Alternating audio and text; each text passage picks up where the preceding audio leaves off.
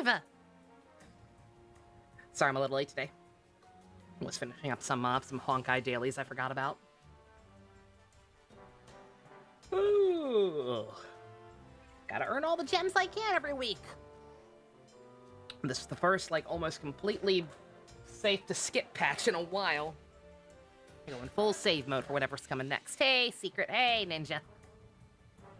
Speak of the Honkai and Pia Shalapia. Alright. Hey, Onio. Hey, Ojine. Yep. It's finale time, hopefully. I was told it'll probably only take one more stream.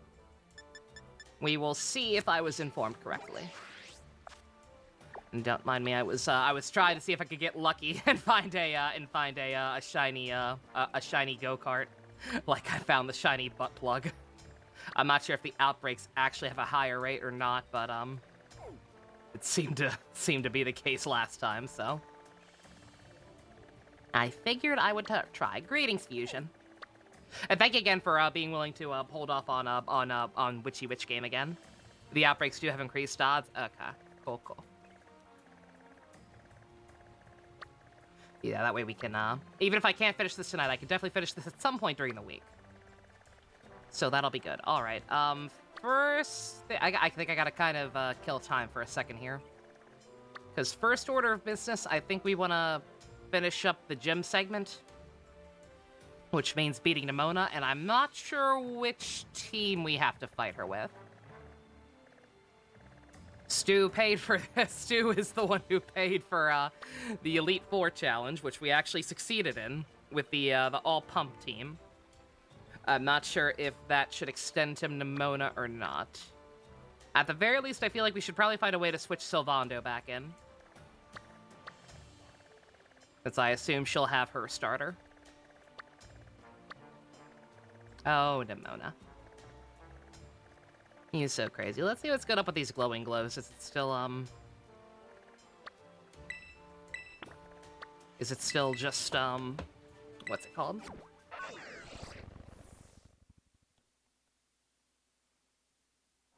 Is it still the Salaman's Tyranitar event? Or is it something new? I'm not sure how often they rotate these out. I assume pretty often, considering, like, 2 days before I started seeing these, it was the Florgus. You think it'd be hilarious to destroy Nimona with the pumps? Fair enough.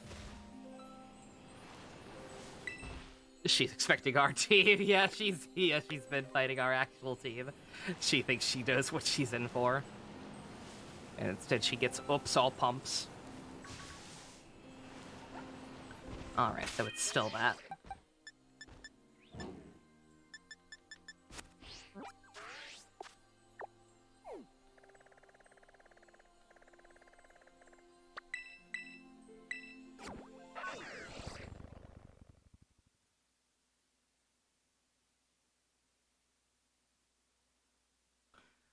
One VTuber got too greedy and lost their quadquaffle to Elite Four Larry. Oof.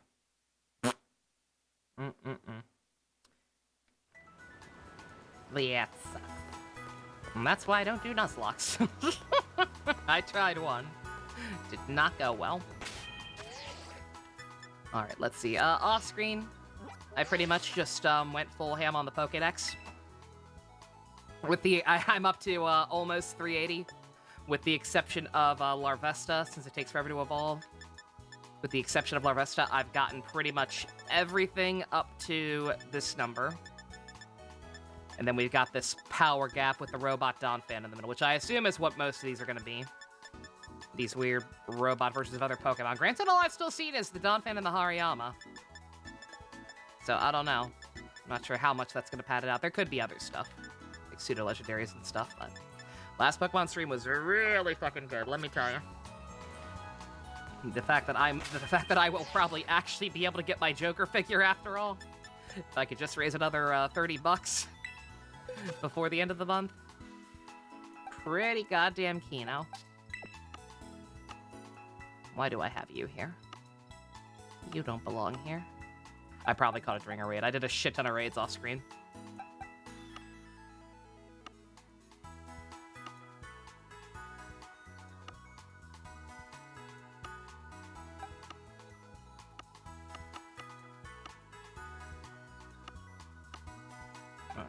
Okay, whatever. Sure. Currently looking for untouched cash to throw at me just in case, Ninja. I mean, hey, I'd appreciate it. Alright, let's see. Stu does not seem to be here yet, so...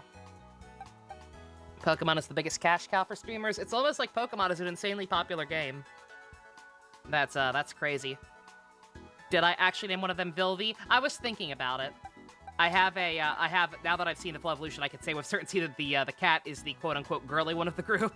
And since the final stage is magician-themed, then when I eventually raise a female one, which will probably be this one right here, I was thinking about either naming it Vilvi or Magilu. Or Trucy, I think was my other choice.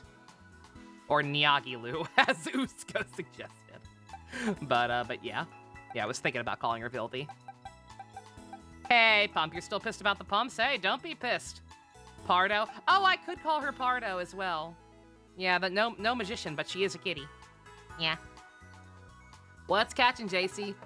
Like I said, I'm not too far behind you on the Pokedex. I haven't beaten the game yet, so I have a power gap, but I have pretty much everything possible in the Pokedex up until the little sushi boy. Alright, Stu's not here, so I guess I'm just gonna make an executive decision. Because I'm not sure what the agreement was. The agreement was to do the Elite Four with all pumps, which I did. But, already completed years? Nice. The agreement was to be the Elite Four with all pumps, but since Nemona is also kind of part of the same storyline, I'm not sure if he wants me to do that with her as well. So I think what I'm going to do is compromise.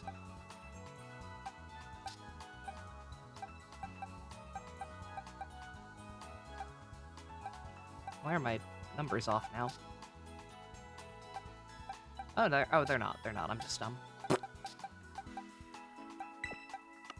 Fuck, the pumps use string, man. I'm not using string cheese, man. You wouldn't count Nemona? I wouldn't either, personally. But yeah, like I said, Stu's not here, and I don't remember for sure what the agreement was, so. So, just to be safe, also, I'm finally raising a Grimmsnarl. Of course I am. Yeah, just to make sure, in the interest of fairness, I will... Why are all my boxes out of order? How does this keep happening? Good God. I'm gonna use the Pump Squad minus, minus the Dolphin. Because the Dolphin's fucking stupid and overpowered anyway. Instead, we'll switch Sylvando back in. I feel like that's fair, right? They're both water types. This gets us our starter back in the game instead. You're back in your room with all your extended family gone? Nice.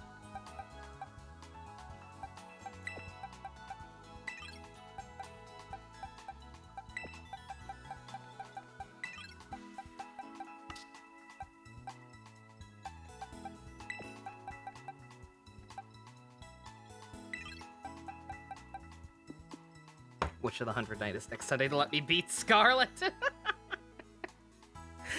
Violet, same thing. Mozzie the Mozzarella Mon, like this goddamn thing. Scrimblow Bimblow. Peak Scrimblow Bimblow right there. You adore that witchy game, Pump? Do you? Pump, I meant to tell you, I did go ahead and buy it. That game is currently $6 on PSN. So I have no idea what I'm going to end up thinking of that game. But if anybody thinks that game seems interesting, then that game is currently $6 on PSN. So, you know, would recommend. That witch-inspired Twinkie? Oh dear. What witchy game? Witch in the 100 Night. It is the bounty that I have to do next week. Alright, you're the lowest level, so we'll lead with Pump 4. Alright, I will go back to my regular team for some of the other stuff. The Cassiopeia fight. And whatever Arvin's got going on.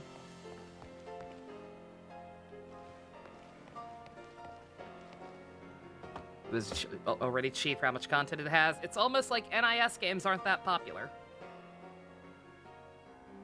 Any second now. There you are, Nova. You ready for a battle between champions? Because all these folks are ready to watch us right here, right now. I totally didn't tell them about it. Every single person gathered here. I'm the most excited by a mile. The game has foul language that is NIS humor for you. The stage is set. It's my all-out power versus your strength in full fruition. Stop talking about fruits. Let's see who comes out on top. It'll be me. Why is she undressing? You know why.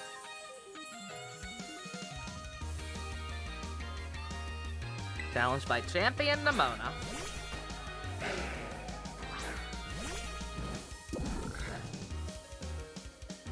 Finally, the thing I've waited for all this time. Time to begin the greatest battle of all. The whole internet knows why. Oh, that is a slight level spike. Oh dear.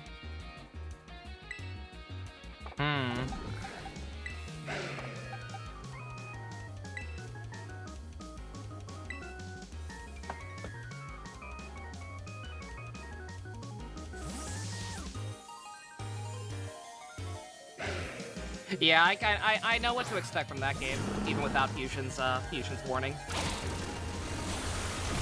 Oh, God! How do you like my real hard hits? Man, it feels good to finally let loose. This could be a genuine problem.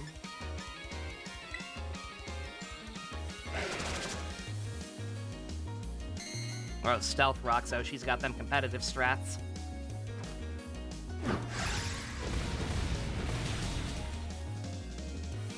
But yeah, to think I helped teach you type matchups, and now you're using them to put the hurt on me. Oh, it feels so good. Stop saying words! 69 made me useful. Yeah, it's a game published by NIS with the same art style as Disgaea. I sadly kind of know what to expect. It's why I'm a little nervous to play it. I have watched Ivy play a fair chunk of Disgaea games, and I think it's pretty safe to say that I don't think the franchise is for me.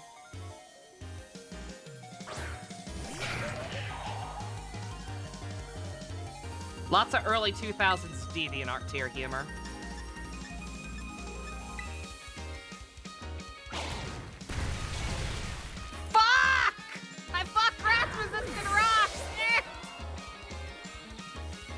Oh, this is a problem.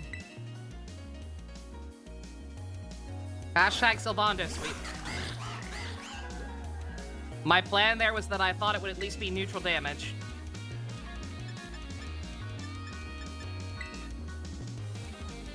Good God, why are you so fast?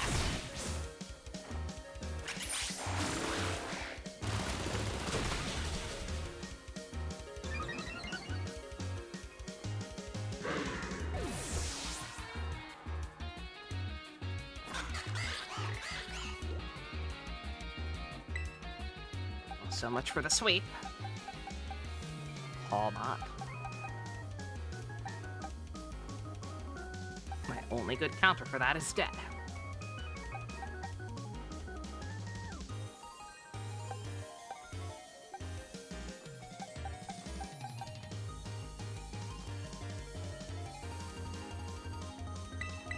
Time to go back to the ugly dolphin. That's not the problem. The problem is, one, not knowing what the theme was going to be, and two, just much higher levels than me.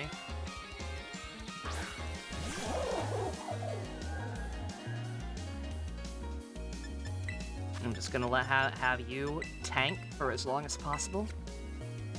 And work on trying to recover a little bit here.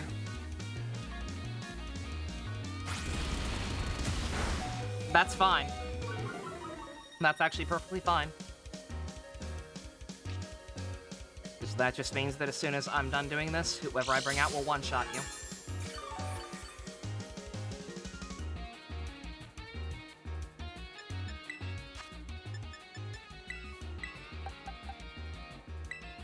I may actually bring Sylvando back out.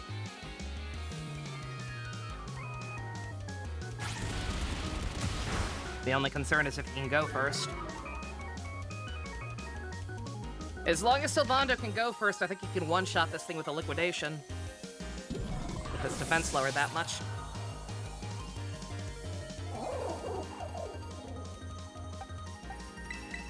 Let's try it. If not, I'm in trouble. I'm in danger. Come on, go first. Fuck you! Wow. I refuse to believe that fat hunk of junk is faster than Sylvando. Do you see that man's footwork? Whatever that was, it had a drawback, apparently.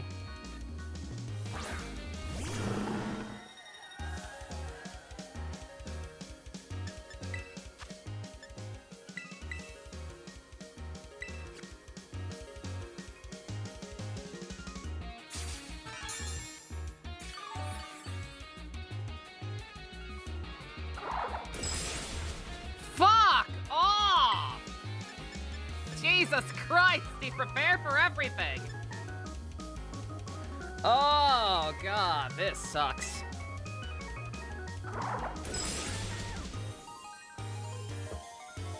Well.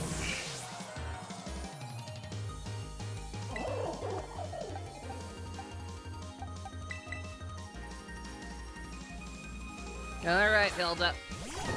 My duck has 85 speed. Bullshit! Terrible. That's actually terrible. That actually kind of cements what I was thinking about Sylvando's signature move being the weakest then. If he was already that slow to start off with, okay. On the bright side, this will kill. Defense has been lowered 3 times now. That should definitely kill.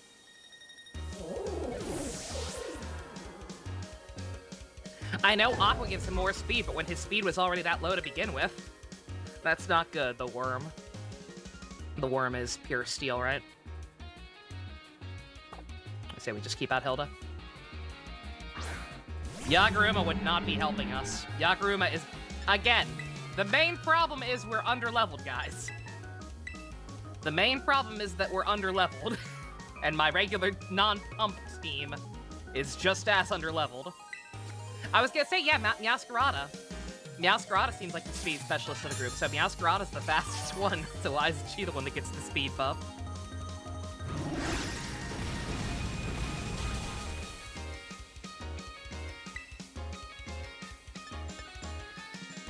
Not very effective, alright then. I think I'm gonna waste a max revive. I feel like if I want any hope of actually doing this without just retrying, I have to. Well, Yagaruma would be good moral support, of course. On that note, we may or may not be rewatching Kabuto for the next Kamen Rider After Dark. We're definitely watching a Kamen Rider, but there was a slight divide over which one to watch next. Anybody who actually participates in those, feel free to give your input. It is, last time I checked, it was a 3-way tie between Agito, Kabuto, and Den-O. All the good ones ended O.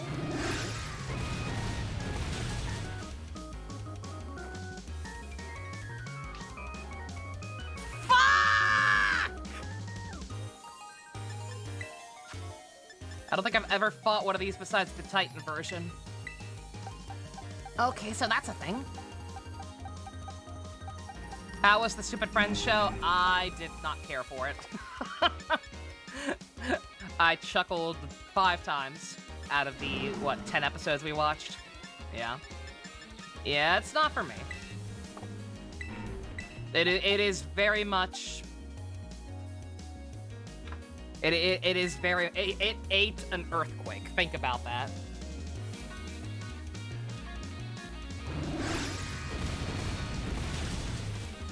You've seen none of them, so give you a selling point for each for the Kamen Riders that are up, Gamrick. Agito has one of the most unique premises of any show, in my opinion.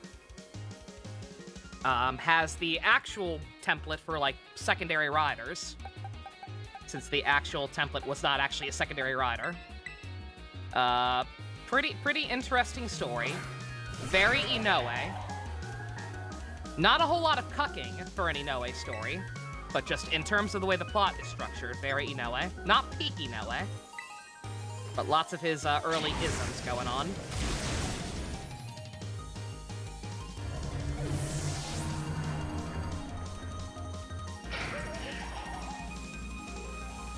Kabuto is very unique as well. It is a show that it almost feels like the main rider is not the actual main character. The secondary is like more of the POV character who has to like actually change and develop, whereas the main character is basically an Ubermensch who can do no wrong. He does still get development, but he's what Ace from Geats is desperately trying to be, basically.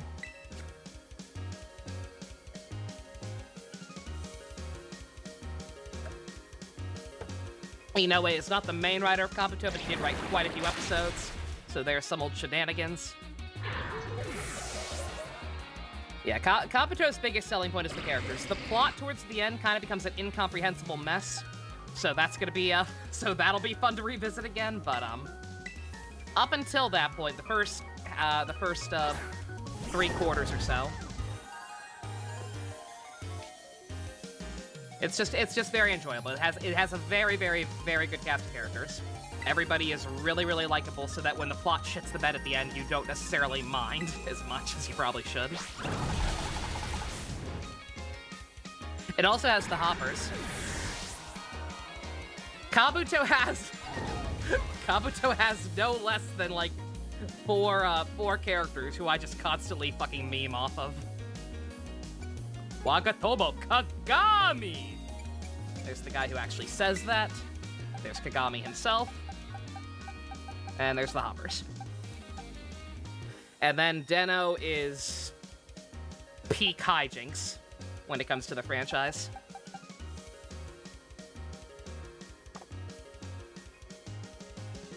If it's Kabuto, you won't be able to attend because you already watched The Secret. I think you've already watched all of those. but yeah. Yeah, Den-O is one of the most popular seasons in the franchise for a very good reason. If you do not already know anything about the Imaji, and I hesitate to say much more about them, other than that they are very, very entertaining. Critical hit at a critical moment. That goes right to that makes my heart go doki doki or some shit. I don't know. I couldn't read that. Went too fast. And I'm here talking about Kamen Rider and trying not to die. Oh, dear. She's holding up so well. How does she do it? Revive! Potion! Revive! Potion! Revive! Potion! Oh, her main.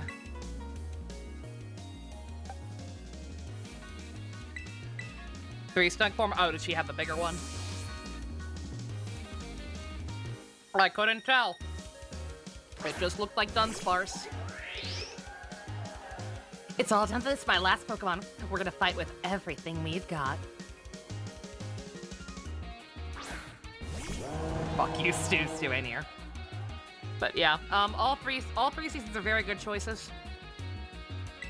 Out of those 3, I would say Den-O is probably the overall best one. There are parts I might personally enjoy a little bit more of Kabuto, but that's because I have terrible taste. Use Mortal Spin. I don't feel like that's a good idea right now. Somehow. Oh, I should have led with this goddamn thing because of the Toxic Spike move. Shine blazingly bright, my greatest treasure. Hey, Minato, I'm getting my ass kicked. She's probably about to one-shot me.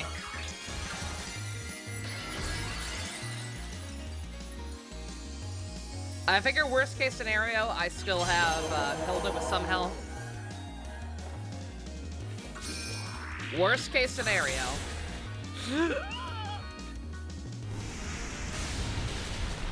Oh, God.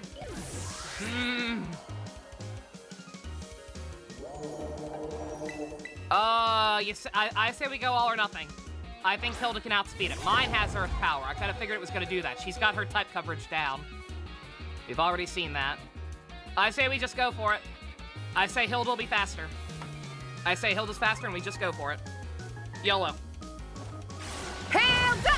Hilda!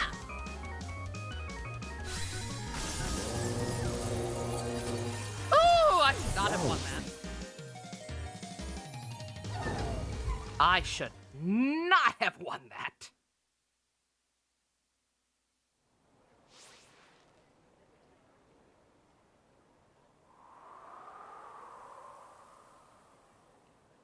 Wow! Oh.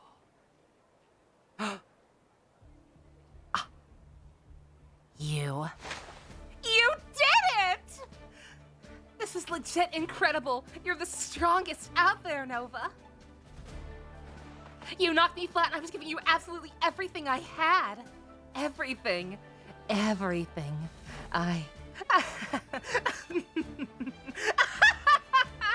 Oh man, Pokemon battling, am I right? So much better, so much more fun than I ever knew. Thanks for that incredible match. You beat me for real this time. Why are you drooling? You know why. Clap, clap, clap. Where the fuck is Larry? Well, let's give ourselves a minute and have a quick break. Round 2. Ah! Now fight me with your actual non-pump team. What should I bring out this time? Decisions, decisions.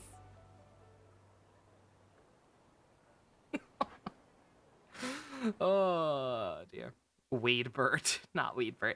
Did you just pee yourself? That's not pee.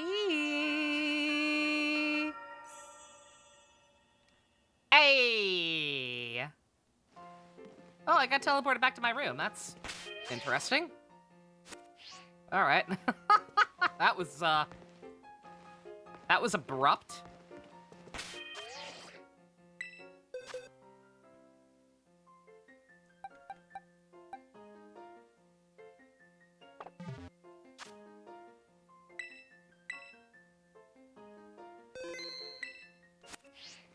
Use drugs? Let me see.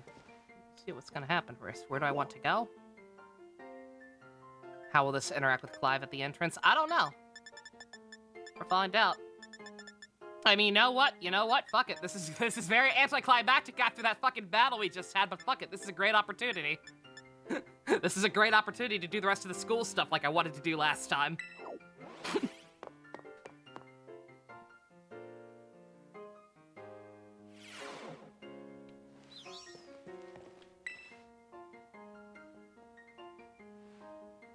Hey there, come on in. Everyone's welcome in the nurse's office. Oh, hey, it's you. I'm glad you're here. I've got some good news. You're not going to believe this, but I passed the health teacher certification exam. Congratulations.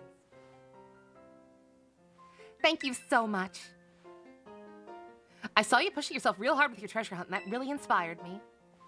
Of course, the most of the credit for my success goes to my hard work, though. Tee-hee, tee-hee. Thanks for giving me the push I need to try again. Yo! Would have been helpful earlier. But they tell me there's no room to add new classes this year. So I have to keep being Nurse Miriam for just a bit more. Just you wait, though. I'll be standing in front of the class at the academy before you know it. And I'll teach you all you need to know about health. I bet I'll make a great teacher. I can't wait to see you in my class. Close bond. No fucking, though. I was gonna say, the fact that I can go talk to Clavel, and then he'll just teleport back to the entrance.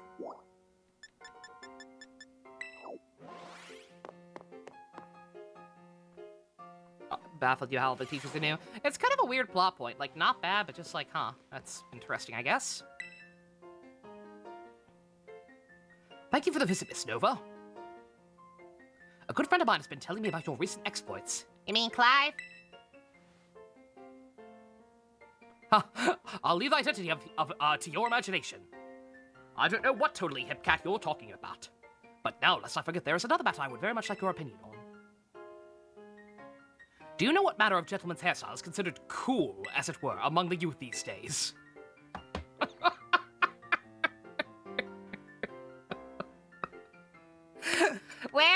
option to say the reverse mohawk. Fucking pompadours, yo. Oh, pompadours, you say? I suspected as much. Galar did not have an Elite Four. I did not realize they didn't have an Elite Four until somebody pointed it out last time. I was like, oh yeah, shit, that's right, they didn't. Yeah, Sword and Shield's endgame really sucked. Though I don't seem to recall many of the Academy's male students sporting such a style. Could it be that the pompadour has already had its day in the sun? Perhaps I ought to consider a change of wig. Bruh. Oh, that is to say, never mind. They had a tournament? That's... I don't know why y'all are pointing that out as if that disproves anything he said. The endgame still sucks.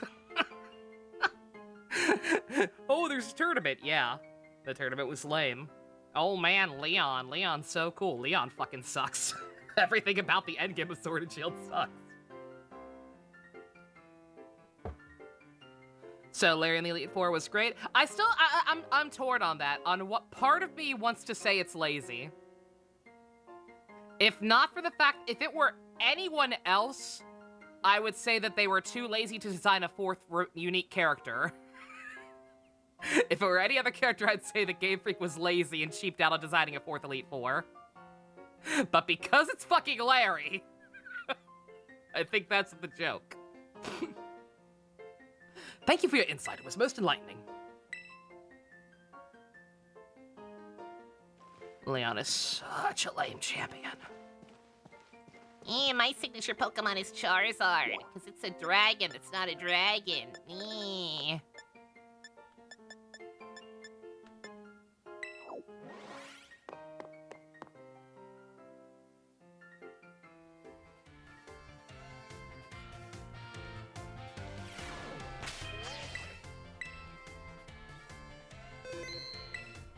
Don't understand the ship between Leon and that dragon leader. They're both hot, according to some people with terrible taste in men. Leon's ugly, I'm sorry. His beard is stupid. Raihan can do better. Who do I think is the hardest champ? Oh god. I actually don't know. I don't think I ever had particular trouble with any of them, honestly.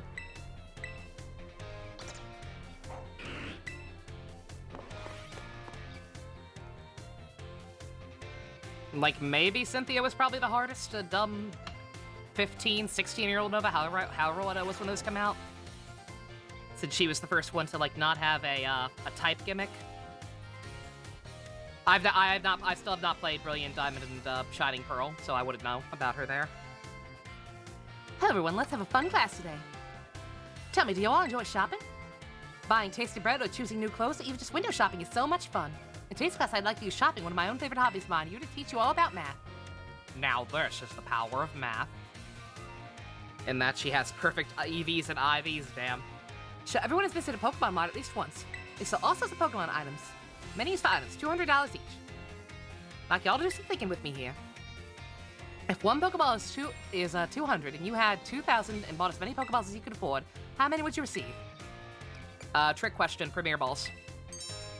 That's correct. Well done, Nova. With 2,000, you can afford to purchase a maximum of 10 Pokeballs. However, if you purchase 10 or more at a Pokemart, you also get a Premier Ball, special bonus. The correct answer is actually 11.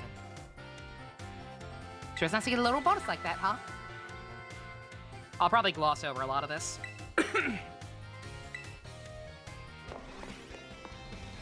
Since most of these non-social ones are basically just effectively tutorials. She's tied with Red's Pikachu for highest level Pokemon in the series, goddamn.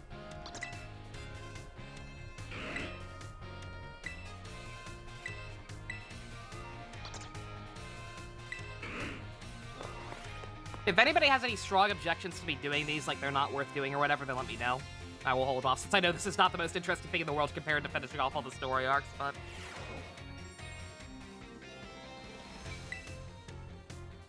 All enjoy fortune telling like horoscopes. Horoscopes are not math. It could mean good luck is coming your way. Teach math while focusing on the topic of luck. Perhaps you've seen the following phrase crop up during battles before. Critical hit. When Pokemon's attack lands as a critical, the damage it deals is increased by half. In other words, it does 1.5 times as much damage. Luck determines whether it'll happen. This can cause a great upset in battle. Anyone know what chance a Pokemon has, what percent chance a Pokemon has landing a critical hit? I do not, actually. I'm going to assume that one. I defeated Goku. I beat the majority of streamers who got that question wrong, you know. Premier Balls were my favorite Pokeball for a while. So I would, and I believe in older games, they would not account for you by more than 10. So like, if you know, like if you bought 20, they'd give you 2. Like they would just, if you bought more than 10, you would get one Premier Ball. So I would always buy Pokeballs in batches of 10, no matter what. Did you miss the Clive battle? No, Jux, no. You did not, you're actually fine. We're just going back to school first. I have no idea what this answer is, actually. I've never bothered to look into it because I try not to rely on critical hits.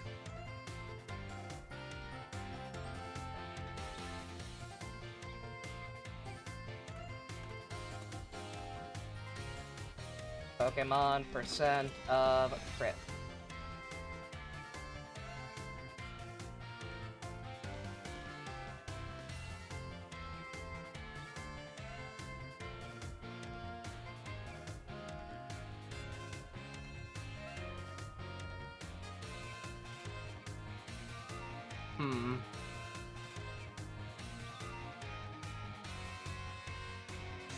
I cannot find a good answer.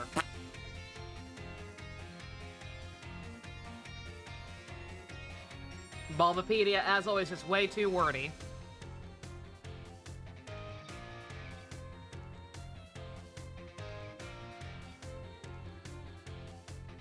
It's 4? Okay.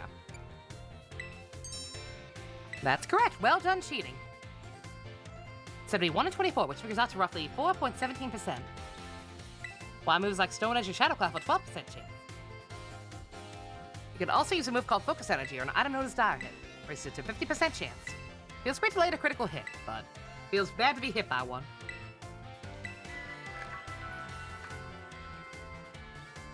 Your only experience with crit rates, fuck you, Gen 5.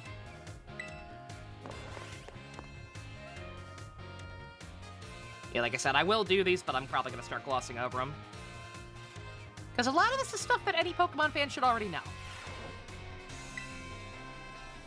I'll read the social links in full, as we unlock more of those, but...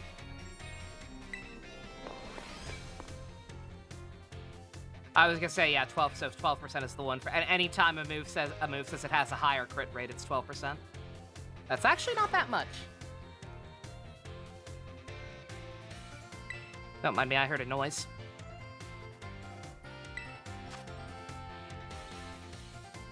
Tommy, you're not down here, are you? I'm spooking myself. How much damage does Water Gun do to a Fire-type Pokemon? Double damage. How much damage does Razor Leaf do when it hits a Fire-type Pokemon? Half.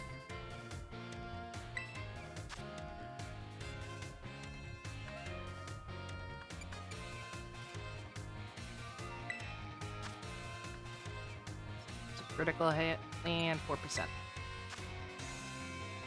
How much damage does it do? 1.5 times?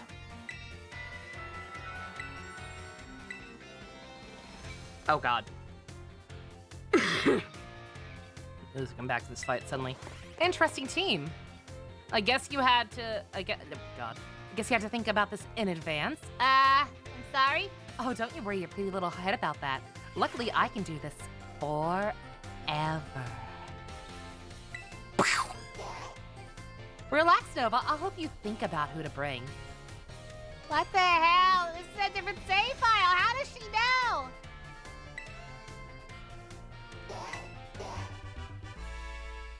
Hey, Rhyme. That's not Rhyme. That's her twin sister, Time.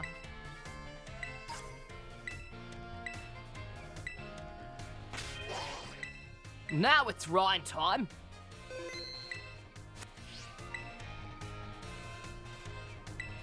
I guess I beat her already. I did indeed beat her already. God, that reminds me hearing what sounds like stuff fall. You're getting knocked over. I still haven't put my Power Rangers figures back on the shelf. Mostly because it's too high up even for me. I have to bring the ladder down here to actually fix them.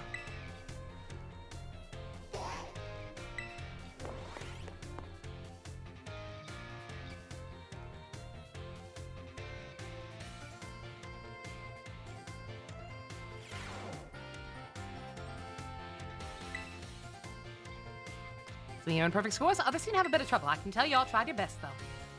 Quite pleased to say every last one of you passed at least. And I assume that means y'all have come to love numbers. Nimona is probably in my walls. That's probably what the noise is. Nimona, please don't touch my pink Christmas tree. That's for Alicia. Oh no, she's gonna be bad. I mentioned another woman. Fuck. Stay sharp, try your best. Speaking of staying sharp, you know what that word applies to Pokemon battles. That's right, it has to do with stat boost. Lurk up, special attack raised by 1 stage. I know how this works.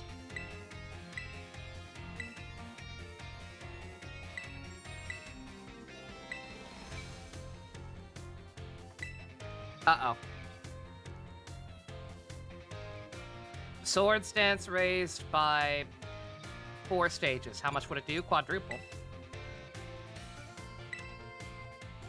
Oh, I'm dumb. I'm dumb. It's 2. It's double. My bad. Whatever. That's right, I forget. It doesn't matter for these. Rose sharply means 2 stages, just Rose 1 stage. Speaking of Christmas trees, your mom decorated your Christmas tree finally. Secret, nice. I have to decorate mine Tuesday, next time my grandma's off. Keep putting it off. Because she's so tired on her days off. And I sleep late. So by the time we're both awake, neither of us feel like it. It's triple? For 4 stages, it's triple?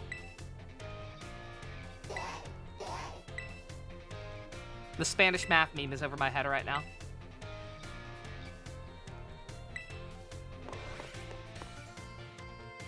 On that note, speaking of Alicia, I think, I'm not sure if I'll be done with this tonight, but I do think that whenever I am done with this week, instead of going back to Devil Survivor 2 right away, I think I will probably try and marathon the rest of Honkai that I need to catch up on. Just to get it done and over with once and for all. Did Spanish Flea get me that new weapon pump? Oh, the bell? No. Nah, depression-fueled post-JoJo pulls got me that weapon, yeah. I just decided to do a couple worth. Mostly because I promised I would after the Game Awards fiasco. I said, okay, as a show of good faith and condemning the Genshin community, I will immediately waste those free rolls that they gave us. So yeah, I just did like, I think about 20 pulls worth maybe. And yeah, that's the first one of the only, that's only the second time I've won the first weapon coin flip. I have only had to go to one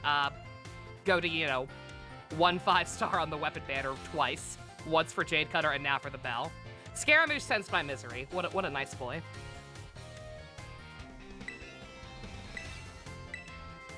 Percentages and probability. Oh, my favorite, Miss Rhyme.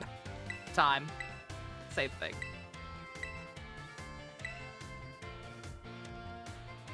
Moment you have your day off, your eyes go beyond heavy, you try using coffee to keep you awake to draw JC, yeah. Yeah, I'm definitely gonna do it on Tuesday though. I have to. We did that a couple years ago. The last year we got a real Christmas tree. Me and Granny waited way too long to pick one out, so the one we got was really shitty and like shedding already. Yo, what's up? Thank you very much for the raid, my dude. How you doing? What were you streaming? Says 90, accuracy is 100, meaning you hit every time. Only 100, but it hits AO. Summon a mysterious second person, probably. How we doing? I'm doing all right. So between that, which one I want to use? I would use Surf. Actually, yeah, you know what? This is the smart person answer. I personally don't like relying on that unless like I'm running a weather team or whatever, but it depends on the situation.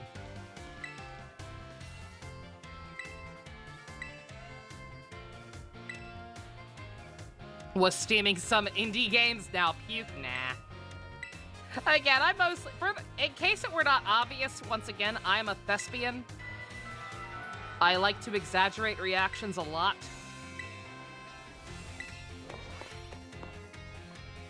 Anybody out there likes indie games, I ain't offended. And I don't even really actively hate them. It's just 9.5 times out of 10. I'm just not too interested. I'm a thespian now. For the audience. Ha! Very well then. Okay, everybody, we're back here with Pokemon Violet. I am always on, I am always happy, I am always optimistic. This game is fucking great. Let's talk to this lady. That's... I mentioned yesterday, after some people were butthurt over my reaction to Smile and Friends, the fact that you can pay me to play something. You can pay me to play or watch something, but you can't pay me to enjoy it. Actually, you probably can pay me to enjoy it, but it's gonna cost extra. Because again, I'm a thespian, I already feel like I'm wearing a goddamn mask half the time. You want that mask specifically to be happy and positive and enjoy everything, then that's gonna cost extra. Mysterious little viewer. You love him or her or them. Also, did I finish the Team Starfall thingy? Not quite yet, no. We instead did the Elite Four because Stu paid me to do it with the Pump Squad. And so we actually did successfully beat that, and then Nimona. And now I'm going back to school to prove to Dad that I'm not a fool. Money cures depression? Pretty much. Money or gambling.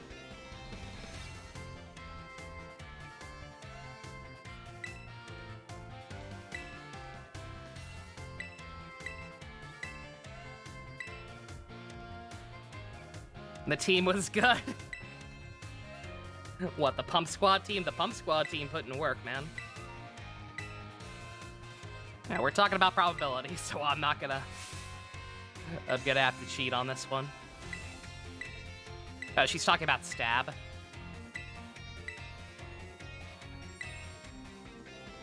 Or Precure, or Common Rider. You want to cure depression? You want to try Honkai Ninja? No! New person, do not, no, heed my words, do not trust him. Honkai will not cure your depression. If it's the same type and it's weak to it, what happens? Fucking shit!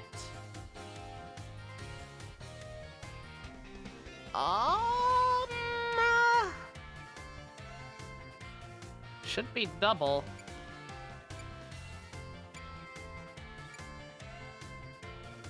Fuck, man, I don't know. I wasn't paying attention. Multiplies by 1.5. Power 150. Alright, that was 300. Okay. Alright, if you say so.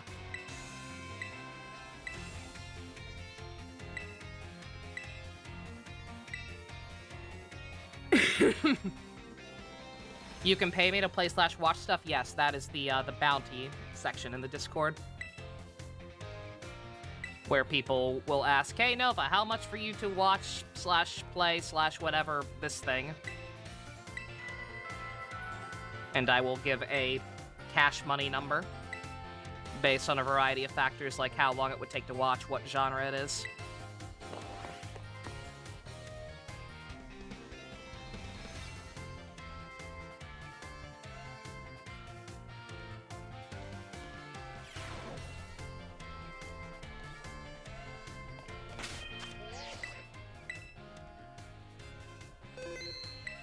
Does anyone know where you can sell a kidney? Guadalajara, Mexico?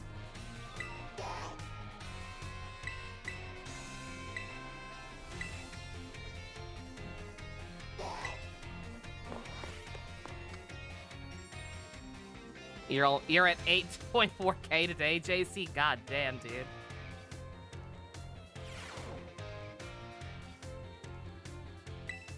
Alright, everyone, final exam time. I'm sure this will be easy, and I'm sure I won't require a cheat sheet at all. How many great balls could I purchase with a I can't divide right now, lady. I can't do it. 1 second. Is there just a cheat sheet for this? 5. It's 5 apparently. If a water type move with the power of 100 lands a critical hit on a grass type, what will the move's power be? Fucking 75? Yeah, okay. Under normal conditions, what % chance does Stone Edge have to land a critical hit? Is Stone Edge a high crit move or not? I forget. I want to say it's not. It is? Okay. Sword stands twice, its attacks by 4 stages. How much damage will its physical moves do? Triple, apparently.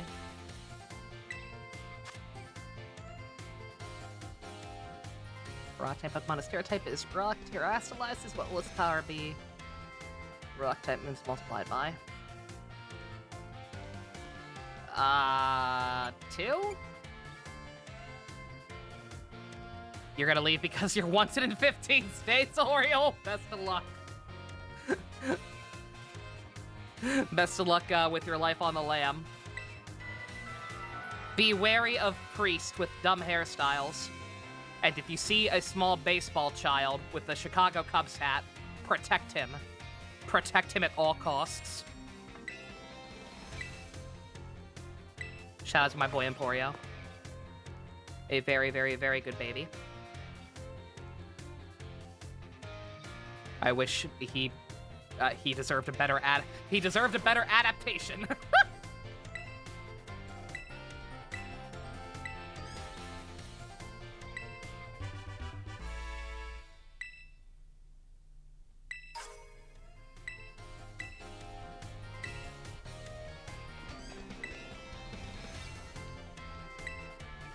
All right.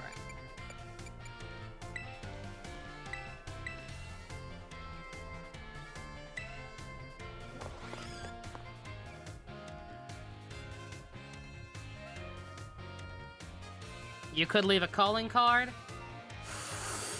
Just like Persona 5!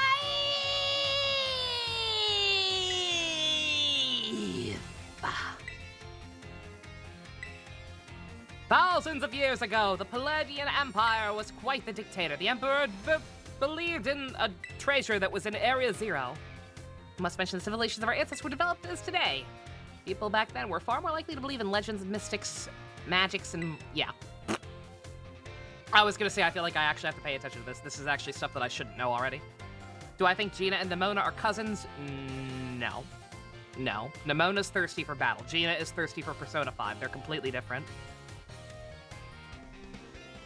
Never thought Gina Bit would become part of our lore. Neither did I. Sometimes certain things just stick with you and you don't know why. In attempt to gain the power to stand against Paldea's neighboring countries, the Emperor sent in droves to join the hunt for the fabled treasure of Area Zero. Perfect time to make eye contact, young Nova. Answer me this. How many years ago was it the Paldea began to roam this regions? Oh, fuck. God fucking damn it!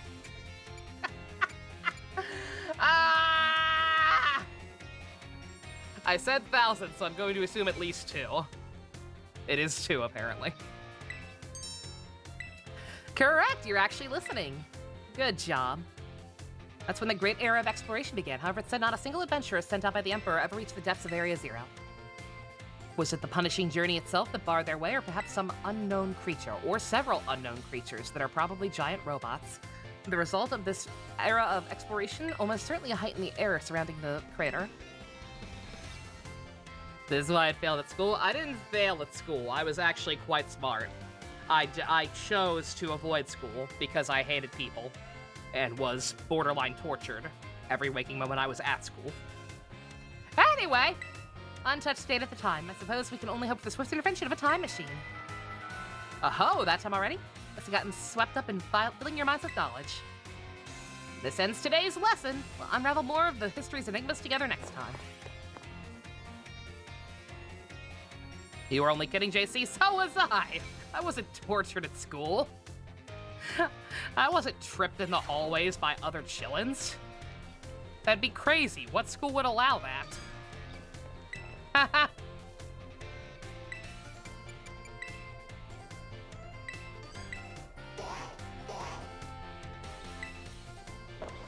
You're grinding for money, secret, nice. Meme toast. I love meme toast.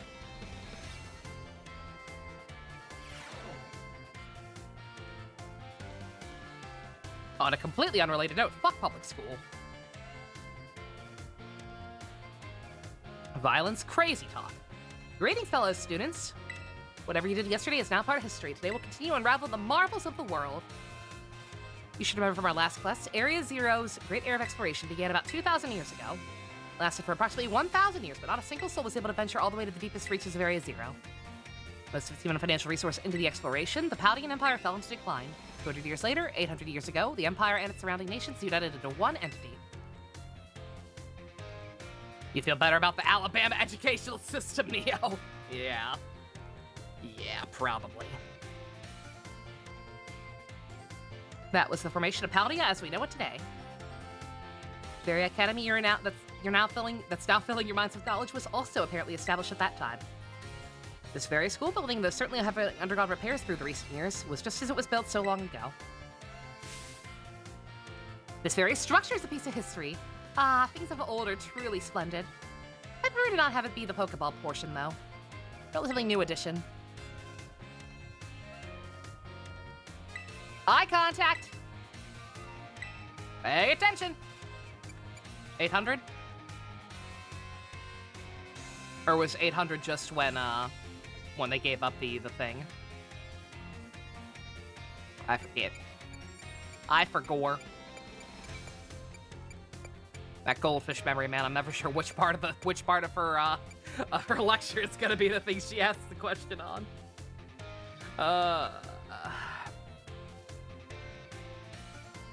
800. Correct. A. How important is this for our careers? I'm not sure. Again, I'm literally only doing this because I was told to do these on screen.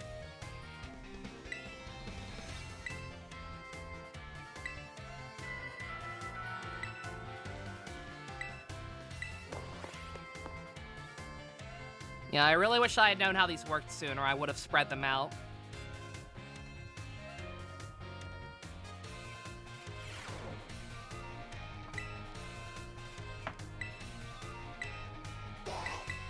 This class does have lore, at least. It's very true.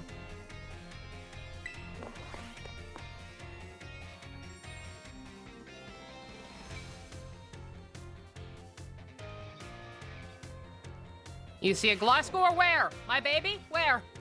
He's not in this game. Where's my baby? Where's my son? Oh.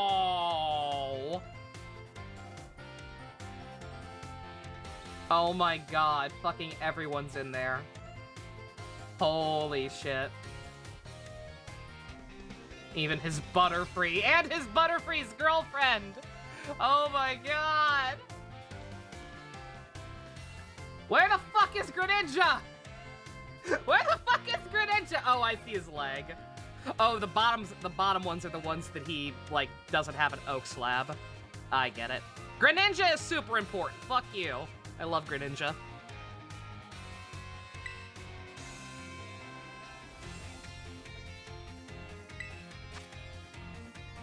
Yeah, okay, the ones at the bottom are the ones he can't technically... Well, no, he can... That's right, he can totally still call upon them. He called Gudra back. I don't know. Whatever. Whatever.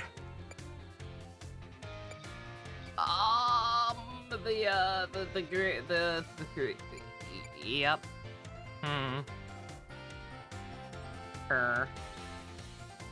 The Great Creator, right?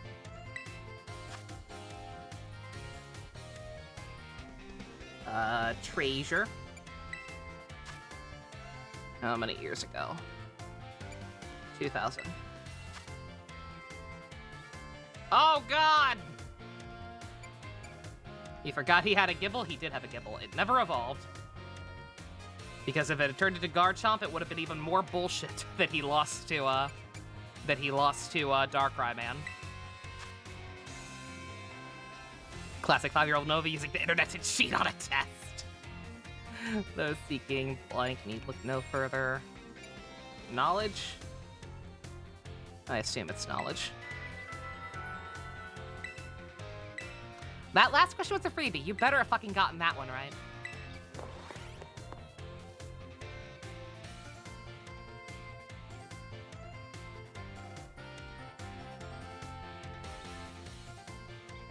Yeah, lots of Pokemon that Ash just kind of forgot existed. God, seeing Dracovish, and that makes me mad.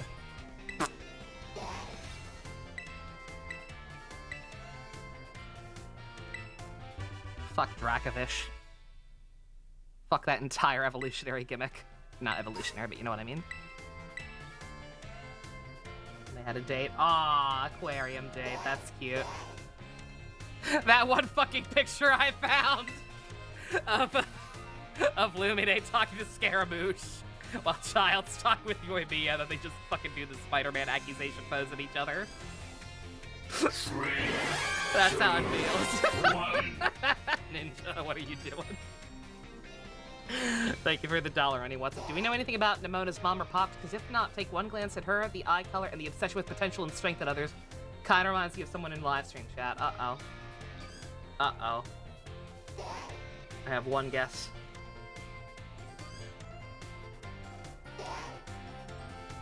Oh no! Yamero! Oh, Jackal, why are you not playable yet?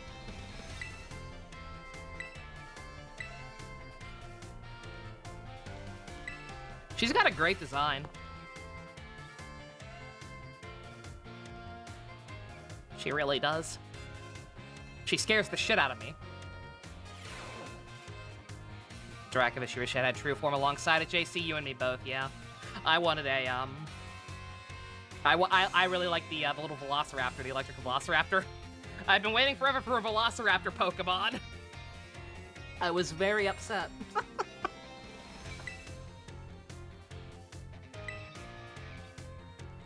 Isn't Beast Dice Sword gimmick just the equivalent of a Gashapole? Yes. Yes, it is. Kosuke has a crippling gambling addiction. Suppose changing things up for fun and variety may be a good idea now and then. So allow me to give you an old fairy tale that's been passed down in Paldea for generations. Once upon a time, there was a king who very much enjoyed collecting treasure. His name was Diend. He was particularly fond of treasures from other countries. One day, a merchant from the east heard rumors of this king and came to meet him. Laid out the treasures in front of our treasure-loving king. The 4 treasures were as follows: a vessel, a sword, a set of tablets, and a set of beads. Beads! Seeing such rarities before him, the king leaped for joy. He showered the merchant with gold coins and claimed all 4 for himself. Eye contact! One was a set of tablets. What do you think those tablets were? Fucking iPads? I don't know. Electronic handheld device is medicine, you too. I'm going to assume, like, ancient Egyptian tablets. Correct! These tablets were wooden and used as a writing medium in the East in ancient times. As you may know, they fell out of popular use as paper became more universally available. For the king to consider these papers substitute treasures, they must have been of superb quality. That or perhaps they had some amazingly profound teachings written on them. The king obtained these 4 treasures on that very night. It said that terrible disaster rained down upon his castle, reducing it to rubble by dawn. Isn't that amazing? I don't like this story. Well, see you later, kiddos. Hope it doesn't rain hellfire on your homes tonight. Where the fuck is Lycanroc? I was gonna say, yeah, I assume it was a panning shot originally. Oh, maybe there's a second, because he left, all his, Alola Pokemon, didn't he leave them with, Kukui and his wife? Was it like a third group that image doesn't show, maybe? Because, like, the top is all the ones he has at Oak's Lab. Bottom is all the ones who were, like, either released into the wild or entrusted to people. So maybe there's a third image that's just not there of the ones he left at Kukui's place. That would be my first thought. Because, yeah, there are some conspicuous absences.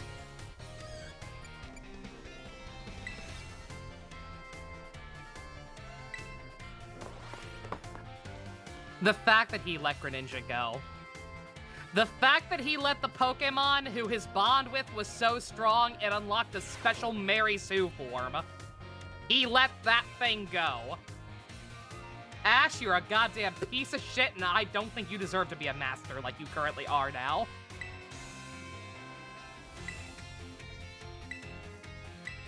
Fucking dipshit. The mysterious creator captured the imaginations of many, including the former emperor. 200 years ago, a group of explorers claimed to have finally reached its depths. The name of the team that achieved this great feat was the Area Zero Expedition.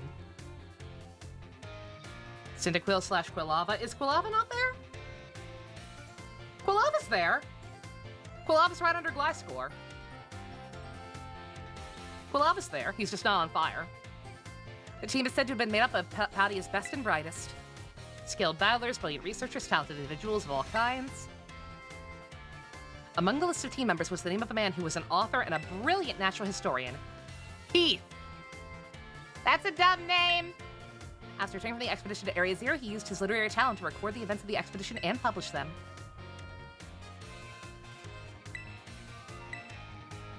What was the name of the team? Area Zero Expedition? Oh, you were actually listening. Good for you. Record of their activities written by the expedition member Heath can be found in bookstores today. It's now known as the Violet Book. At the time, the entire region of Paldea was absolutely buzzing about Area Zero. The book was so popular that practically everyone had a copy. However, the book itself was full of fantastical descriptions and illustrations of things that could never be thought of as real. The masses began to call Heath a liar. Even the truth of the expedition making it to the bottom of the center of the crater was called into question. The book was condemned to the shelves of used bookstores. Just another look of wild paranormal stories. One copy of the bookshelves on the ground floor of the entrance hall, though. Feel free to read it if you're interested. Yeah, I think everybody else who's supposed to be there is in that first one. It's just his Alola team. And you can barely Secret Ninja. Hey, Bess.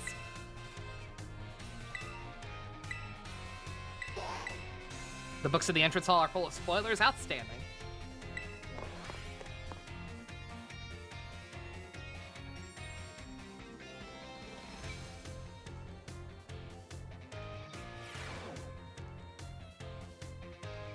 Agito's in second place. Yo! Is it no longer a tie? Let me see. What's going on over there? What's going on over there? Greetings. Today's our last class. I'd like to unravel the marvels that history's presented us one last time. In our last class, I taught you about Area Zero, the expedition. 20 years ago is not all that long ago, really. How unfortunate that our history lessons must march so inexorably towards the future. Would it not be more of an advantage to march towards the past instead? To start from present and study history in reverse? No, that'd be really stupid. That'd be like something from JoJo. Yo, fuck Poochie. Poochie's plan was fucking stupid. Yeah, sure. It'd be kind of confusing. Again, like Poochie's plan. Yeah, it might be a little incomprehensible. Oh well, still interesting to think about. Nimona got that green in her hair from Sue. No, he's better than that. But I have no choice but to let the flow of time carry us towards the future. In this last class of ours, I shall fill your minds with the history of the terrestrial Pokemon. Terra orbs, they were discovered there. Even after the expedition reached the crater's depths, I'll continue to explore the area. Around 140 years ago, Pokemon cloaked in mysterious light were discovered there. That was terrestrialized Pokemon. That was the era of silly hats. Oh yeah, sure enough. Okay, Deno. Deno has 4, Akito has 3, Kabuto has 2. You knew Akito was probably not gonna win that. I mean, if you can make a good argument for it.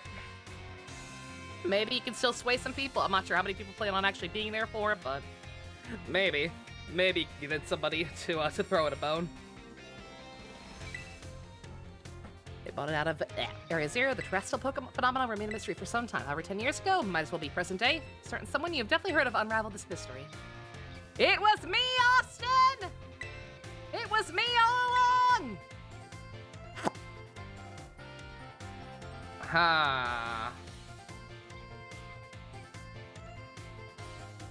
Was that also Heath? Or is that where this comes in? Nova, sweetie, who's this Poochie guy you keep talking about? Like that episode of The Simpsons? No! No, he's much worse. Tempted to start propaganda for Kabuto. Kabuto is currently dead last with only 2 votes. It would be an uphill battle.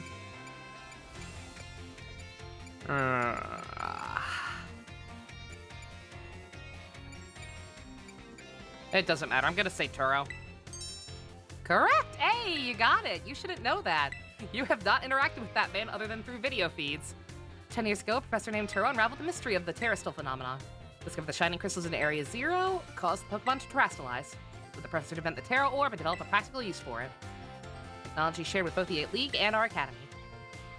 Remember, Haston Director Clavel was one of the researchers on the professor's team. Alas, the story is so much less exciting now that someone we know all appears in it. Modern history is truly dull, huh? Thus ends our history classes. Next session will be our final exam, bringing the wonders of history to the forefront of your minds in preparation. Excuse me. Someone's talking shit. Yeah, so their silly hats came from crater radiation. So the hats are actually tumors.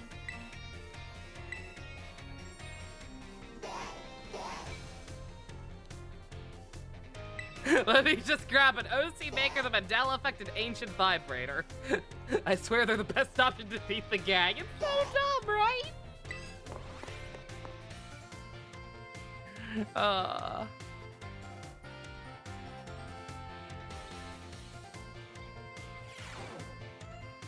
Greetings, my little students. Time for your final exam. Summon your historical knowledge from the dark recesses of your minds and answer the questions. What is the area within the Great Crater called? That is Area 0. How many years ago was this academy founded? Aren't these the same questions? Did we already have these?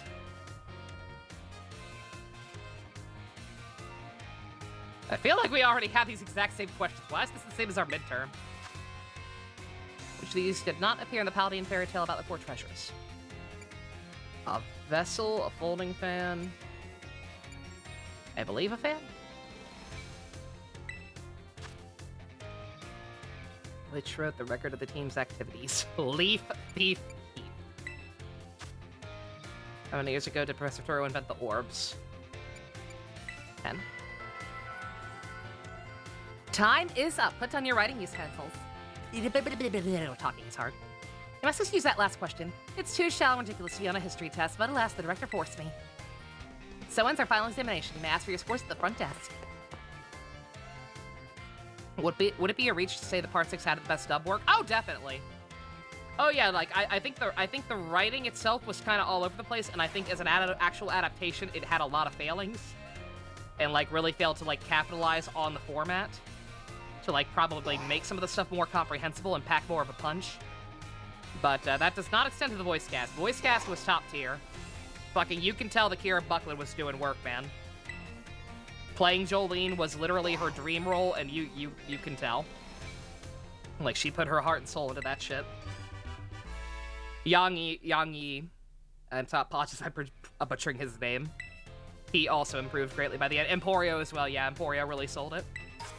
Emporio was the only thing that really succeeded in selling the drama of the shit that happened at the very, very end.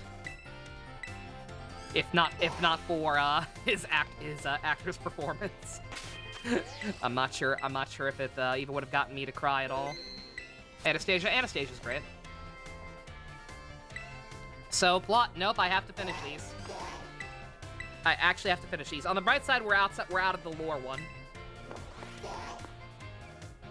Larry. He's grooming me. God. Yeah, I know a lot of people apparently don't like Odyssey. I'm sorry, I think I love him. Kabuto Syndrome with Part 6, not that bad. The plot itself makes sense, unlike Kabuto's. It's just that the actual events of the endgame were fucking incomprehensible.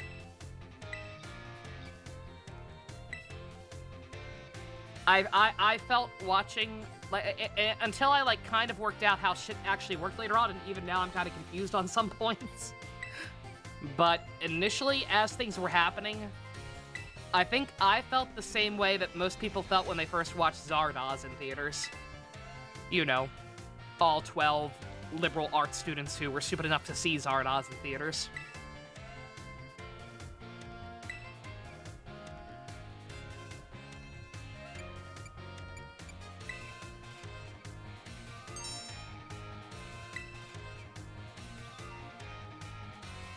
What the fuck is Zardoz? Zardoz. Z-A-R-D-O-Z. Zardoz is a film by the same gentleman who directed Deliverance, if you know what that film is. I would hope you at least know what that one is. Deliverance was a very good, very successful film, and it basically gave the director a do whatever the hell you and get away with it. Do whatever the hell you want and get away with it card. A coveted, a coveted treasure in Hollywood. Zero idea. Deliverance. Okay. Ned Betty. You ever hear squeal like a pig? You ever heard that reference? Or dueling banjos? Surely you've heard of the dueling banjos meme. Squeal like a pig and dueling banjos. Even if you don't know the movie, you should at least know those. You should at least know those, or have a vague idea of those things existing. Okay, well that's Deliverance. After that movie was a big hit, he got to do whatever the hell you want and get away with it card. And the director decided that he wanted to make a strange sci-fi drama about the ennui of eternal life. And he decided the best way to do this was to have Sean Connery run around killing people in a red Speedo. Sean Connery literally only took the role because he was sick of being James Bond and being typecast.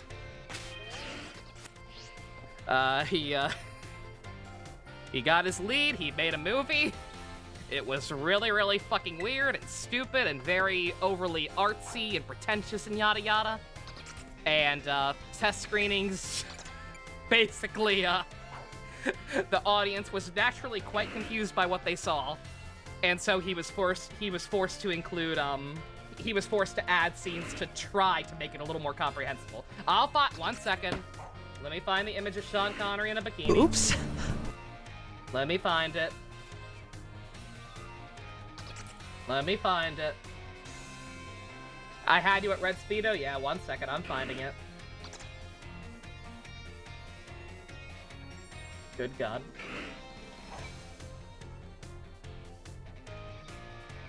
Okay, I don't know why. Okay, here's what Sean Connery looks like in this film. Oh God. So big. I've probably showed this before and talked about this before. This is Sean Connery and Zardoz. This is a real film.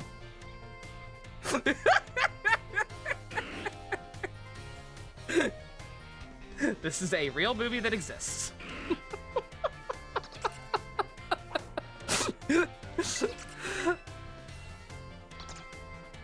Zardoz group watch when. Oops. And people call anime weird. Streamer shows lewds on stream. Is that a young Danny Trejo?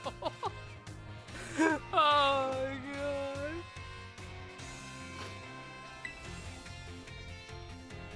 Yeah, it's a, kind of weird. Slightly weird. I dare say that that film is slightly wacky.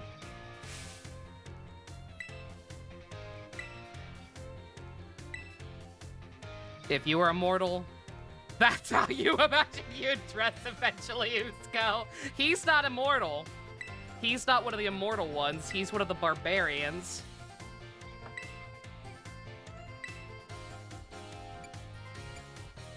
Battling, puts up a Terra Shield. What should you do? Terrastalize and attack it. Pump Force attending classes with me. Excellent.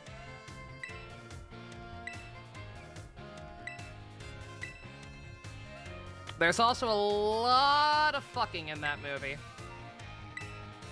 A lot of fucking. I believe when SF Debris reviewed it, he mentioned that that review was the single largest amount of editing he'd ever had to do for any review, because of the constant fucking going on in the background that he had to censor. But fucking, I don't know, maybe. For some reason, I wasn't looking too closely. I just tried to focus on Sean Connery running around in a wedding dress. Yes, that also actually happens.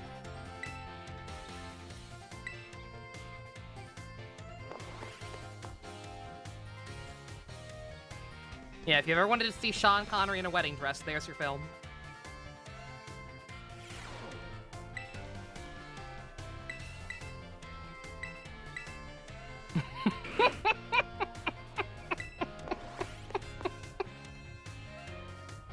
Oh, hey, there's a picture of him in the wedding dress, too, when I googled Zardoz Sean Connery. Oh, yeah, well, I just scrolled down to all that, yeah. Yeah, look at him. Ain't he pretty? To hell with those California voters. He makes a beautiful bride. You've been viewing pics of Zardoz. What is the role of the big stone Greek philosopher head that's floating around? That giant head is Zardoz itself. Zardoz is the name given to the giant floating head. It is what Sean Connery's tribe of barbarians worships. Oops. It spreads its philosophy until it encourages them to commit violence and not procreate, never procreate. If you've heard anything from the movie, it's this chant: "The gun is good. The gun is good. The penis is evil." That's its philosophy of the giant floating head. I have not been paying any goddamn attention. Dude, talking about fucking Zardoz. Jesus Christ. Special. Let me actually read. Good God. The name. Oops. How many trainers on a Terror Ray team? 4. Effective meta for breaking shield, terrestrializing, and attacking. You put in the reasons for Akito in general chat. That's nice. What's Miss Stenger's favorite type? I don't even know her that well, but I'm going to assume fighting. You're not supposed to procreate. Why is there so much fucking? Because that's the Barbarian clan.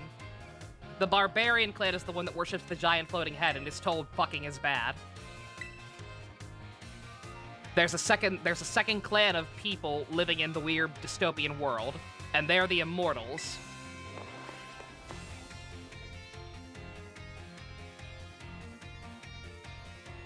And I don't believe they fuck either, actually. Not at first. Again, the ennui of eternal life. They're kind of boring. They're kind of all boring crackers who have not much going on. There's an entire subset of those people called the apathetics, which are people who literally just stand up straight doing nothing all day.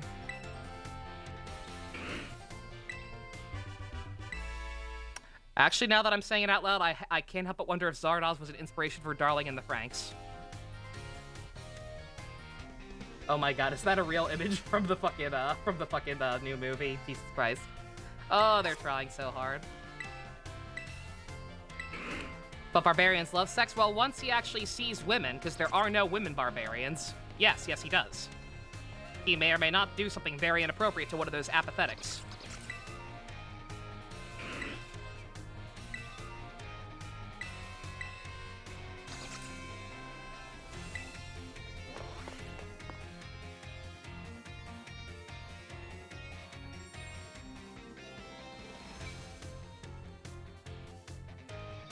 It looks like it does. It does look like a 90s ad for jeans. You're not wrong. Holy shit. Christ.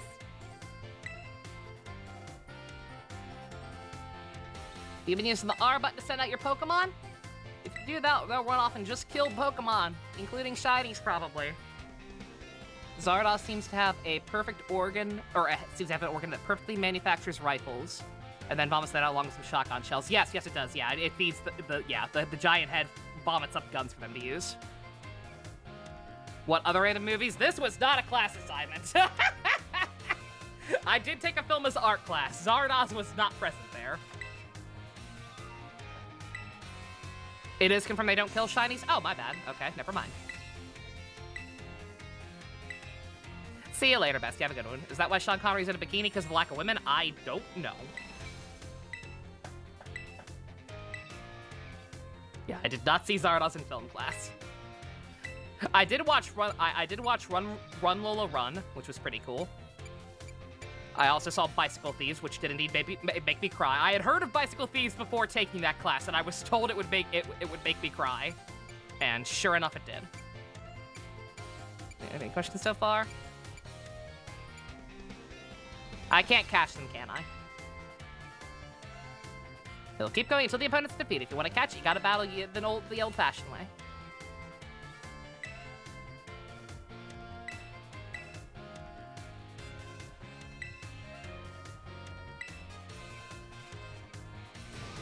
Bicycle Thieves, Bicycle Thieves.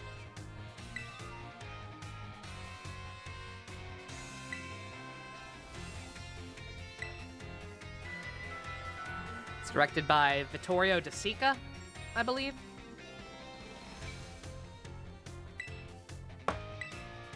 I believe he's like a relatively famous Italian director.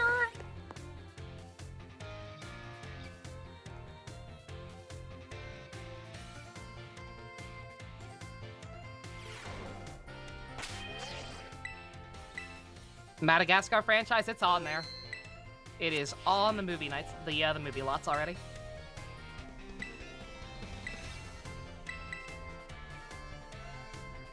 When Turtles Fly, not familiar with that one. Yeah, that film as art class is also when I finally actually watched Citizen Kane. After for years just being one of those people who's like, it's just this pretentious, stupid black and white art house movie. It's overrated. I don't know why it's so famous. Oh, Rosebud is the sleigh, whatever. And then I actually watched it and I'm like, oh, okay. Okay, it's actually good. Fine. Never watched Madagascar 3? It's really good. That is a movie that was tainted by the preview, more so than a lot of other movies I can remember in recent memory. Because everybody got overwhelmed by circus, Afro circus, Afro circus. Like, everybody saw those trailers and was just like, oh my god, this is the worst thing I've ever heard in my life. And then you watch the actual movie and it's Kino.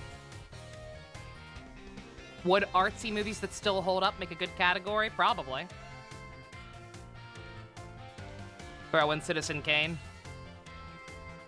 And then just all the other stuff from my film as art class that I actually enjoyed. Great TMs, you need materials and one other thing. You remember what? LP.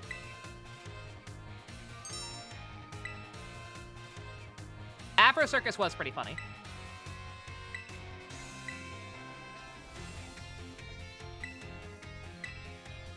It's a fun scene, but it reminds you too much of you being a stupid kid fusion. What, Afro Circus?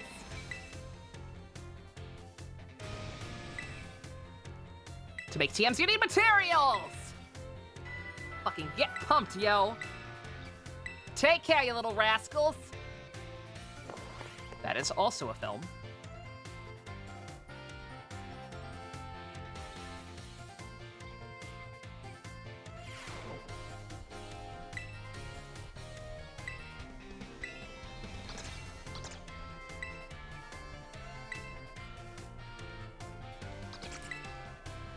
One of the few movies from out of times where consistently kept landing good jokes. Yeah, Madagascar 3 is fun.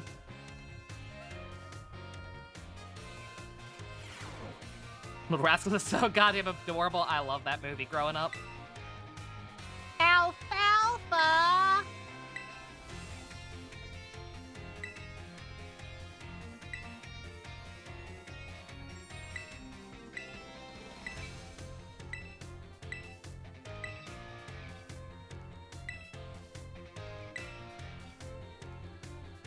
You watched the OG Little Rascals seem like good-natured fun? It was.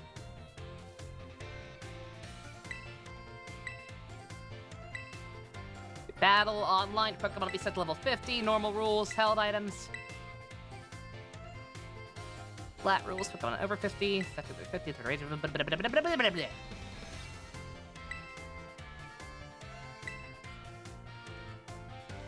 Oh yeah, shit, Donald Trump did cameo in that movie. Oh god. Remember back then when Donald Trump was just a rich guy? What rule set should you pick if your Pokemon is low level? Normal? Gotcha there! Nope! Whatever, these ones don't matter.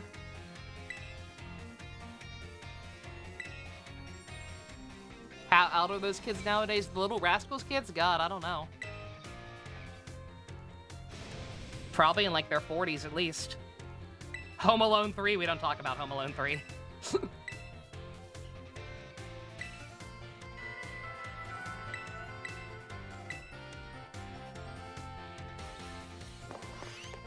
Fresh Prince of Bel-Air. Fresh Prince was fucking good. Possible category movies where Donald Trump cameos. There are a lot of them. There are probably at least 2 more out there that I can't think of off the top of my head.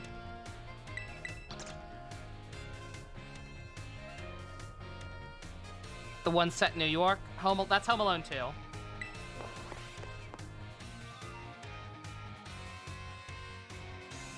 Poorly aged cameos. Oh, God.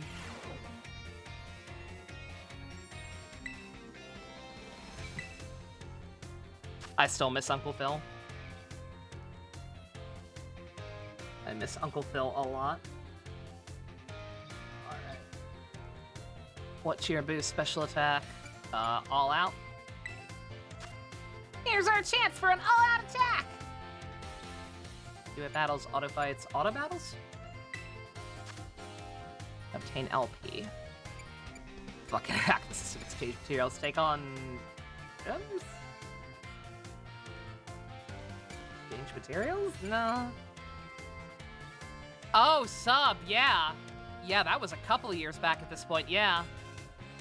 Yeah, James Avery? Mm-hmm. Yeah, that was a while ago at this point. Yeah, that was the reason that the first crossover that the 2012 Ninja Turtles cartoon did between the it and the 98 one, or the 80s one. That was actually the reason why Shredder wasn't in that first one, because they didn't want to recast him and thought it would be disrespectful. They ended up turning around on that and letting Kevin Michael Richardson do an impression of him for the second crossover. He did a great job. But yeah, they decided it was too soon during the first one, so they just out of respect decided to not have Shredder in that one. 50. No more rules. You can use the true.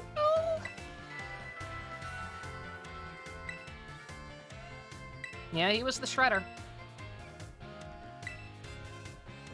Nemona in front of me. Awkward.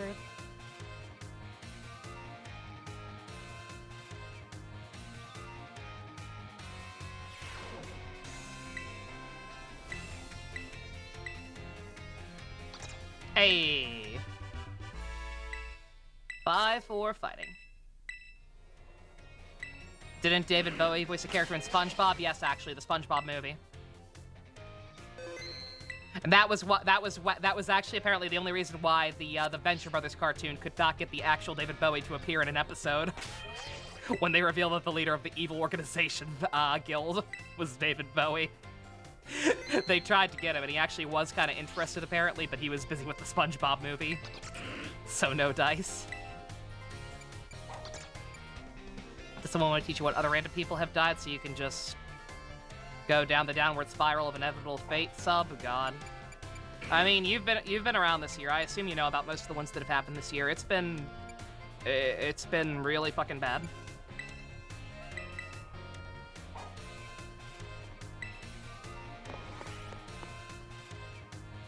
Most recent one was Kirstie Alley, which is not necessarily the deepest cut, but still just The fact that she was pretty goddamn young, all things considered. And the fact that I watched the Look Who's Talking movies religiously as a kid. Also Star Trek 2. That one hurts. Maybe Poochie had a point, maybe Poochie had a slight point. I Love Lucy had a dark history. Oh yeah, it did. In our previous class, we discussed what beauty is, which might have been a little boring for you, so today I thought I'd mix things up a little and pique your interest in art. Let me introduce our special guest. Billy Kametz. Billy Kametz was a very, very deep cut. Now then, if you'd be so kind as to rationalize for us.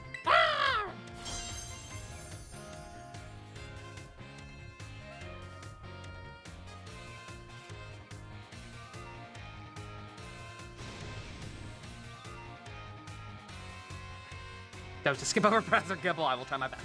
As some of you may know, a Pokemon can terrestrialize if you use a Terra Orb. Normally, Gibble would be a Dragon type, but this one is a Grass type. Terrestrialize. So what type of what do these lovely glistening flowers above Gibble's head represent? Grass. Oh, hey, Penny's in class! Huh. Is that the first time we've actually seen her in a class? Excellent, full marks for you. Beautiful flowers above Gibble's head show how it now has become a Grass type. Shape of the Terra Jewel depends on the Pokemon's Terra type. Does rise if opponent terrestrializes during battle, the Jewel will become, closely resemble the type it has become. Choose effective moves accordingly. Look at her, what a nerd. Look at her coming to art class. What a dork. Betty White. I was gonna say, yeah, in retrospect, Betty White dying literally at the start of the year should have been a warning sign for how much shit was gonna suck this year.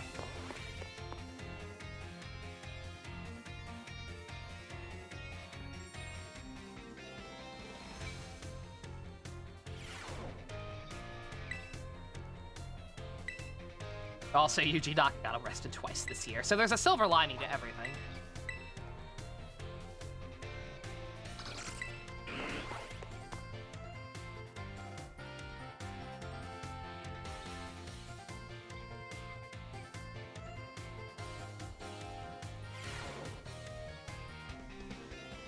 Oh, hey, Arvin's here now. It is I, Hassel, again. I've been told that my previous lecture about the terrestrial phenomenon was very well received. Thank you all for your time, your kind words. Make Gibble do more cute things! Penny! Penny, it's me! Penny, hi! Hi, Penny! My camera can't track me leaving the screen. In fact, Miss Sandra specifically requested that I impart even more battle knowledge to my students. I can't imagine why she'd be into that. Besides, today we'll take another look at how Pokemon can terrestrialize. And here, of course, here's Professor Gibble to help us again. Now then, Gibble, would you be so kind as to do the thing again?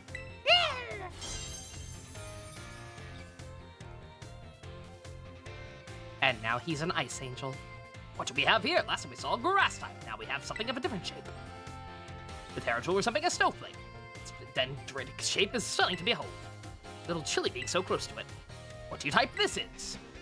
What do you type this is? What do you think this type is? Good God, talking is hard. Ice. I like Hassel. He's cool. Full marks. Unless you mean Gibble, in which case also yes. Professor Gibble is a trained professional. The reason there's a snowflake shining above Gibble's head is so simple now, it's an Ice type. And because Professor Gibble is currently the Ice type moves would not be very effective against him. Fine, usually they would do quadruple damage against him. Now, some trivia about snowflakes. While snowflakes come in many different shapes and sizes, most are classified as hexagons. Just think, snowflakes fall from the sky, taking similar shapes without anyone saying they must. Do you not feel the great mystery of nature, the beautiful enigma we live in?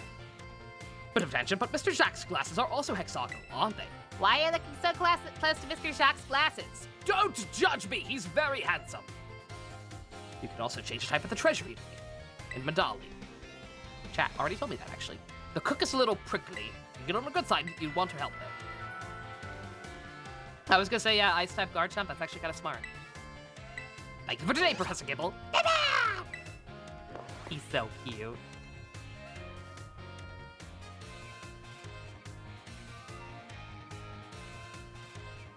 Gibble bit the bully's knees off. What a good boy.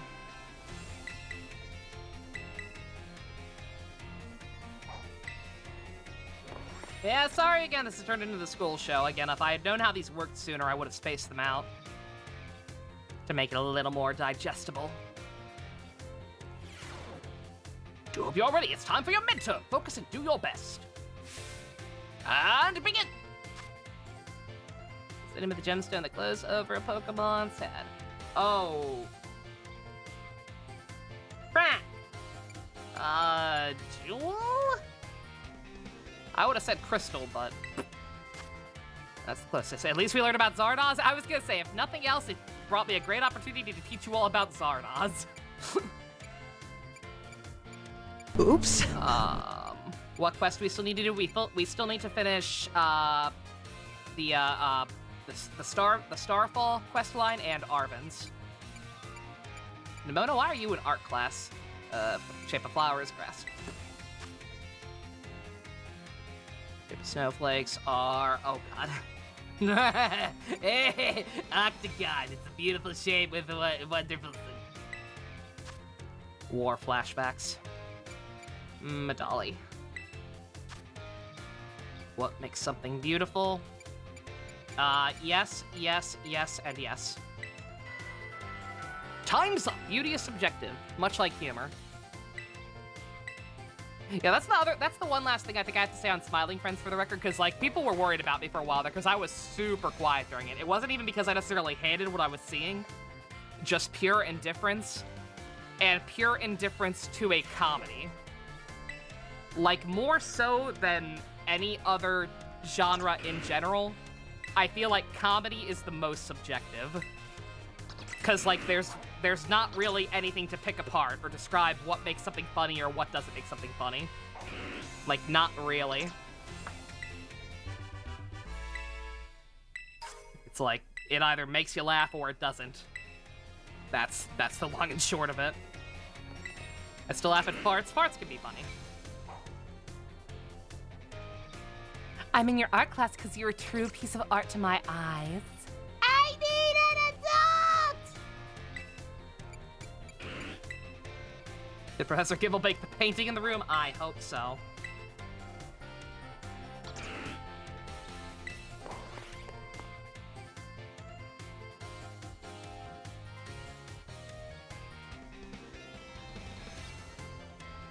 Yeah, remember that time I laughed for like 10 minutes at Dorothy saying big wiener?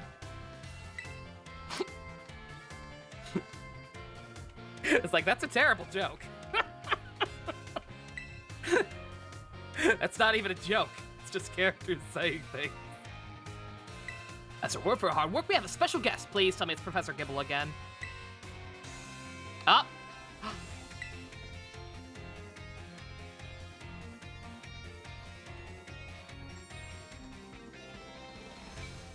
Are we sure these two aren't the ones fucking instead of him and Larry? I think people read the situation wrong. Hello, Grass Hubert. I'm Brassius. I'm an artist. I focus exclusively on grass-type Pokemon for my work. But Wiener's though. He's so short! Good God, he's short! Holy shit! Size differences.png. Brassius here really creates three-dimensional pieces, such as statues and the like. One of his major works at the institution is titled Surrounding Sunflora, found in Artisan. Many of you who have challenged the gym are no doubt familiar with these sculpture. Yes, I do recognize some faces among your students. I hope you all understand how fortunate you are to attend Hass's class. Oh my God, he has a pet name for him. He has a pet name for him. Old Hass is the man who saved me when I had lost all hope and given up on myself. But he never gave up on me. I do not exaggerate when I say that he is the mentor in life. It is precisely thanks to Hass that I was able to establish my current art style. Oh dear Brassy. I've got nothing against reminiscing about old times, but today I hope you'll guide this class in a way only you can. Of course.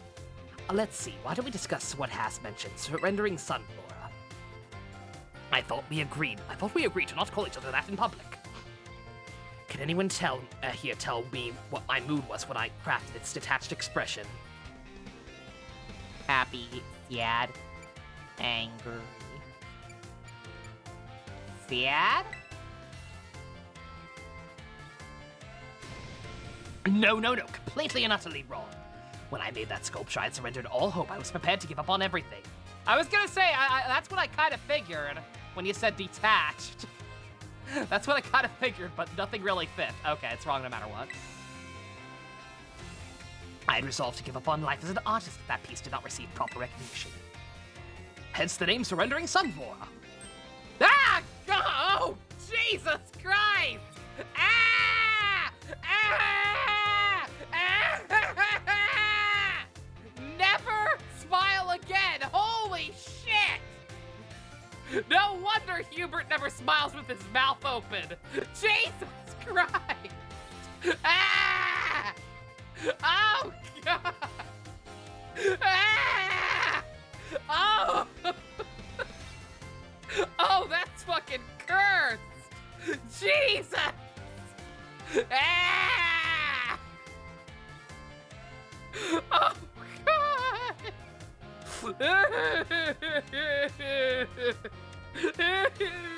I feel dirty now. Ew. When I started out as an artist, I experienced many hardships. I even became deathly ill and fell into a slump that drove me into desperation. I began worrying about only what would sell. I was concerned only with fame and fortune. But all my pieces during this time had no depth. They were all shallow trash. It was then I met Hass, who helped me realize that I was being petty. I'll spare you the details of us boinking. In the end, just so that I was able to leave all of that behind. It's also when I crafted the Sunflora. Remarkable, even I did not know the full story until now.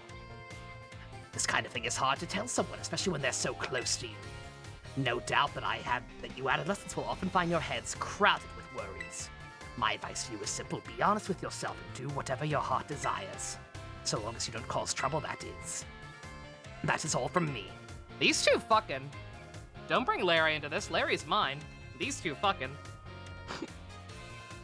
I must admit I'm beginning to feel a bit embarrassed, so I bid you farewell, Hass. And farewell to your pupils as well.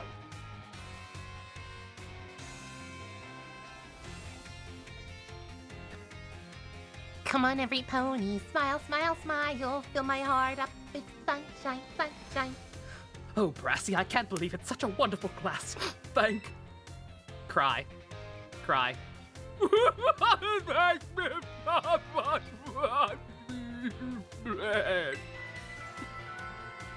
How are you? What kind of art are you into? Green? Green?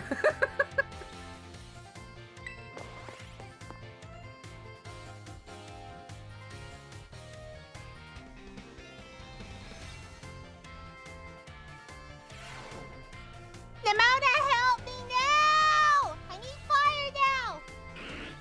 OMG, she asked for my help. I never want to leave her and stay by her side forever and ever and ever and ever and ever. I got you, Nova! I dedicate this song to my one love, Nova, the Torch Song. Hey, secret. You missed two old men being gay, and the most cursed smile I've ever seen in my life.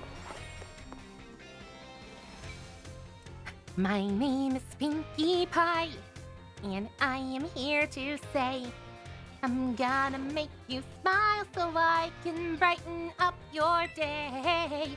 It doesn't matter now if you are sad or blue. I was so touched by my boyfriend's story that I simply couldn't contain my emotions. I'm sorry for making such a scene. My emotions! I certainly got a very stern talking to from Miss Time after that class, yes. Anyway, let us shift gears and dive into the material for today's class. Now, have any of you heard of the 10 sites of Paldea? As the name would imply, they are the 10 sites in Paldea that can be considered particularly beautiful. Among them, I would say the Grand Olive Orchid is the most accessible. As you can see from field after field of olive trees on the hills to Kokotambe. 2 waterfalls are also counted among these 10 sites, Fury Falls and Casaroya Falls. There was no UFC involved, was there? Uh-oh. Oh no. Oh, what the fuck? After editing it twice, did it still get copyright claim? Why did it take so long? Motherfucker, sorry, Ninja, I got distracted. Oh god. Brassy's a smile is still worse. There's also the Placidio Mountain, Paldea's highest peak.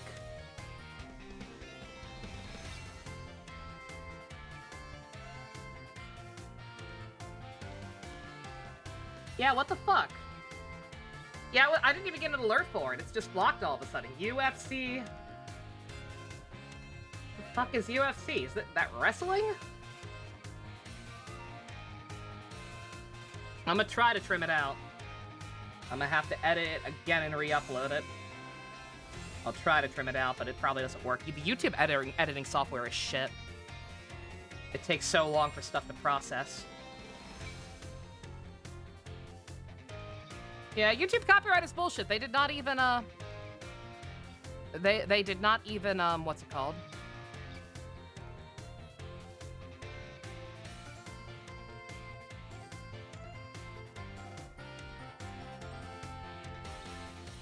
Some of those are spoilers. Yeah, I have no idea. I saw a giant-ass message by somebody I do not recognize. And, and then I have to scroll back up now. See if I missed anything during all that false claim. I have no idea. Again, UFC is fucking wrestling, right? My favorite MLP song, Smile. Hence why it's the only one hence why it's one of the only ones I still know most of the words for. What got claimed?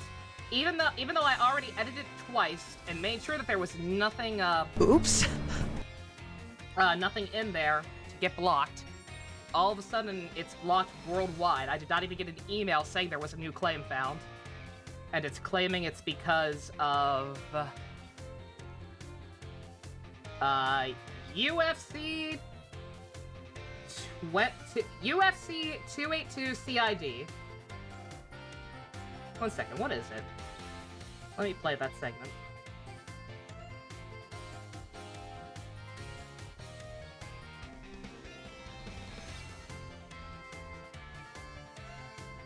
It's the trailer for that Callisto Protocol game that everybody was excited about. And then not. UFC 282 CID. What the fuck is that?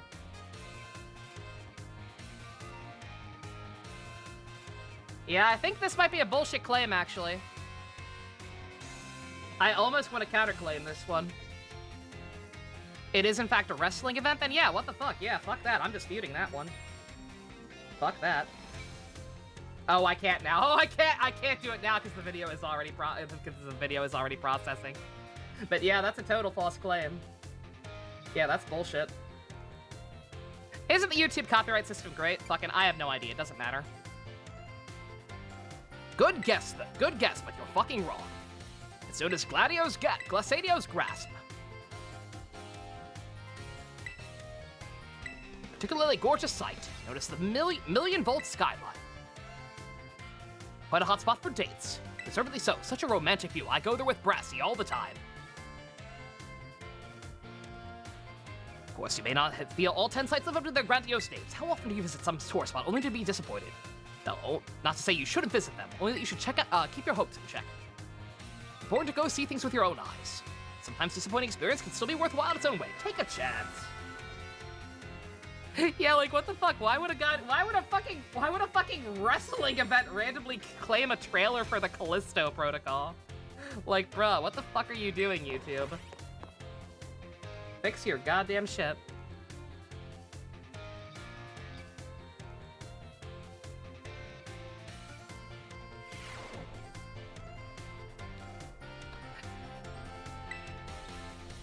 At least they blocked it worldwide. I'm almost glad they blocked it worldwide instead of just copyright claiming it, because that means that I'm not going to be missing any money that it makes.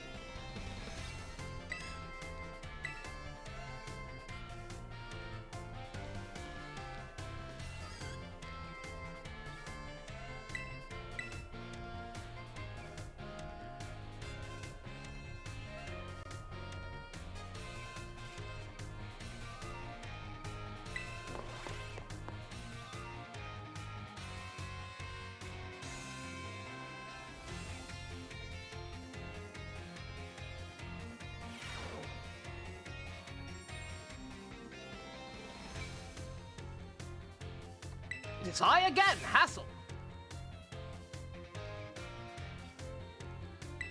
My, how time flies. Last class together, our time together has certainly flown by.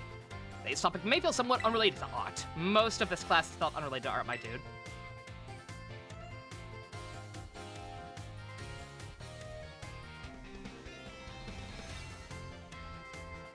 Let's carry on with the discussion and shit. I gotta stop worrying about this. I'm trying to see like others. Trying to see if anybody else is having a problem with this. Because normally when there are claims that bullshit, it's like a mass thing, and YouTube will fix it. But if it's not happening to anybody else, then I imagine it's not going to get fixed on its own. Oh, I did get an email about it. Okay, it literally just happened. Yeah, no, it's literally fucking nothing. It's copyright claimed by UFC, but it's a fucking trailer for the Callisto Protocol. So yeah, bullshit. Give an example. If you manage to become incredibly close to a Pokemon, it may be granted a best friend ribbon. Incidentally, there's a person in Casca who will give you the ribbon. Kafka-esque. Marks on the other hand are mostly found in the wild Pokemon you meet from the first time. They symbolize the character of a Pokemon, such as the Rowdy mark or the Vigor mark. It's completely up to your luck whether you run into Pokemon with these marks. If you're able to catch one with a mark, rejoice in your outstanding fortune. I think most of us would rather catch a shiny. Anyone know what special thing you can do with the Pokemon that have ribbons or marks? Show them off, change their title, exchange ribbons. Change their title? Wonderful, your knowledge is impressive. The correct answer is Pokemon with ribbons or marks can be given titles. What's more, they can be sent into battle displaying a title of your choosing. For example, you could send out Gibble with a best friends ribbon by declaring, "Go, Gibble, the great friend!" And while I know that marks are generally found on Pokemon when you meet them for the first time, it seems more recently Pokemon can be awarded certain marks based on their efforts.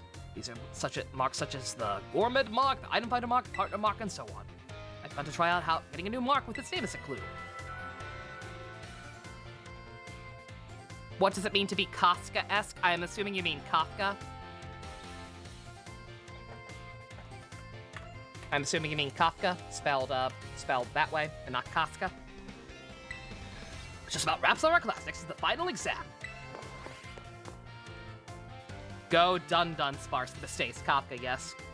Kafka is, the guy who wrote, Metamorphosis, which I did my, English 102 final on in college. One of my favorite short stories, whatever you want to call it. It means no meat touching? Yes, clearly. Kafka is just an author, and his works are very surreal, to say the least. Very open to interpretation, with a lot of, what the hell any of what's going on in those stories actually means. His most famous being Metamorphosis, about some lazy, aimless guy in life who is just kind of a burden on his family, doesn't have a job, and one day just starts turning into a cockroach.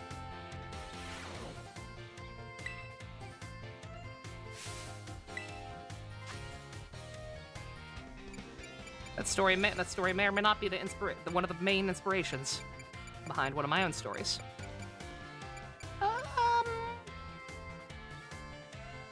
Restaurant with the the eatery? I think it's the eatery.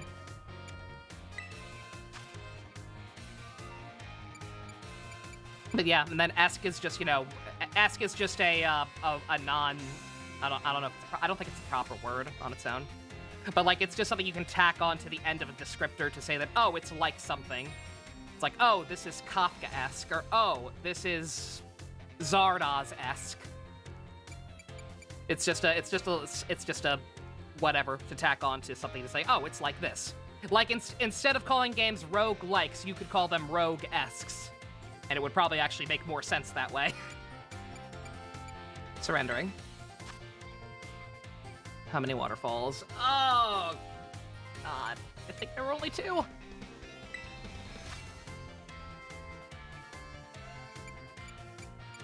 Where do I find the 1,000,000-volt skyline? Venencia. Aggro pitched an Echo the Dolphin game once saying it would be Kafka. Yeah. I don't know, there's a whole stigma behind calling things Kafka-esque in particular. because, like, Mission Hill did a whole episode about that, and I know for a fact that that crew are big Mission Hill fans. It's like, no, it's not really Kafka-esque. It's a commentary on the fact that people constantly misuse the word Kafka-esque. I'm like, oh, okay. That's it. Pencils down. Good job, everyone. Thank you so much for learning about art with me. Time we shared has left a mark that I will treasure, I promise you. My sincere wish that you all go on to even greater, more prosperous futures. Good work, everyone. Receive your results from the front desk.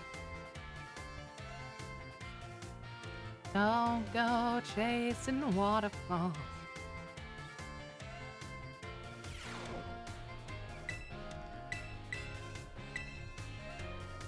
Hey!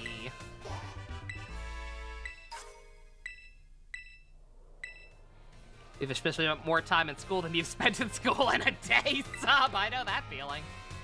Same, probably.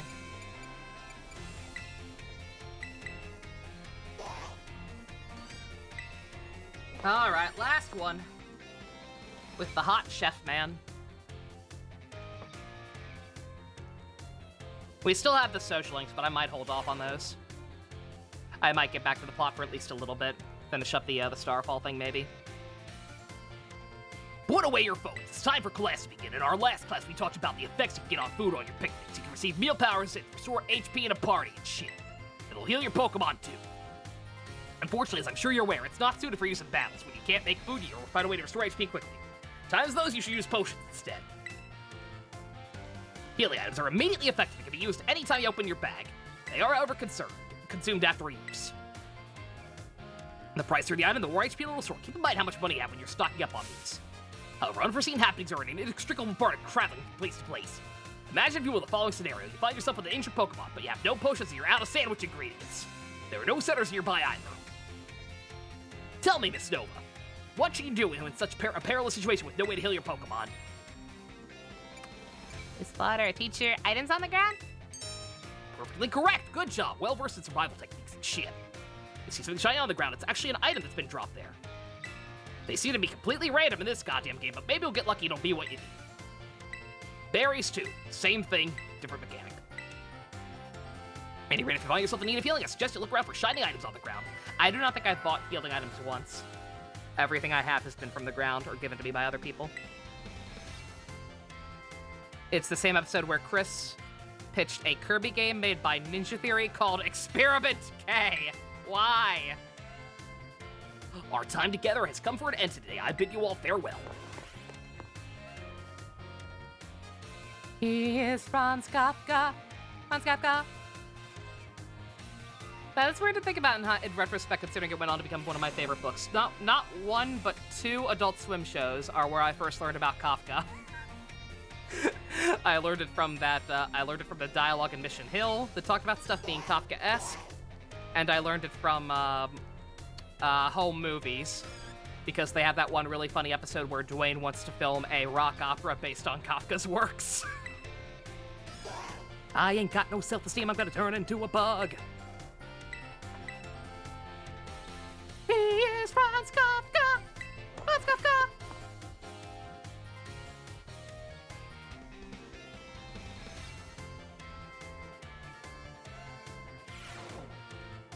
Put away your goddamn phones. Class is in session. Last class I taught about HP respiration. Now I'll teach you about power points, commonly known as PP. Don't you dare goddamn laugh. What happens when a Pokemon loses all of its PP?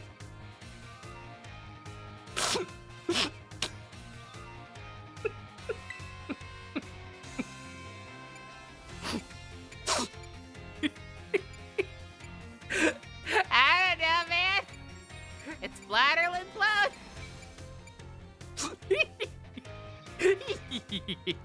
PP.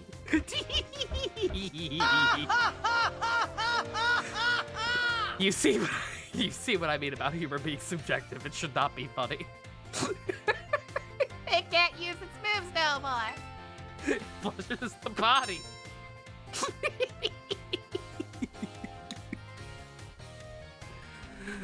Sorry, what? Classic 5-year-old Nova always analyzing media for references to Kafka. I was not 5 when I first heard about Kafka. I forget when home movies came out.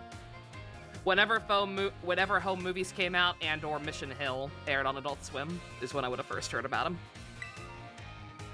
Good job. If Pokemon runs out of PP, it can no longer use its moves. Hey, teacher! What's the best ingredient to use for sandwiches? Well, I'm personally fond of really big wieners.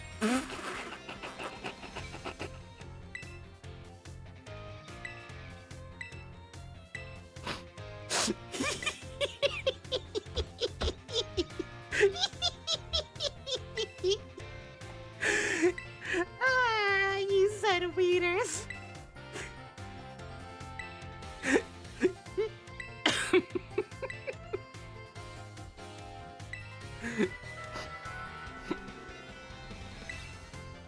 I'm drinking water. I'm sorry. I'm sorry. I'm 5.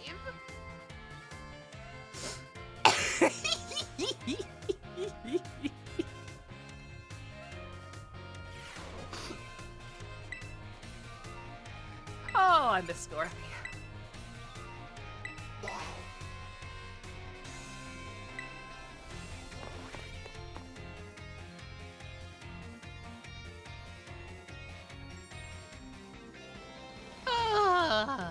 How childish. I'm sorry. You came for plot, but you're enjoying this. Glad to hear it. Glad I can at least be somewhat entertaining while we wait to resume the plot. Like I said, I'll hold off on the social links once I'm done with this, at least. We will take a break from this to at least get the Starfall one done, since we considered doing that one first in the first place. Which is not an effective picnic meal. That'd be silly.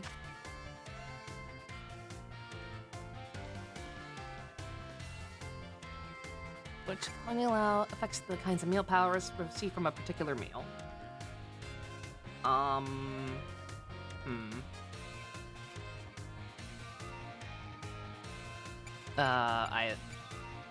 assume fillings.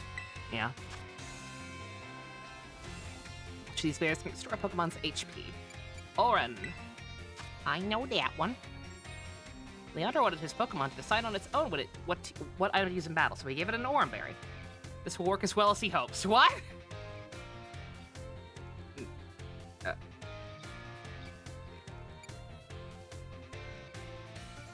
What?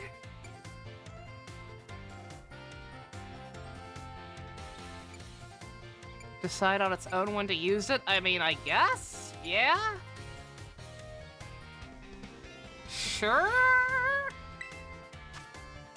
That one feels like a trick question. Pokemon runs out of PP, can no longer be used. If a Pokemon runs out of PP for all its moves, it can only sit there in frustration. False. It can struggle. Watching Archer clips in the background? Hey, nice. Speaking of C-Lab.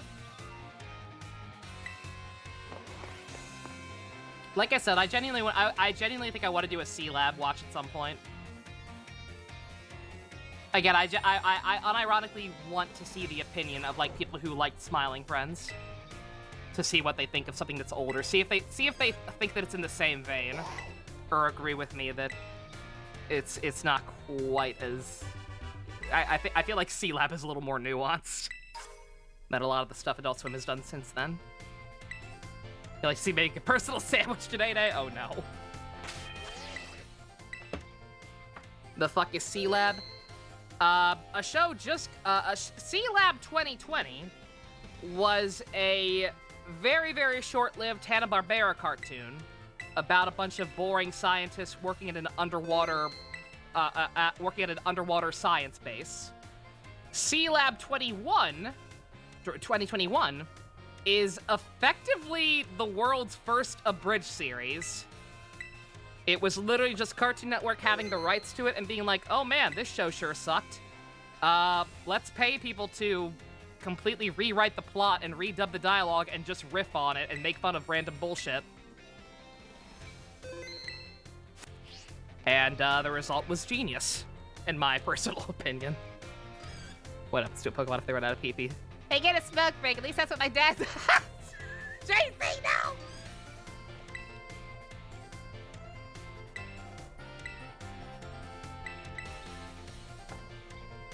But yeah, C-Lab 2021 is brilliant in my opinion. At least the first couple of seasons.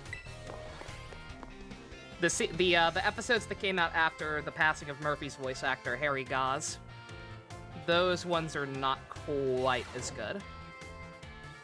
Adult Swim Ghost Stories? Basically, yeah. Except I'm pretty sure C-Lab came out even before the Ghost Stories dub. Like, in terms of official... it was definitely the first as far as I know.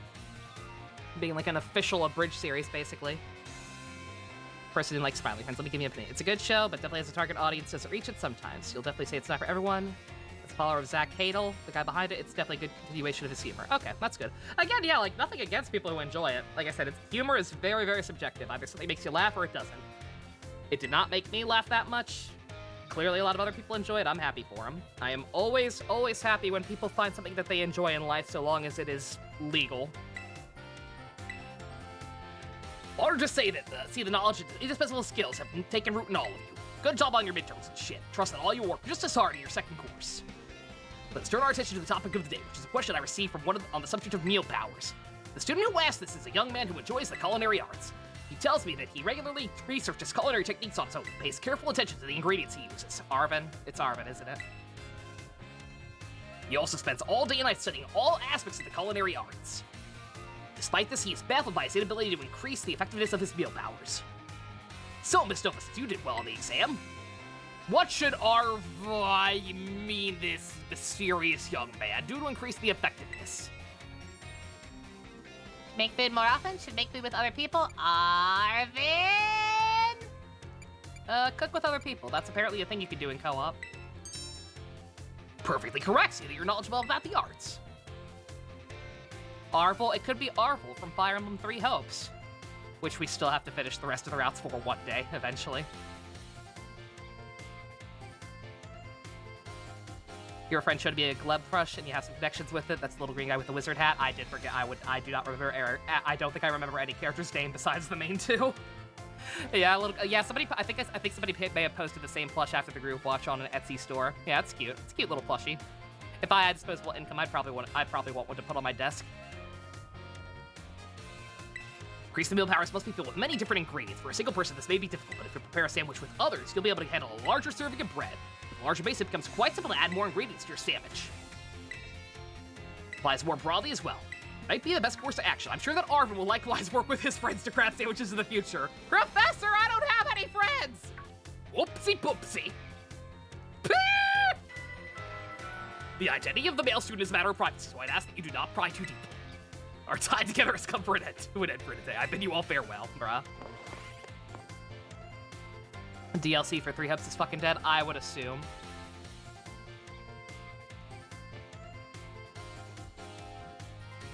To be very out of place humor. For example, cartoon he was in, his character wanted to sell apples to a black market to make money, so with his black neighbor in a last name market, oh my god.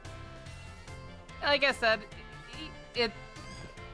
if his sense of humor comes off as more unique to you, I'm happy for you. Again, I have watched a lot of Adult Swim. Not as much modern Adult Swim precisely because of this, but like, it felt very modern Adult Swim. And I don't particularly enjoy a lot of modern Adult Swim humor. There just seems to be an over-reliance these days on stuff that, in my opinion, comes off as like overly mean-spirited or gross out or shock value. And I just don't think I'm a fan of that kind of humor. At least not when used in excess like that. If it's a once-in-a-while thing, it can work. But...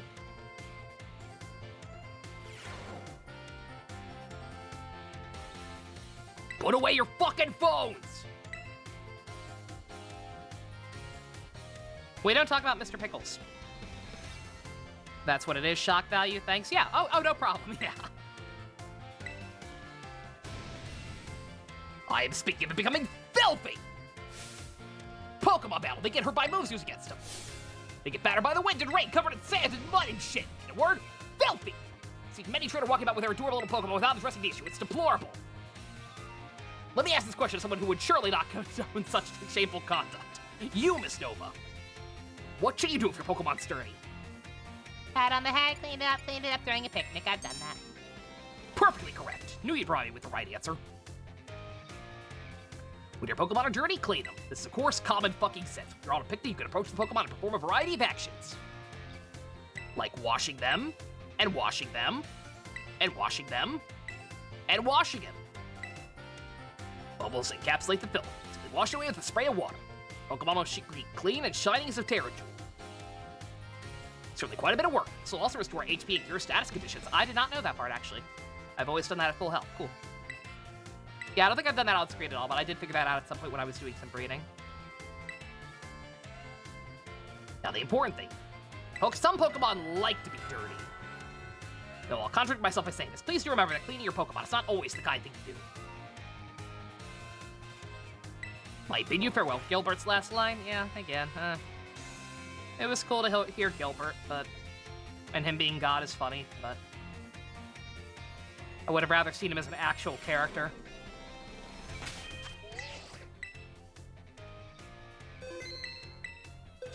Not just a random bit like, oh, Gilbert Gottfried, ha ha ha. Can we do a picnic with the Pump Squad? Sure.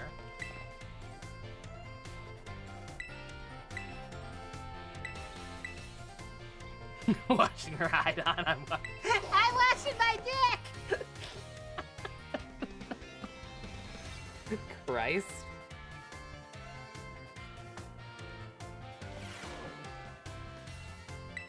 Put away your goddamn motherfucking phones! Why are people in this class such assholes? Why are you always on your phones? Make a teacher yell at you. As I'm sure you're aware, our academy has an air of freedom about it. We provide uniforms for each season to accommodate the diverse climate of Paldea. Yeah, but you don't let us wear anything outside of them, ever. Even when we're not on the school grounds. It's boring. It's boring! Look at this, I logged back into Sword and Shield. I booted up Sword and Shield again just to, like, reorganize some of my boxes and check to make sure I still had, like, my French Dittos and shit. Look at how much drip I had! Look at how much goddamn drip I had in that game. I want that back.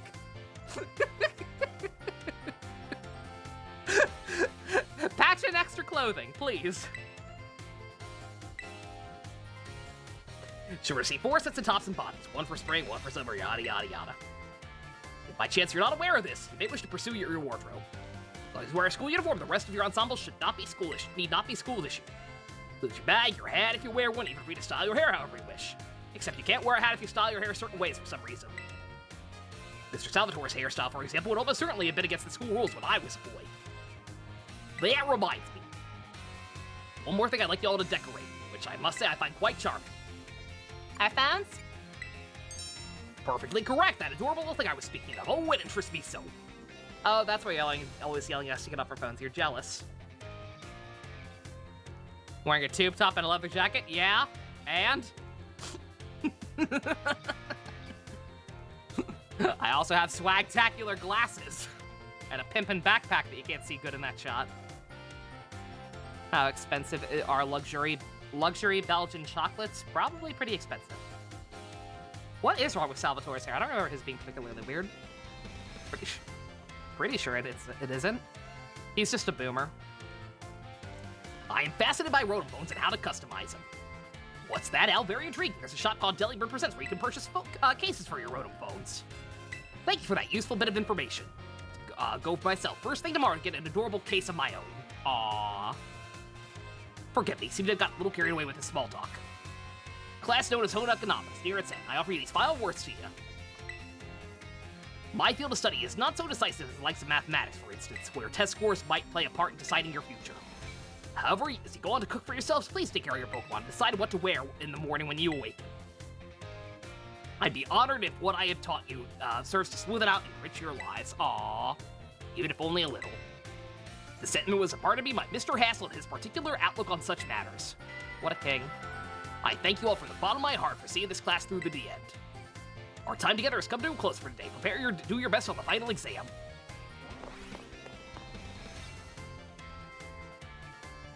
Ooh.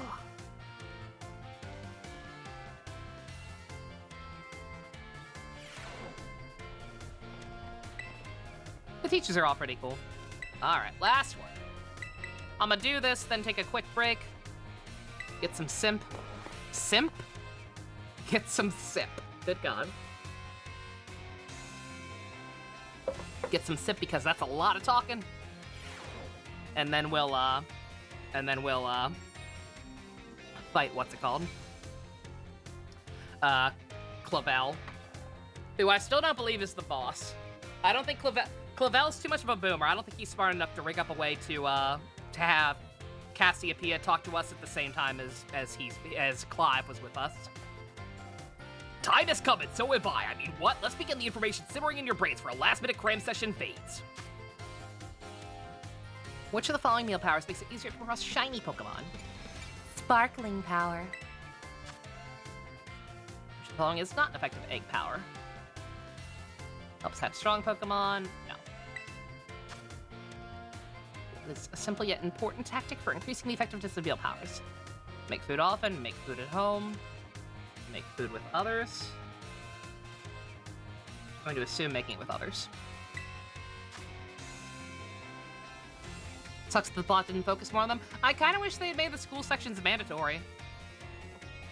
Like, I kind of wish, like, you know, maybe they restructure the classes in a way where, like, maybe after every gym or every star base or something, you would, like, be forced to go back and take a class or something.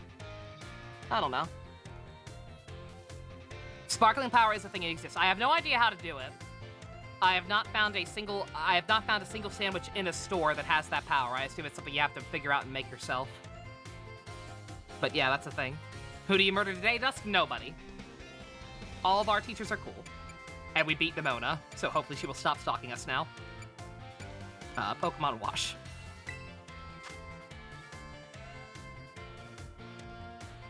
Should you change your uniform tops and bottoms to probably match each season? It don't matter. None of this matters. It requires you to get a specific ingredient from a 5-star or higher raid. Okay. I assume I won't get access to those until the post-game. I still have yet to find only 4 stars. A day system where you have to attend class or else you get a negative score? Yeah, something like that.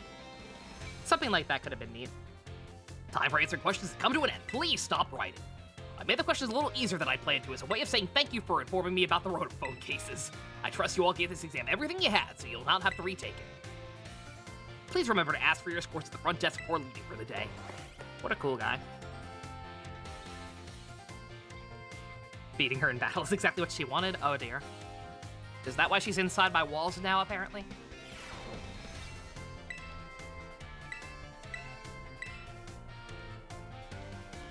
Hey! America! This is for you from Director Clavel. Ooh, very nice. Now you can focus all your efforts on the treasure hunt. Be careful out there. And, you know, also social links fun. Alright, thank God. Is it worth it? Not sure. Not a shiny hunter, but the sandwich ends up a 3-star sandwich. Boosts the chance up to 4 times. That's still 1 in 1,004. I mean, it depends on what else you're doing. Like, if you're... I assume it also I assume that's before it also would stack with the, whatever the increased rate is for mass outbreaks or Masuda methoding. If you have the sandwich on top of doing it in a mass spray in one of those or a Masuda methoding, then I assume it gets cut down further. Again, the rates in this game are fucking absurd. Monado is here. Why instantly assume it's because you did something wrong, Monado? That's sus! What did you do? What did you do, Ray?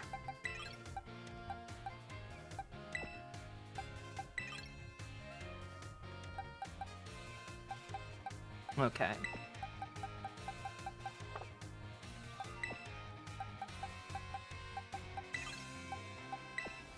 I think we're going to go with our non-pumped up team for this one.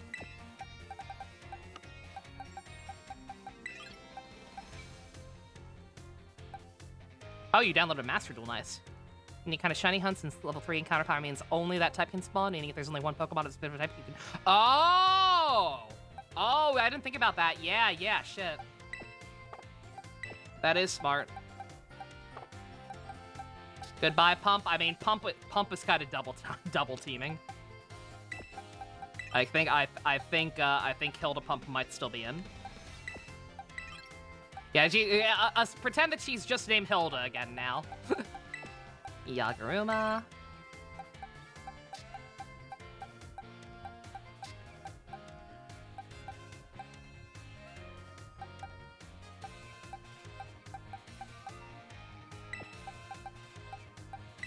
Beetle.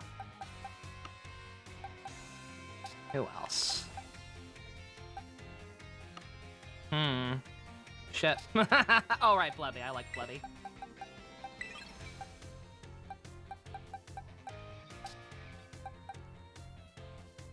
And then one more. I've got some type overlap to be sure, but I don't know. I think I kind of really like Arc 1. Arc 1's pretty goddamn cool.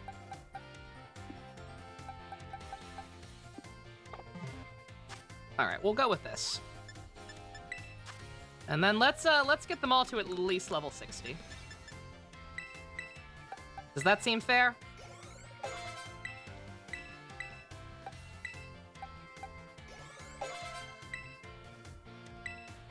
Final Gambit. Fuck. Risks everything, but inflicts damage equal to its own HP. Nope. I can't get the things full for it till post game. Apparently, like I'm assuming that's when 5-star raids open up, because I have yet to find any. Yeah, fuck that. That's a little too risky for me.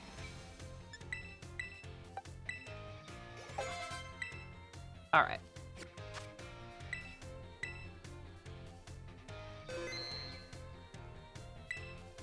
Okay, all right.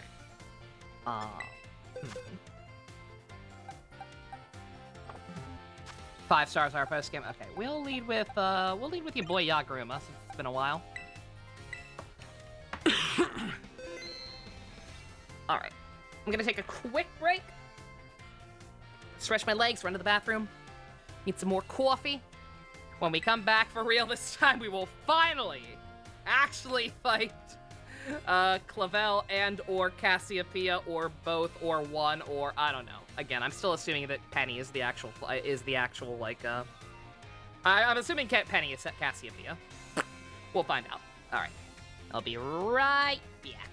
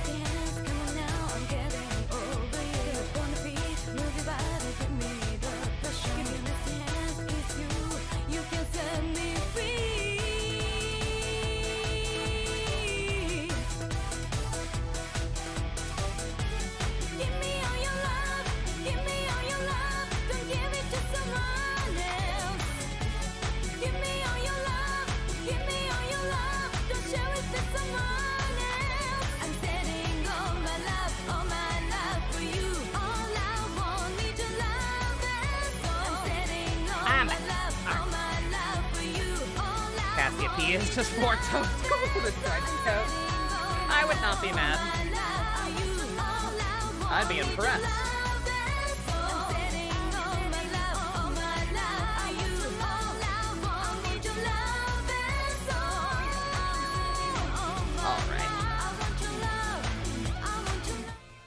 Alright, hope you all enjoy the Twee-Wee music.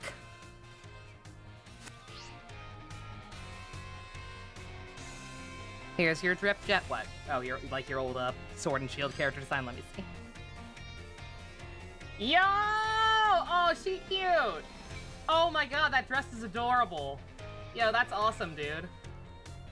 Yeah, Sword and Shield has a lot of problems, but they had some pretty good character customization. That's awesome looking, dude. Very nice. Is there a rider design 01 I'd say is objectively the worst?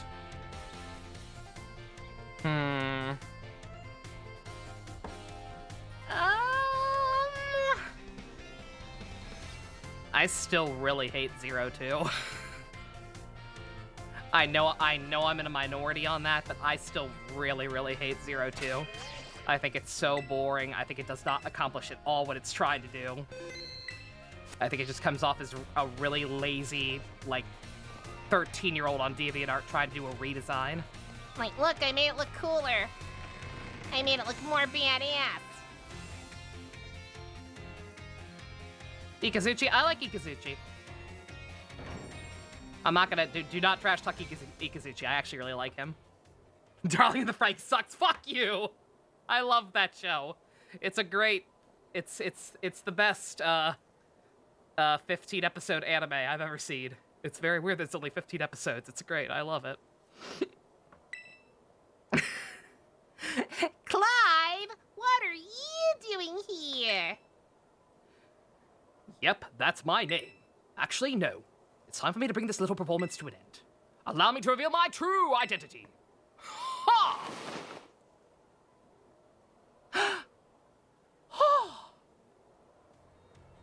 I never seen it coming. I do apologize for deceiving you with my disguise. In truth, the boy you knew as Clive was none other than me, the director of UV Academy.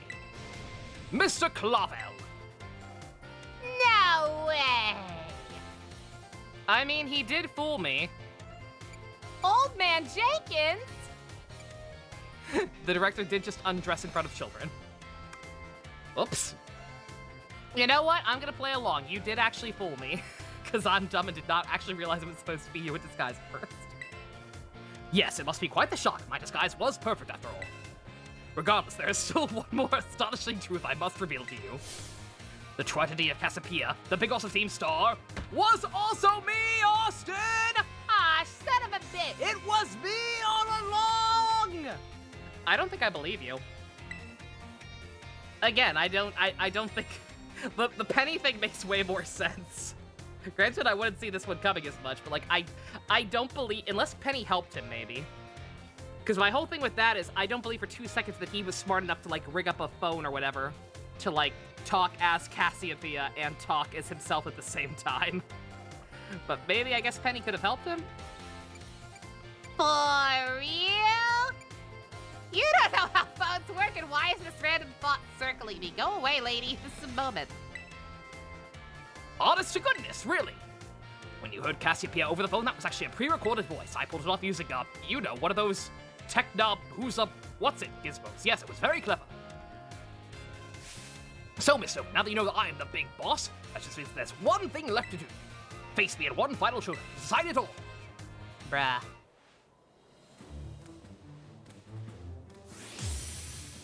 Stop being so smug. Oranguru. Interesting choice. I am Cassiopeia of Team Star. With this battle, I will finally bring Operation Starfall to an end. Okay. But how do you feel about first impressions? Ah. Actually surprised.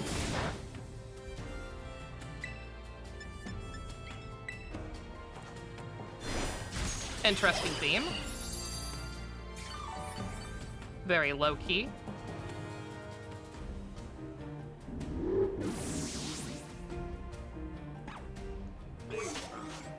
Does this make more or less sense if he is the actual culprit? I don't know. I mean, I guess, maybe? Oh, well, no, they said it. I was gonna say, that's the other reason I was gonna say it can't be him, because the other members of Team Star probably would have recognized him as Clive, but that's right, they said they never met the boss in person. Houndoom. We'll go with Silvando. I could have used Arc 1, actually, but I may have been able to counter him. Houndoom's pretty fast. Look at that funky little waddle. Still kind of weird that Oranguru is a Scarlet exclusive. It is kind of weird, right, how they keep kind of switching up, like which ones make sense and which ones don't. It's also weird that the Applin items are not exclusive.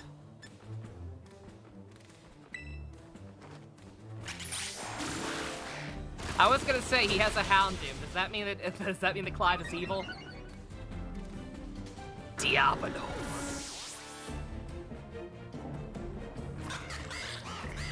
Oh god, look at these two FPS people walking around in the background. Thanks, Obama. You know what? Let's give Blebby a chance.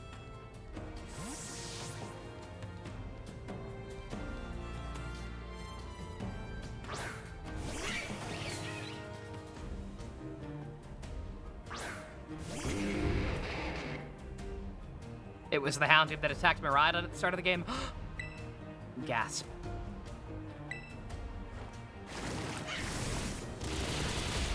Don't poke your finger at people, Blebby, it's rude. That was a crit? Okay, never mind. Maybe Blebby's not that great.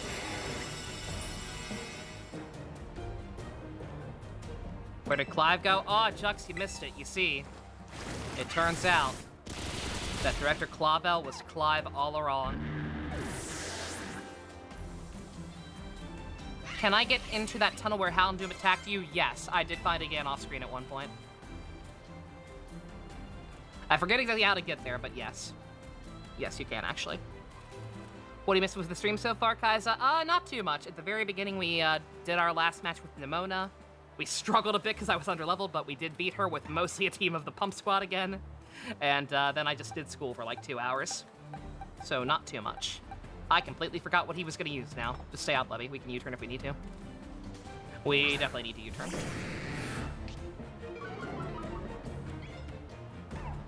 At least that gets rid of its Intimidate. Get out of there! You got a shiny Houndour in there? Nice. Next, I'll tell you that Clark Kent is Superman. That's impossible. That's just crazy. I don't have any lightning moves. Ooh. Ooh. Hilda. You named it after Pete, the best fictional character of all time, yes. Oh! God! How did you know? How did you know I was gonna use Hilda? Brah!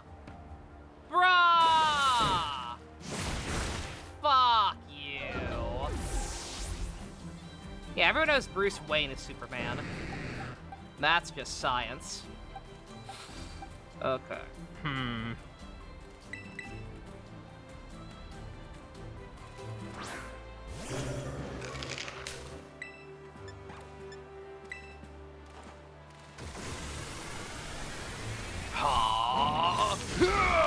Oh, God! Oh, why did that suck so much? Jesus! Holy shit!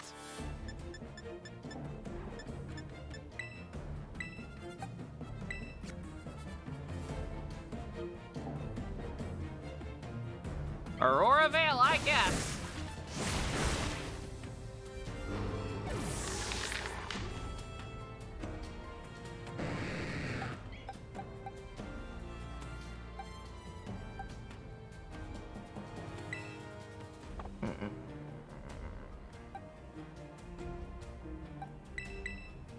I'm gonna bank on you not having any strong flying moves.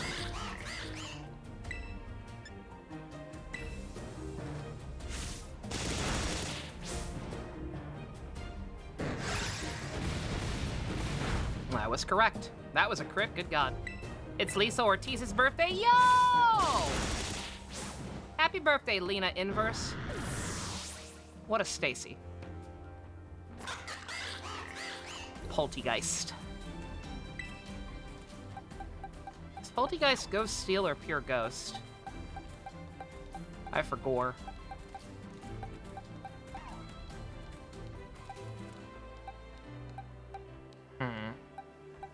Pure Ghost. Okay. Won't you come with me to hell? What's winning the poll? Oh, I was so distracted by the bullshit copyright claims that I never looked at Beth's pitch for Kamen Rider Agito. The first true secondary and tertiary riders. See the Bible-inspired plot of Agito, which is good enough it could have been expanded upon. You'll meet Hojo, you'll meet Kino-san! Shoichi. And you'll see another work of Inoue. All very good points.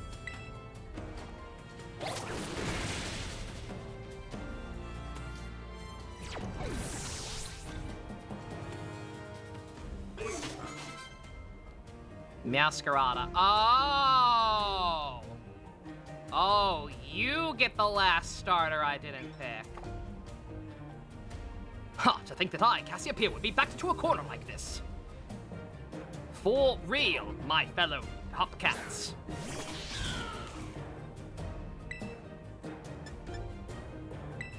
Oh, that's not gonna do shit. Oh, that's not gonna do as much. Fuck, I fucked up. I'll have to terrestrialize my Pokemon. Go, silly hat!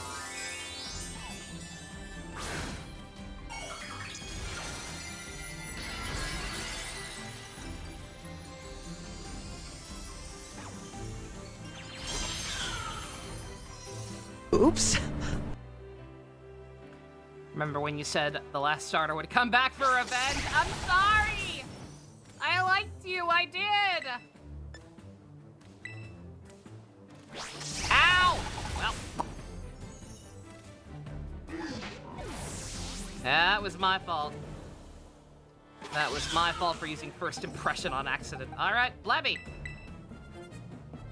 Yeah, he's faster. That anti-piracy ad that played almost every DVD with a sick guitar in the background? Like you wouldn't steal a car? They got sued for stealing the background music? That's amazing.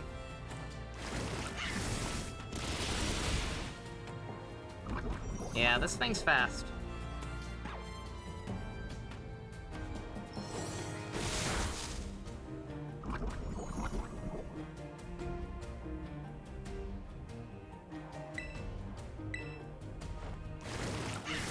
And Blebby's faster. Like I said, this thing actually seems pretty decent. For something you find on like literally the first route or equivalent to a route.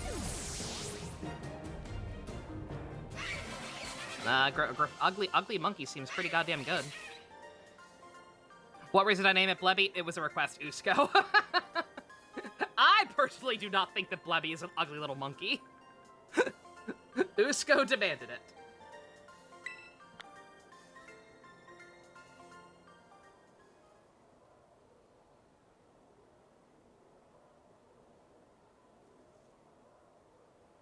Well now, Miss Nova.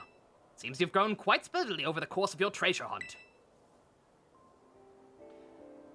And here, once again, I must apologize. I'm not actually Cassiopeia. Though Clive and myself being the same person was no lie, mind you. What? I can't believe it. Cassiopeia's true identity remains hidden, but I believe I can hazard a guess as to who they may be. This is why I sought to spare you from having to confront them in battle. Their sorrows should not be yours to bear. It's Penny. It's absolutely Penny. However, Cassiopeia has settled on a course of action and is determined to see it through. I do not imagine any ordinary student could hope to stand against them and win. So I challenged you to a battle to test their skill, Arvin. It's just Arvin again, can you imagine?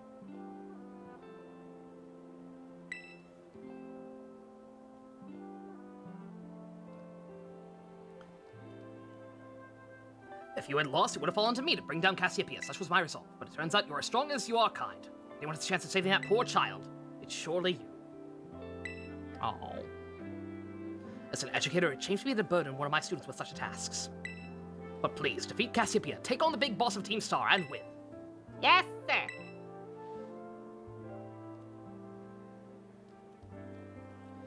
Thank you from the bottom of my heart. I leave this in your hands.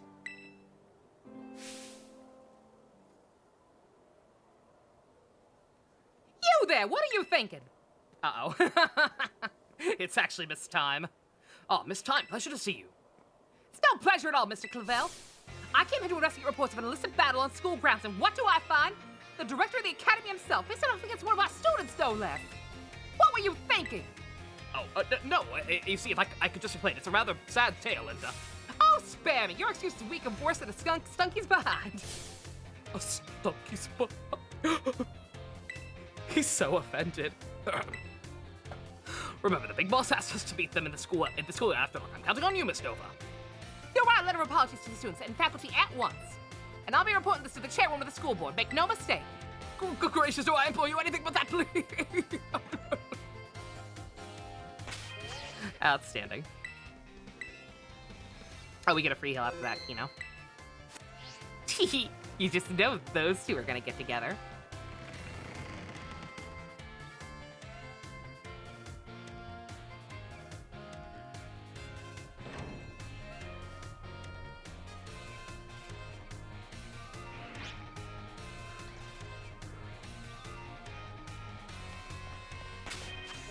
Check my Pokemon, they're fine. I just did. Got a free full heal for that.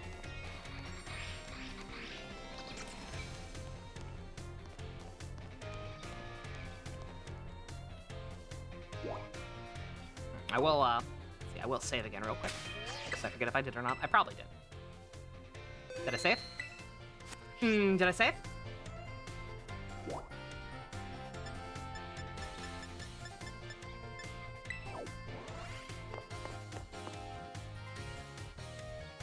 Time to beat up Cassiopeia and restart the bullying. Yeah!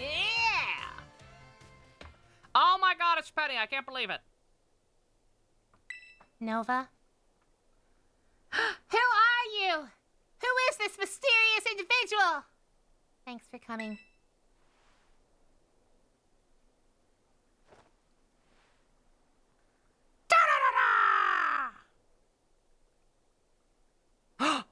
Oh my god, she's evil!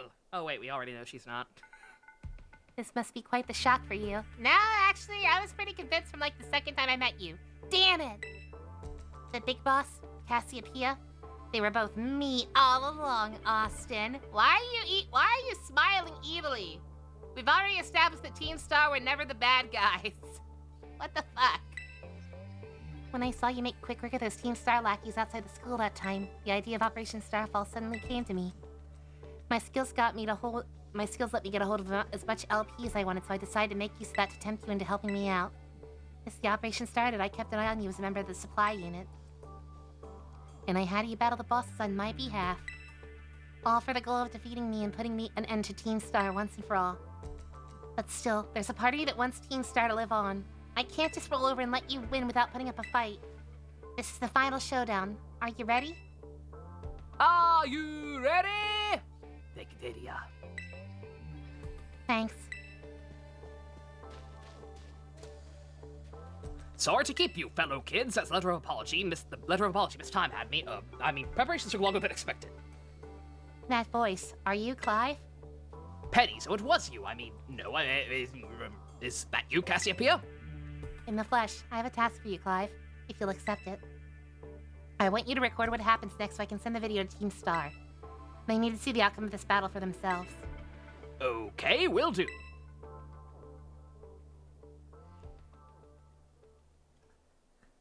Then allow me to introduce myself properly. I am the big boss of Team Star. The name's Cassiopeia. No, Penny. Now bow down before the overwhelming might of Team Star's founder. I don't know why I was evil for that. That was cringe. This my serious face. How was I right about evolutions? I won't hold back in this battle. I'll stay true to Team Star's code. OST goes hard. We got it. Let me crank this shit.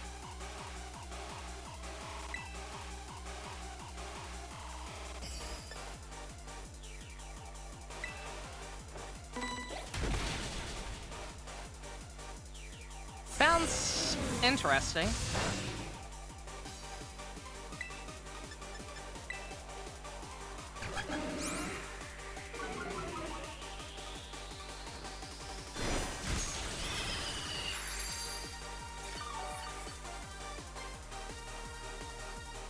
Oh, that is funky.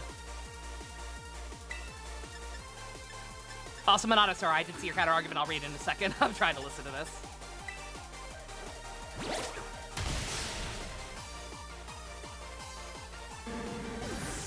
It does sound like a DDR song, yeah. Yeah, I could definitely see myself getting a stroke to this. It is totally all evolutions. That's funny. I guess that literally just because of her backpack. That's good. Alright, Flareon.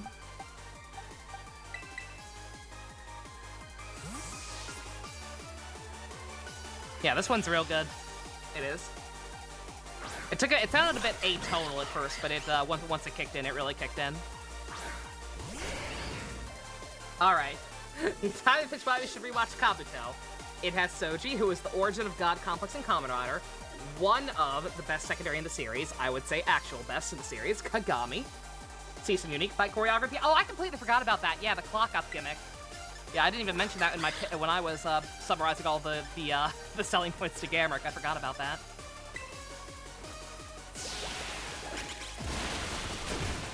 Has the Hopper Hell Brothers, some of the best characters in the series again. They're very... A lot of people hate the Hoppers, for the record. I'm just a weirdo. Better than the new Fire Emblem game? Her hair, I agree. Hers is also kind of silly, but it's less jarring. Slightly more desaturated than them, so... Excuse me. Bunch of other tertiaries you haven't met due to being occupied, but you've heard nothing but positive things. Yes. Yeah, they're all good. Inoue wrote a few episodes, and one of the characters is the God Complex. You do the math. Fair point.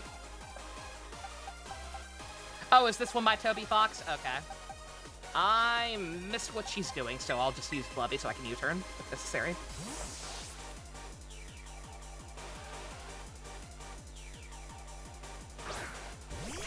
Neo is typing his Neo typing an argument for Deno, even though Deno is already winning.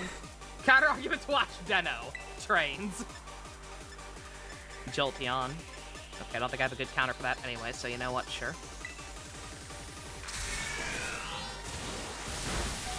Or I could just fucking die. God, it's faster than me. I forgot, Jolteon kind of crazy.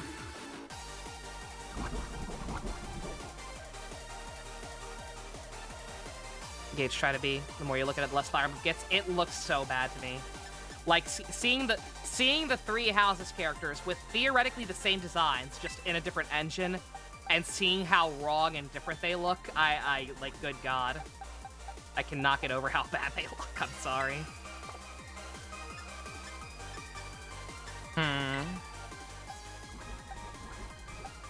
I'll switch out. Will Hilda. You had your two youngest brothers react to the Kamen Rider openings to tell you what their first thoughts were. Kai said nice. Yeah, I don't think Lizzie's around tonight, but I meant to tell her. She was talking in the Discord the other day about how people are trying to get her to watch it by showing her the openings. I meant to mention to her that if she needs help identifying which seasons are which openings, like if she's gonna watch based on which opening she liked the best, to let us know. so we can point her to which show it actually is. Yeah, Jolteon's fast. I remember that. Now that I see it in action.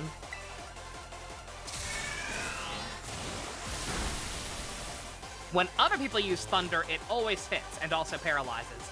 When I use Thunder, it misses over half the time.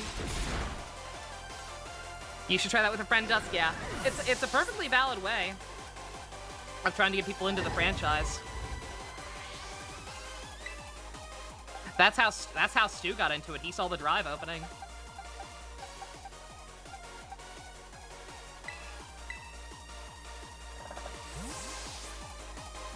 Ryuki's is still very good. It really is. I adore it.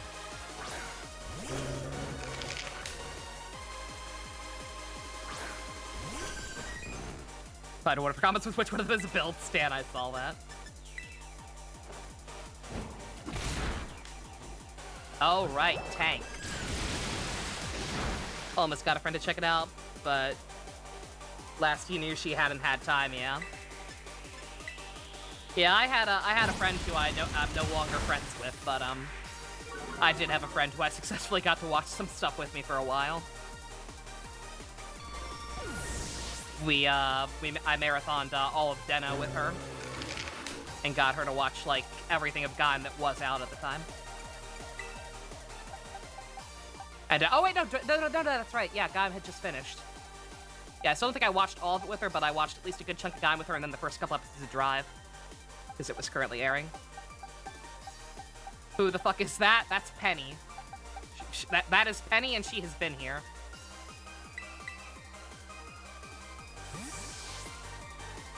I blanked out. Did she summon Flareon? She summoned Flareon. I'm screwed. Leafeon. Okay, now. Thank God. She's got a bopping theme song.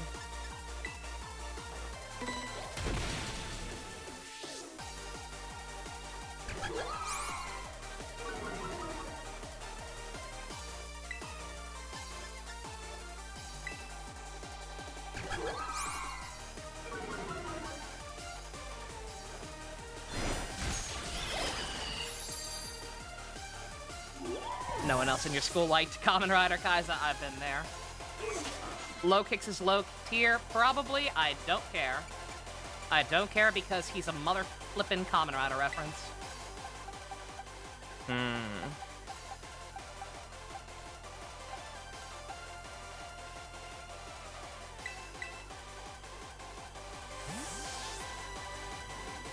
To heal Blebby. Oh, he's OU? Oh, okay. Never mind. I can't fault you on your battle skills at all. No wonder the bosses fell at your hands.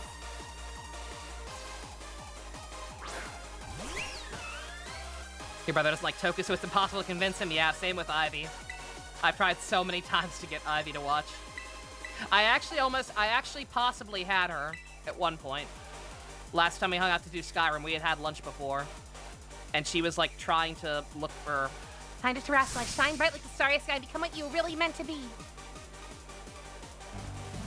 Not a fan of King Gambit now.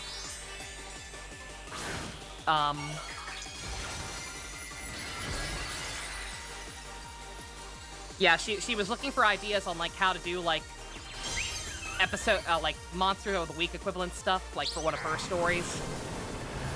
Like she was trying to think of like more ideas on how to pad out one of hers, and I was like, unironically, not trying to chill it, you should try Kamen Rider. If you need advice on that, because they are unironically very good at doing stuff like that. And I actually got her to agree. Like in exchange for me playing Skyrim with her, she said she would actually try to watch O's with me next time we hung out. Unfortunately, things have been kind of weird there, and we have not hung out since then, so...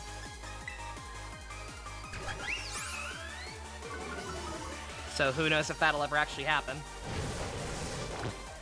I get the feeling if I try to bring it up, she'll just say she doesn't remember that.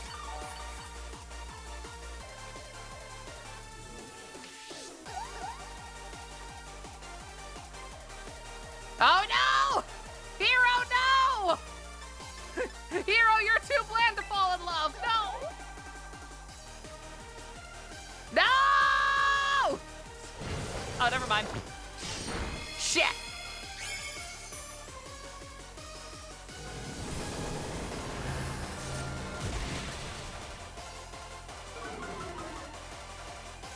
Let's see, did I ever finish healing Blebby? I did, okay.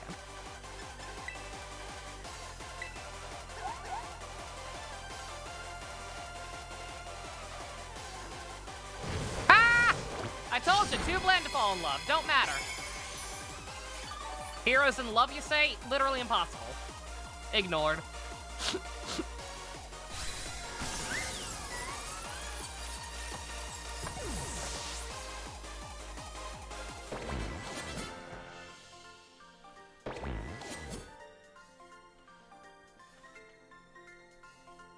It's all over now.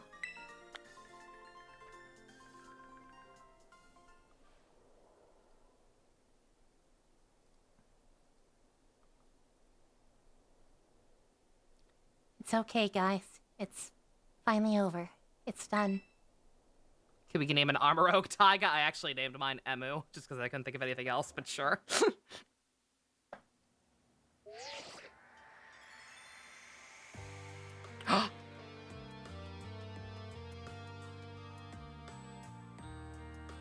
We're all done here. I think we should call it quits. Hold up! You saying we should break up the team? Go, Gadget Depression! Gotta be joking. We got carried away with Operation Star. Now everything's gotten out of hand. Yeah, well, that's what happens when you round up a bunch of bullies in the courtyard to make a show of learning them some manners. But we didn't even fight them in the end. We didn't do anything wrong. Indeed. Merely to be clear on intention to battle tooth and nail should the villains persist in their tyrannous opposition. Tyrannus. Not Tyrannus, not Darth Tyrannus, good God. 'Twas a bloody victory, we assure you. Bloodless victory, we assure you. No blood was shed. Not that you or a jury can prove. Yeah, they didn't even send out their Pokemon. They just blubbered and apologized a whole lot. Our outfits must have spooked them good. Sure. But the bullies made a huge thing about what went down, and they all ended up leaving the academy. Our plan backfired epically. There's no way we're getting off scot-free. I guess you're right. This little stunt may have put us up the creek. I'll fix this mess on my end. Just leave it to me. Go, Gadget Depression. I'll write it down. What are you saying? I'm the one who started Team Star. I'm the one who dragged you all into this. So I'll take responsibility for everything. Oh, noble and kind Big Boss, you cannot!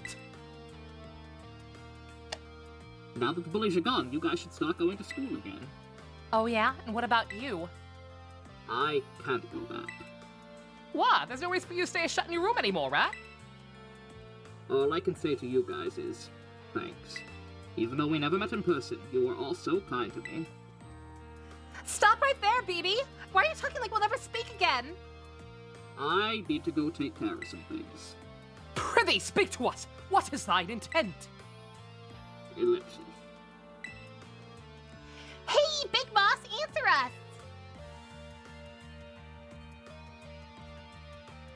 The Twinkie boy has the same haircut as Scaramouche, I just realized.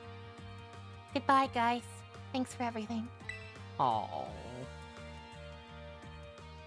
It's not that bad. Remember that time he parkoured without a suit? That was pretty cool, but that's not a personality. Every time they show Ren with his GF, we actually see him smile. He has the same face all the time, even with the picture of his GF. Yeah, exactly. After the scene, you wanted to show me a 5-minute clip of Violet. What, with voice acting? I mean, I don't think it's I don't think it's a good time for it, Neo. Maybe after the stream. I think that's kind of intrusive either way. Also, I'm literally doing voice acting. Not to imply that I'm doing a better job than whatever you want to show me, but, like, I got it covered. Thanks for everything, Nova. You too, Clive. I'm glad I could see this through to the end. I guess this is it for Team Star. And for me, too. Hold that thought, Miss, Penny. I'd like to check on something with you first. Check what? Why resort to something like Operation Starfall if you're the big boss of Team Star? Wasn't there any other way to handle this? Can't you actually, I don't know, talk about your problems? No! I tried telling the bosses that they were done once before, but they still didn't quit. Why not simply order them to? Our code states that no one on the team has the right to order people around. I could ask them all to do stuff, but I could never order them. So it's back to the code again. The bosses must have taken it very seriously. They did. It's why I knew I could use it to force them to disband. Because the bosses would do anything the code required of them, even leave the team? Yes. According to the code, they had to accept any challenge made to them. Thus the idea for Operation Starfall. Cassiopeia, let me ask you one last thing. What does Team Star know? What do your friends at the team mean to you?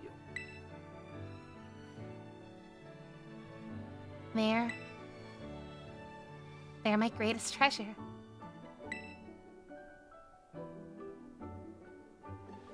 Splendid. Thank you for apprising me of the situation, Miss Penny. What? Now, young lady, there's something I should very much like to discuss with you. Hey, quit it with the old geezer act, Clive. You're creeping me out. Indeed. Well then, before we further talk, allow me to reveal to you my true secret identity. Ha ha! Holy Holy shit, I never saw that coming! Now, see, that actually makes sense because she never actually saw him in person. She's allowed to be surprised. We're dumb. Just as Cassiopeia was your disguise, the boy you knew as Clive was mine, Austin! But why though? I needed a way to talk to Team Star on equal terms. Students do tend to shy away from speaking their mind around teachers and all. Much more so than we're faced with the director of the academy. Yes, but where do I even start? Wasn't that outfit kind of cringe? Plus, I have some big feelings about that wig. Pompadours are so last century. Well, that's quite enough of that for now. Everyone, why don't you come on out? Please let her see. Please walk in your stupid fucking boots. Please, please, please. Show her walking. I need it. I need it. I need it. I need it. Huh? Yeah! What the fuck? She can't bend her knees! Momo. More like not long time no meet, right? I mean, we only just found out your real name. She can't bend her knees! It's just the shitty pre-rendered cutscene. Or this is a pre-rendered cutscene, so... Verily, as long as I encounter continents of Cyprus will rise, my lady. Atticus. So, I heard your real name's Penny. How have you been this whole time? Orty. We found you at last. You have no idea how worried we've been. Aww. Airy. Aww. Okay, gang. On the count of 3. 1, 2... Hasta la vista, Cassiopeia! And hello, Penny! Oh. Oh, this is wholesome. Yeah, she could totally... I was gonna say, it's like those boots don't look like they're made out of that stiff of a material. She should still be able to bend them. Like, it's not like they're too tight to not be able to bend them. It's just that, like, with the shitty in-game engine, she couldn't do it. But since that was a higher quality cutscene, she could. That's fucking funny. Oh. Imagine a Pokemon game actually making me fucking feel things. It's been 10 years. Now then, Miss Penny, each of you young bosses as well. On behalf of the Academy, I have something I'd like to say to Team Star. You have my sincerest apologies. Come again? As director of the Academy, I let you down. My handling of your situation was a dismal failure. What? I don't... Oops. Why? Feel things twice, right? It wasn't your fault, dude. You weren't even in charge back then. They fucking scrubbed the incident from the records and brought in an entire replacement staff because of it. You didn't fucking know. Higher quality, yeah, you know what I mean. Pre-rendered cutscenes. Ones that aren't done in-engine. Genshin does the same shit. You know when Genshin has, like, actual, like, full-on fight choreography and, like, actual good movement? Pre-rendered. It's just a matter of them actually wanting to take the money to do it. I still don't... Why? You all told me about your reasons for forming Team Star and your subsequent actions. Ever since my first days as director, all I've experienced in the Academy environment is blessedly free from bullying. But now I know this peace was built on the backs of your hurt and anger, and of course your immense courage in putting things right.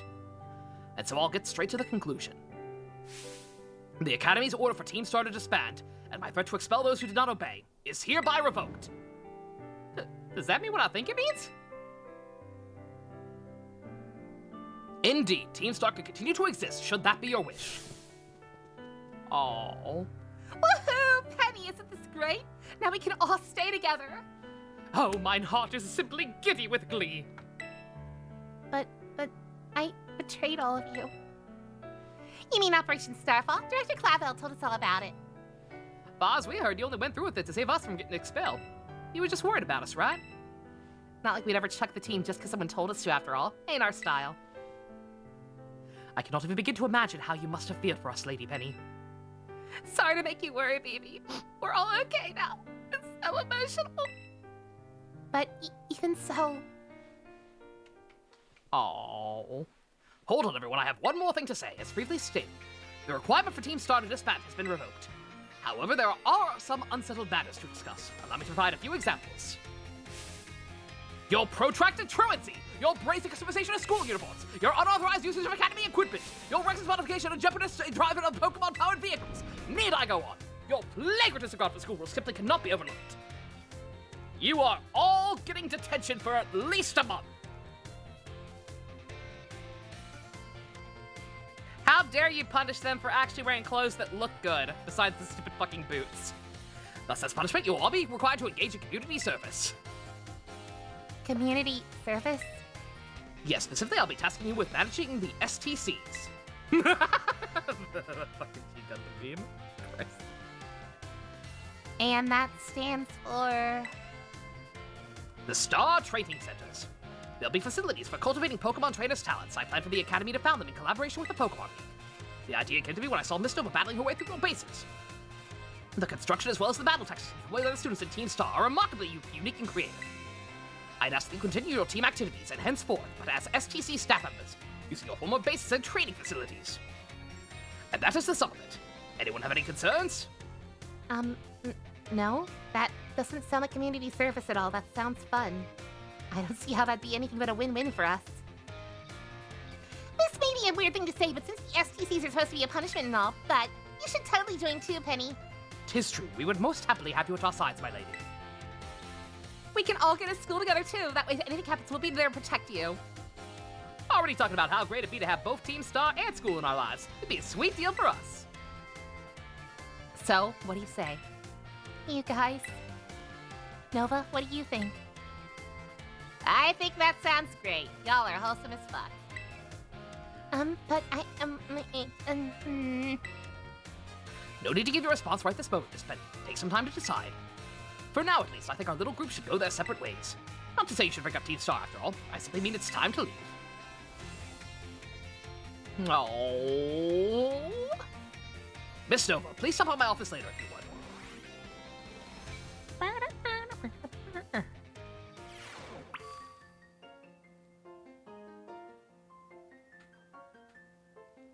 Alright, oh, we're not quite done. he made me go to my room again.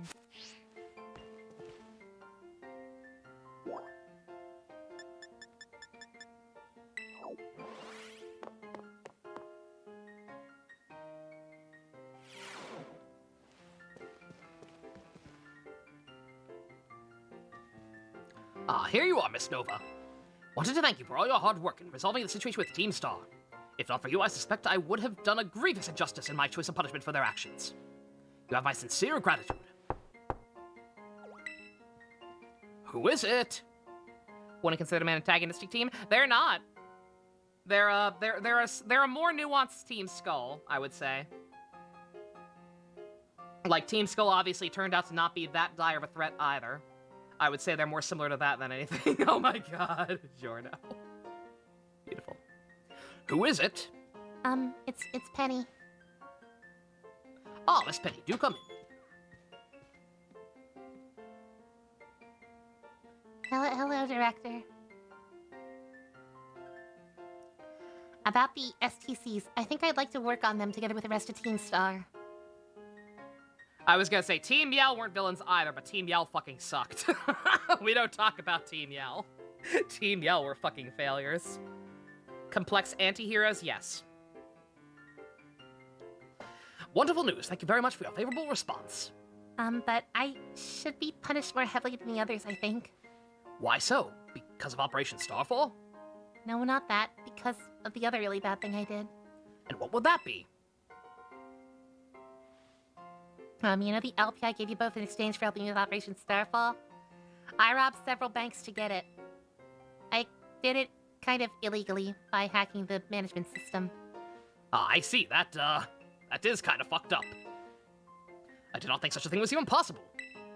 It was all that hard. I won't do it again, no matter how easy it is. This matter is out of my jurisdiction, I'm afraid. I'll have to consult Miss Skeeta, the Pokemon League chairwoman, on how best to proceed with that. I figured as much. Penny's a crypto thief, my god. Miss Nova, I'd like to see you in my office later. Why am I in my room? Why does this keep happening? I have no idea. Am I allowed out yet? No! I do apologize, Nova, but I'll have to ask you to give us some privacy.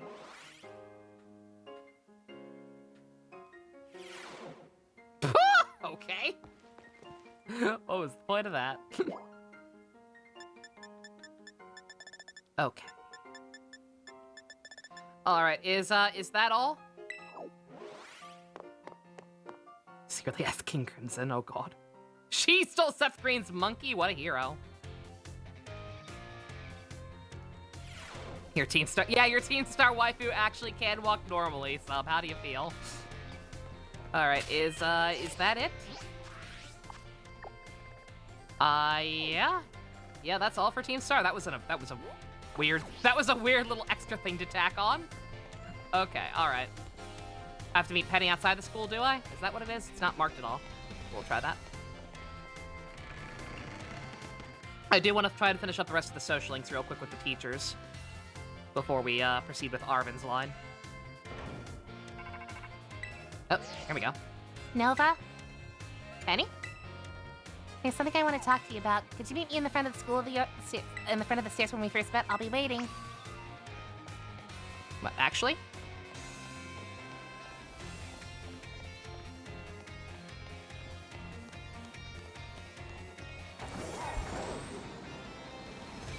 Whee!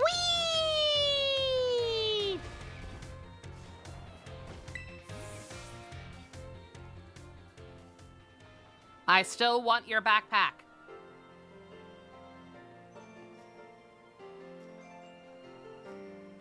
Hasta la vista.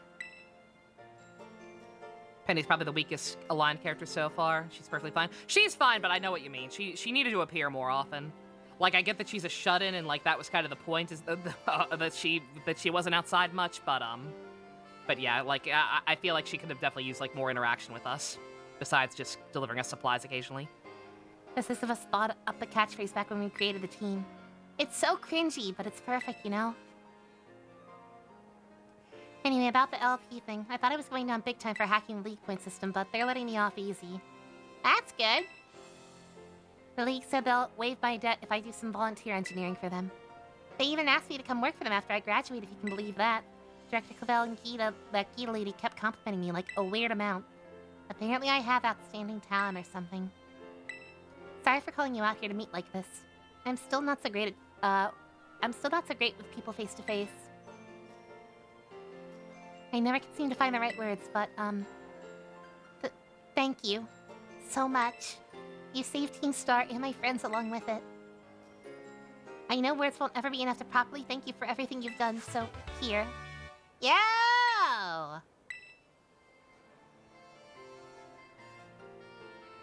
Awkward.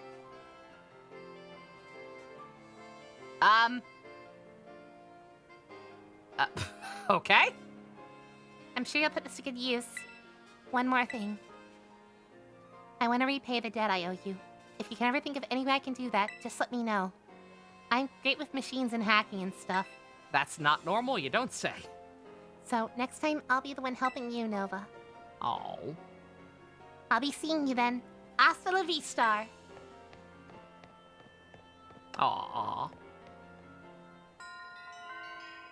Eh. Hear Navova breathing in dead silence. Oh god. A new evolution should have been introduced with Penny. Seems like a missed opportunity, right? Yeah. Now go back to Arvin's trauma corner. I'm getting kind of worried about time. What do y'all think? I want to do all the teacher's social links, but since I actually have to read those, I kind of want to make sure we get Arvin done first. If I have to do an extra episode with like some post-game stuff and the social links, then so be it.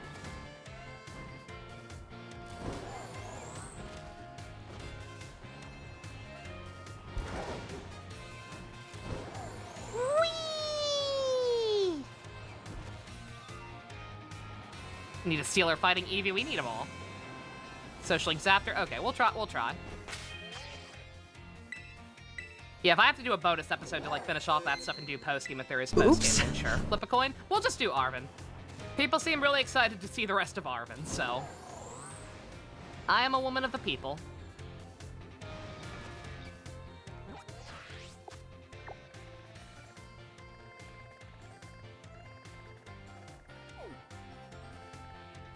Yeah, no, flipping a coin will be what I have to do if we end up tying for the next Kamen Rider After Dark.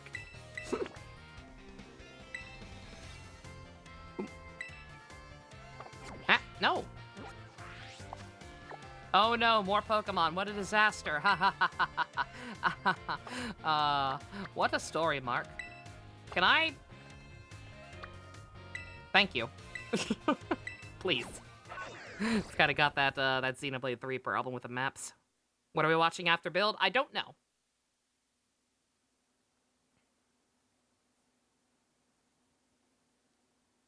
We could finally do Blood Blockade. We talked about that a little bit back when the third season got announced.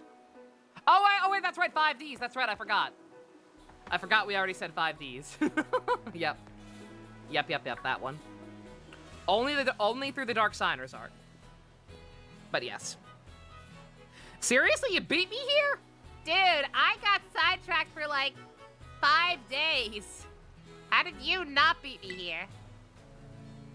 The manga just finished. Nice. Well, this is the lab. I used to come here to play all the time when I was a kid. Better be a good reason for calling us here like this. Let's find out.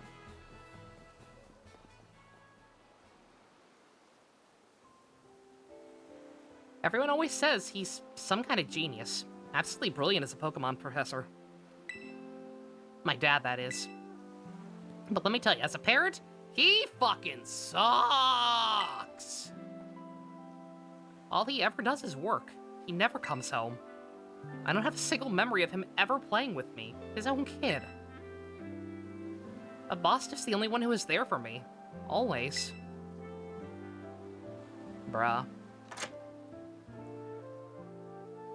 Anyway, it's open now. Let's go in. I just want to get this over with.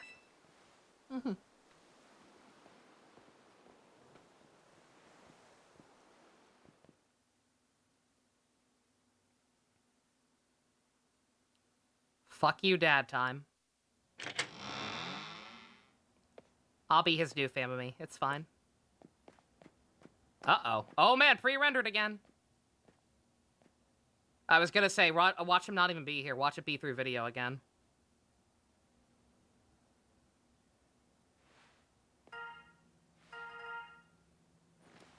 Yep, motherfucker.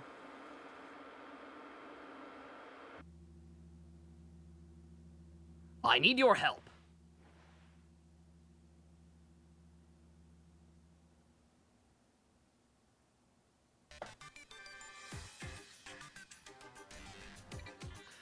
I'm currently at the deepest point of Area Zero, in the Great Crater of Paldea.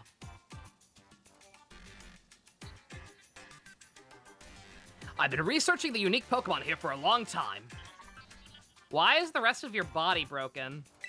Oh, there we go. Okay. Like, why are you moving so unnaturally? Good God. Help me, Obi-Wan Kenobi. You're my only hope. I'm asking the two of you to lend a hand to help carry out the final step of the great Professor Turo's glorious research. Bruh. The final step? But there's something we need first. Something that can be found within that lab. What we need is the Violet Book. Wait, you mean this book? Ah, so you took it from the lab, did you, Arvin? I am shocked this isn't pre-recorded. Or maybe it is, and he's just SMRT. Well, this expedites things. Bring the Violet Book to the deepest depths of Area Zero. I promise it'll be an experience worth treasuring if you come. I don't trust you. I must note, however, that Area Zero is both home to vicious Pokemon and outfitted with powerful cybernetic security systems. Seems to me you might struggle if the two of you were to enter alone. You may take the time to gather some reliable allies before you come if you feel the need. I'll be awaiting you in the deepest part of Area Zero whenever you arrive. Okay. Area Zero. That place is bad news. It was down in Area Zero that Bostif got wounded in the first place. Oh. Down in the Great Crater of Paldea. Can we even fucking go there? Unless he gave us authorization. I believe we were told in one of our classes that we're not fucking allowed there. In all honesty, I'd be perfectly happy to never see that place again. Are you gonna go? Fucking, where's the option to say I'm just as apprehensive as you are? Because your dad seems like a fucking... Your dad seems skeevy as fuck. We might find treasure.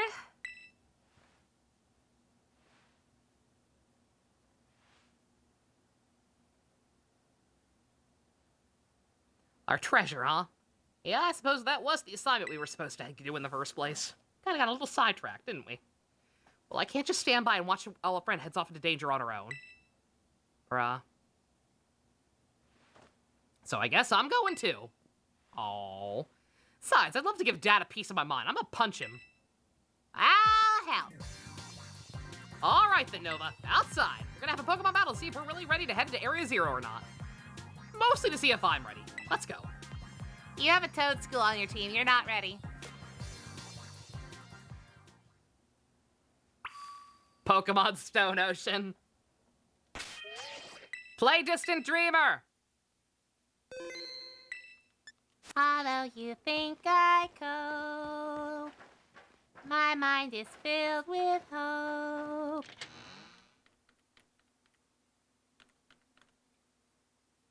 Arven's like a less edgy Gladian. That's a good comparison. I like Gladian.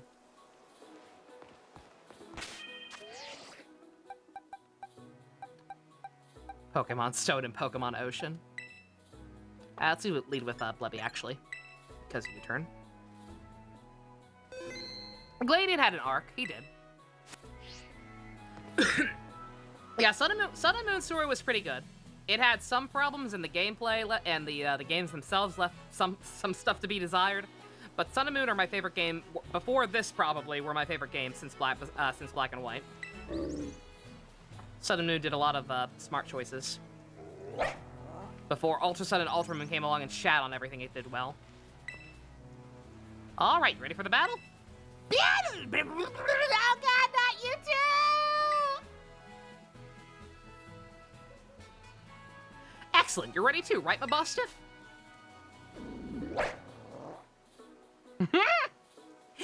You look so much more evil when you're doing that. Sword and Shield. Sword and Shield had a lot of problems besides having some good new designs. Diamond and Pearl remasters, I still haven't even fucking tried because they looked so bad. But Bostiff says he's ready. You're battling with him, are you sure? You sure he's healthy already? Oh yeah, I can see why you're worried. I just spent the entire game getting him better. But my buddy here is bursting with energy now. You'd never know he was so weak just a little while ago. Won't leave me alone, always whining at me. Wanted to battle you and your Pokemon. It's been so ready I nearly forgot, but he always did love to battle. Even when he lost to that student council girl, the battle crazy one.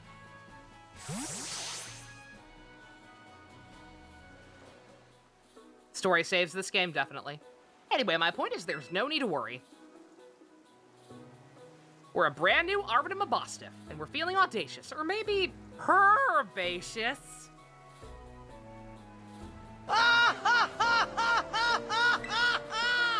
Let me give you a taste of what I can do. We can do. I'm fighting you with my doggo.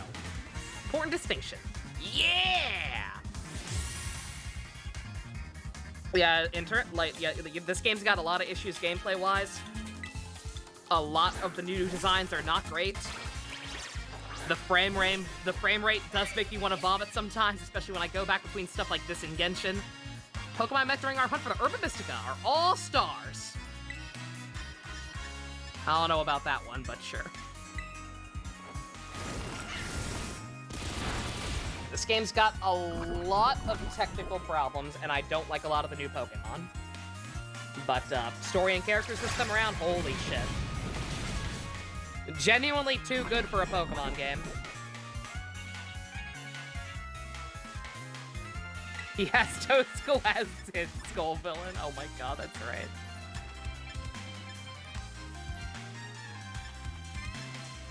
Not as for 60, you're okay with 30. Like I said, I'm not a huge frame rate queen or whatever the term would be. It never bothers me until I go back and forth between stuff with it. Like I said, I did not realize how slow Genshin felt until I got the PS5 and saw 60 FPS on that.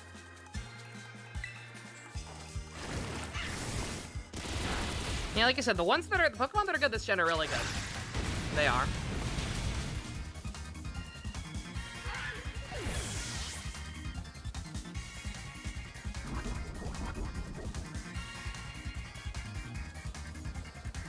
Arma makes a super fun secret, gets down on one knee.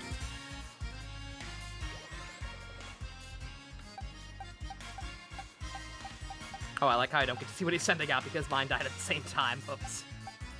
Alright. Yeah, Yagruma!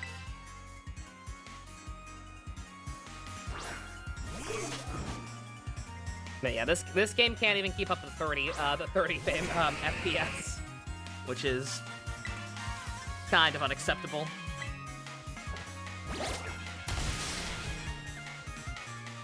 Could have been black and white tier. It could have. It still could if they just patch it. I don't know what that first patch did, besides apparently get rid of a duplication glitch. But I can tell you, definitely tell you that the getting rid of that should not have been a priority. I feel like there are much, much bigger concerns right now.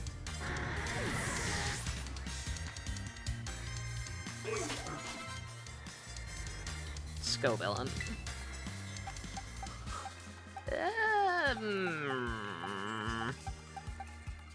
Goddamn unique ass typing. Slightly hard to deal with, ain't it?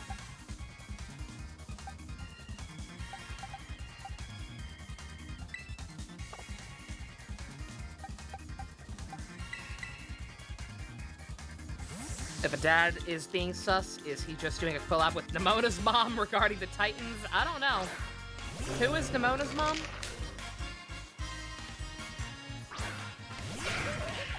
I remember us joking about that, but I forget who you're talking about now.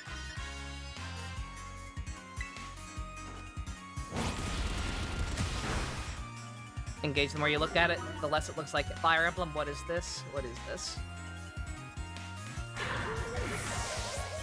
Oh, Jackal. Oh, maybe. Oh, God, what the fuck? The fuck is that? Random ass. I call it a Precure mascot, but Precure mascots look better than that. Including the fan-made Precure mascot that I designed for Dusk. Toadschool is... Is Toadschool grass ground or grass electric? I can't remember.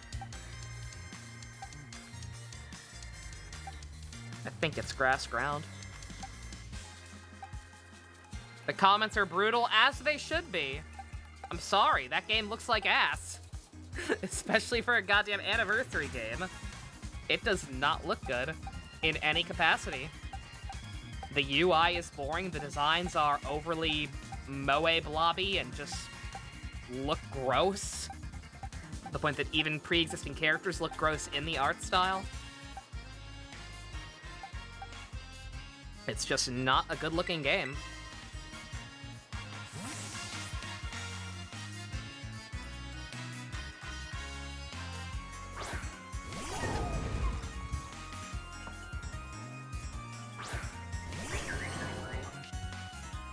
Hugton?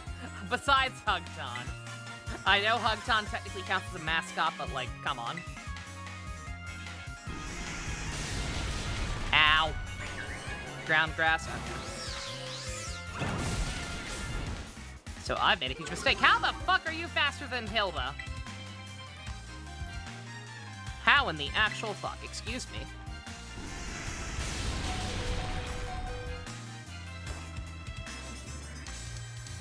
Ice. Bruh. Bruh.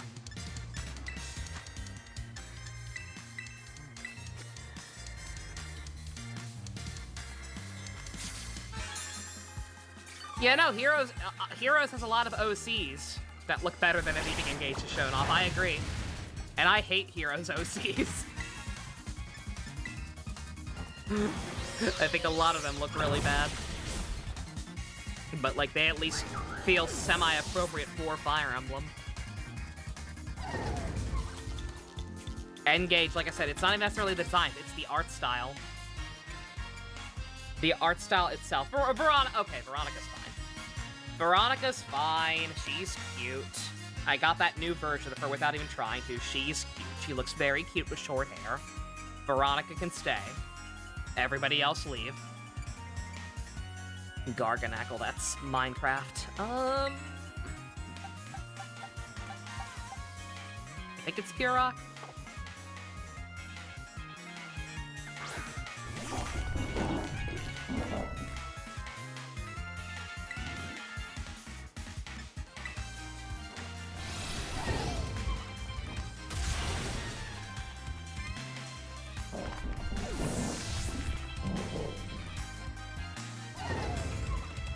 Yeah, no, once again, I agree.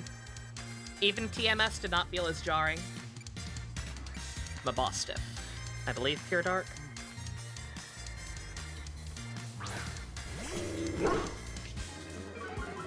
Fork, fork. I don't want to beat up his dog. Let's celebrate your full recovery with a glow-up. Time to terrestrialize, Mabostiff.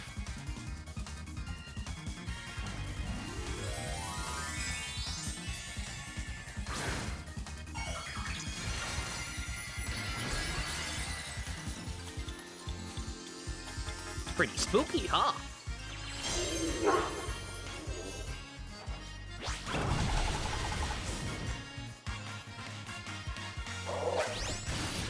Oh dear.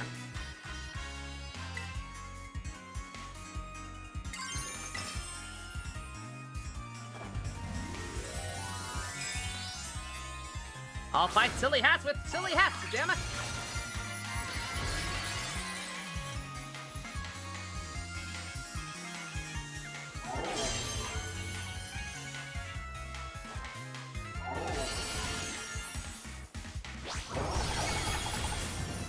Mabostiffs are tanky, not tanky enough. Yeah, I miss Mega Evolutions too. I still think Mega Evolutions were the neatest. Out of all the gimmicks we've had the last few gens. Wave Crash.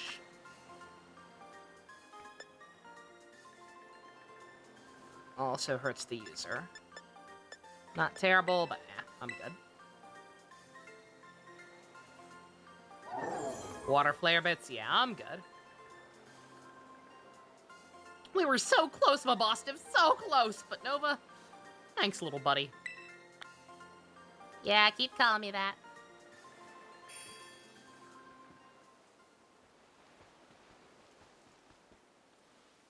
Dang, this is the strength of someone who could take down those Titan Pokemon, huh? Yeah, as much as I hate to admit it, I do think we're gonna need some more support. Pokemon in Area Zero are super strong. There's all sorts of weird machines there, too. I'd say we need people with at least 2 more people. Somebody with some champion rank skills. And somebody who can deal with crazy tech. I see why people wanted me to do this one last. I'm guessing we literally couldn't like actually finish this until we beat their storylines either. That's cool. That sounds like I'm not gonna invoke her name, otherwise she'll break out of my wall like the Kool-Aid Man. Sounds like Penny. Penny, that crazy smart hacker girl who was the big boss behind Team Star? I mean, yeah, she'd be perfect for the job, but what did you go making friends with someone like that? Huh. Well, seems like you've been busy making some pretty useful friends. I'll reach out to them and organize things. You just make sure you're there. Meeting place will be the Zero Gate. It's the facility out on the edge of the Great Crater. I'll send you the info on how to find it, so don't keep us waiting forever. I was gonna say, yeah, how did he know that, I wonder? I wonder what he says if... I wonder what happens if you do him before the other two. Interesting. Different dialogue, yeah. Wow, that's... weird. That counts as the end of his thing. That's interesting. Huh. I never fought this. I never fought this first area like level 1 trainer, holy shit. Shorter than I thought, but that just means that I guess the post game is his is the real conclusion. Do you consider it's something you have to do after the, it's something you have to do after the 3 main campaigns, so I guess it counts as post-game? What do you mean I didn't get any experience for that? Do I think this will get DLC? Probably. I can finish it. I was gonna say, what do we think? It's almost 11 o'clock already. I think we're taking a slight break from After Dark, so I'm not particularly in a hurry. This isn't even post-game yet? Really? Interesting. Let's do it. I guess if people are saying let's do it. I am the walrus, cuckoo cachoo. Oh shit, there is an entrance. Okay. Alright, sure. Fuck it. YOLO swag.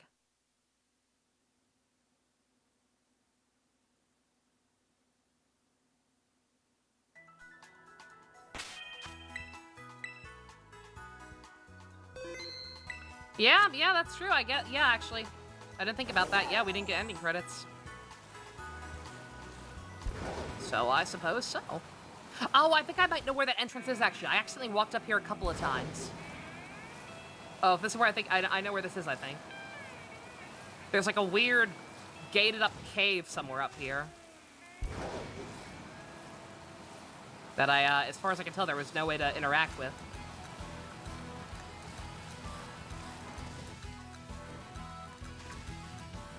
Just go up there and be like, yo!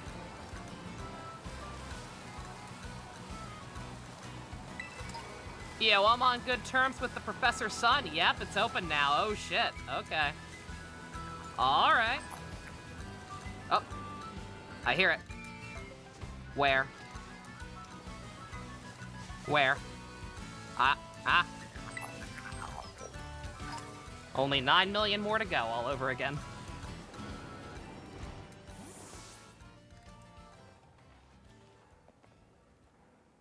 Hey! Over here! Are we allowed in here without a passport? What's a passport? Oops.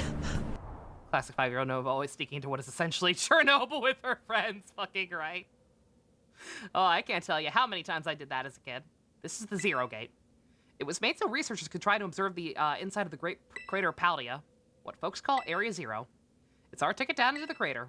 Speaking of the crater, you know that Pokemon of yours, the one I gave you? Area Zero is apparently where Miraidon was born, or something like that. Think it'll be happy you can finally go back home? Not that I really care or anything, baka. Anyway, our 2 new teammates should be waiting for us inside the Zero Gate. Guess we should head on in.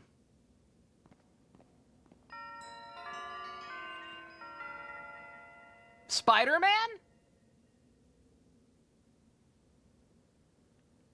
It is effective. Based on what we've heard, it is effectively the Pokemon equivalent of Chernobyl. You're not wrong.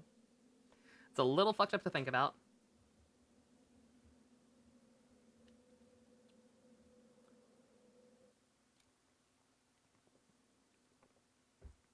I keep looking at... I know we're not starting it tonight, but I keep looking at the After Dark Kamen Rider poll. Den-O is currently still winning. Agito and Kabuto are now tied for 2nd place. Ooh, kind of dark in here.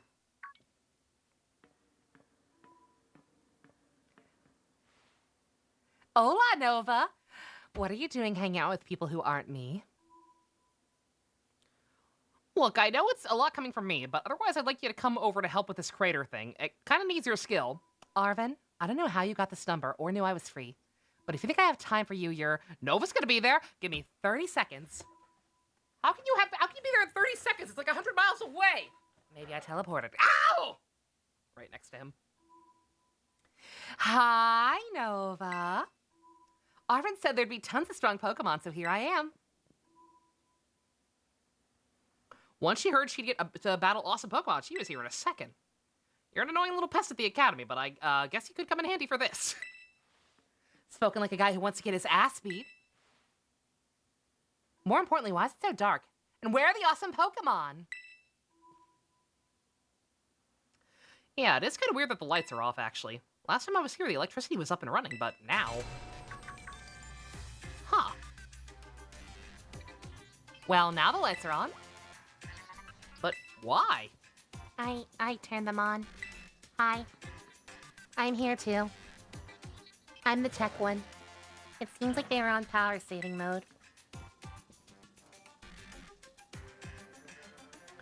I hacked into the system consoles and overrode the settings.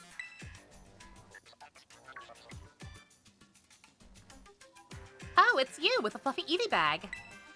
That's not my voice. What am I doing?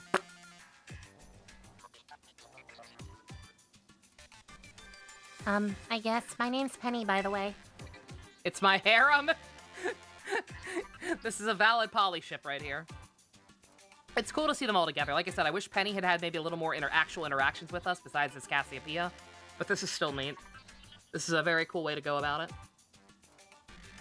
Well, hey, we never actually got to talk, did we? I'm Nimona. I'm in class 1A. You must be some kind of tech whiz. Do you like battling too? No battling Nova, though. She's mine. You talk like way too much about really strange things. The director introduced us. When you need someone with tech, she's a no-brainer. Anyway, Penny also agreed in a second when she heard it was to help Nova. I'm not really the adventuring type, but I owe you, Nova, and I paid my debts. That's surprisingly old-fashioned. I was gonna say, yeah, this was a way, way, way better take on having a group of rivals rather than just one than X and Y. X and Y was really, really sad, the way they attempted to handle things. Of course everyone knows me, Arvin. My loves include my Mabostiff, cooking, and I guess that's about it. Biometric identification in process. Hello, Nova. I've been expecting you. And it seems you've got a group of formidable allies as well. I'm sorry, who are you? Sword and Shield 2? Did Sword and Shield have a group of people? Real talk. Did Sword and Shield have a group of friends? I only remember Hop. Were there rivals besides Hop and Sword and Shield?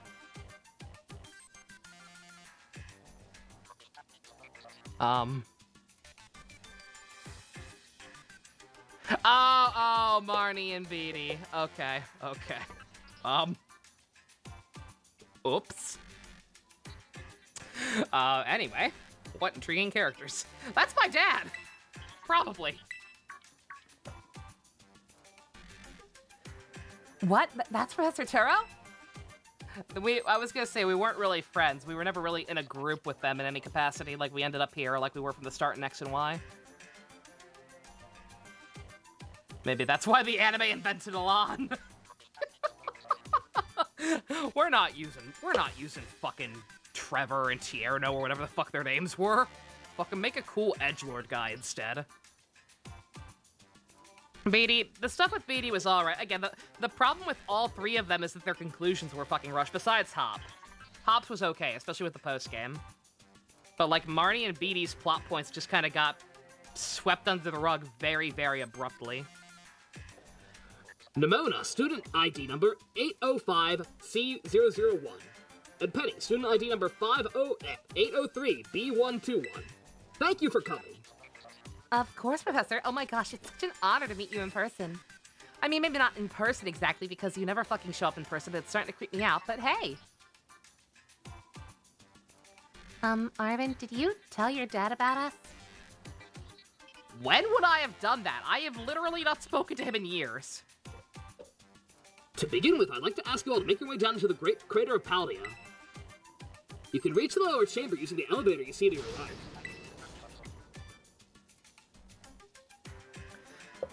I'm thinking this professor is either an even bigger asshole than I'm thinking, or just very, very fucking detached with the way he ignores all our questions. He's either even more of a dick than I thought, or these are fucking pre-recorded. Like, he is not, like, appropriately responding to almost anything we're saying, besides just giving instructions and assuming that we're gonna do what he says. Genshin event is coming out the 15th this month. Oh, is that gonna be the Ito event? The Courage Test or whatever? Yeah! Yeah, I'm excited for that one. I'll probably try and wait till it's done and just do it all in one stream. Dad? Please proceed below. Are they not on good terms? Must not be.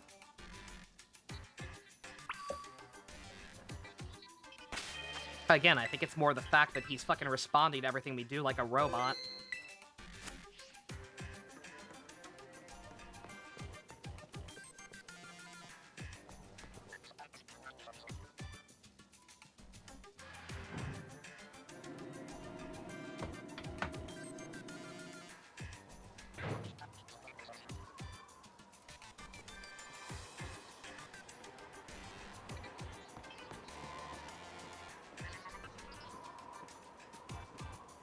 Biometric identification in process. Identities confirmed. Access granted to lower level. Oh, it opened for us automatically. Not quite. It looks like someone's controlling this thing remotely. Once you step through, you'll be above Area 0. Nova, you have brought Miraidon with you, right? I need it for my totally not nefarious scheme. I'm 5. I don't know what nefarious means. I have my dick. I thank you for bringing it with you on your many adventures. If you utilize Miraidon's gliding capabilities, you should be able to descend into the depths to reach Area 0. Wait, isn't there like an elevator or something? And wait, did you say that thing can fly? When you reach the bottom, I will get in touch once again. I hope your trip was uneventful. I need my dick to become an alpha male. Railroading people into stuff as always. Okay, is this just his personality? It's possible this is just his personality. I mean, I'd still call that being an asshole, but, like, it's possible this is just always how he is, just expecting people to do what he says. I can't wait to see what Pokemon live down in Area 0. Let's go. Yeah, I only need 20 more to complete my Pokédex. That girl, is she, like, incapable of fear or what? Yeah, she's Goku. The fuck's a Goku? I guess we better go, too.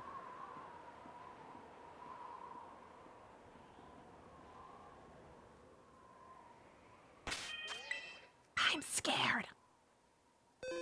This is spooky.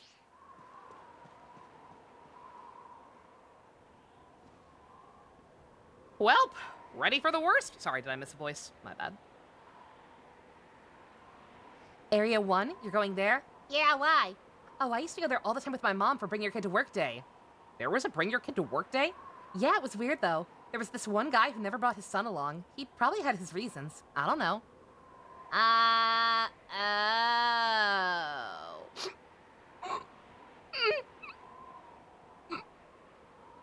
Sad Arvin noises.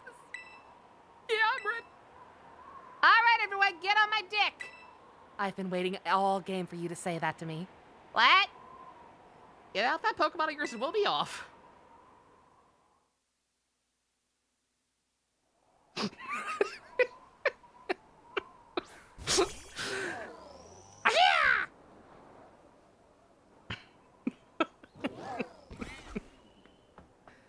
What's the matter with it? Huh. Scared of heights? That's what I'd say. Well, no wonder. Oh, is that all? Okay. But no need to be scared if we go together. Oh. How does that logic work? Oh. There's no room left for me! Why are you all taking off without me, you dicks? Oh. Hand holding! Yeah!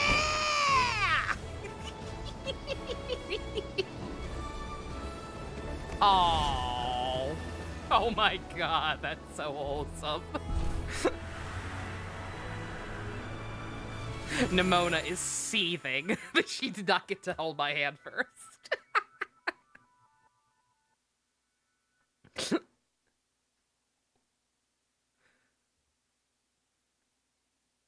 Possible thumbnail? Oh, absolutely. Wow, it's so majestic. Look at these wide, untextured grassy fields.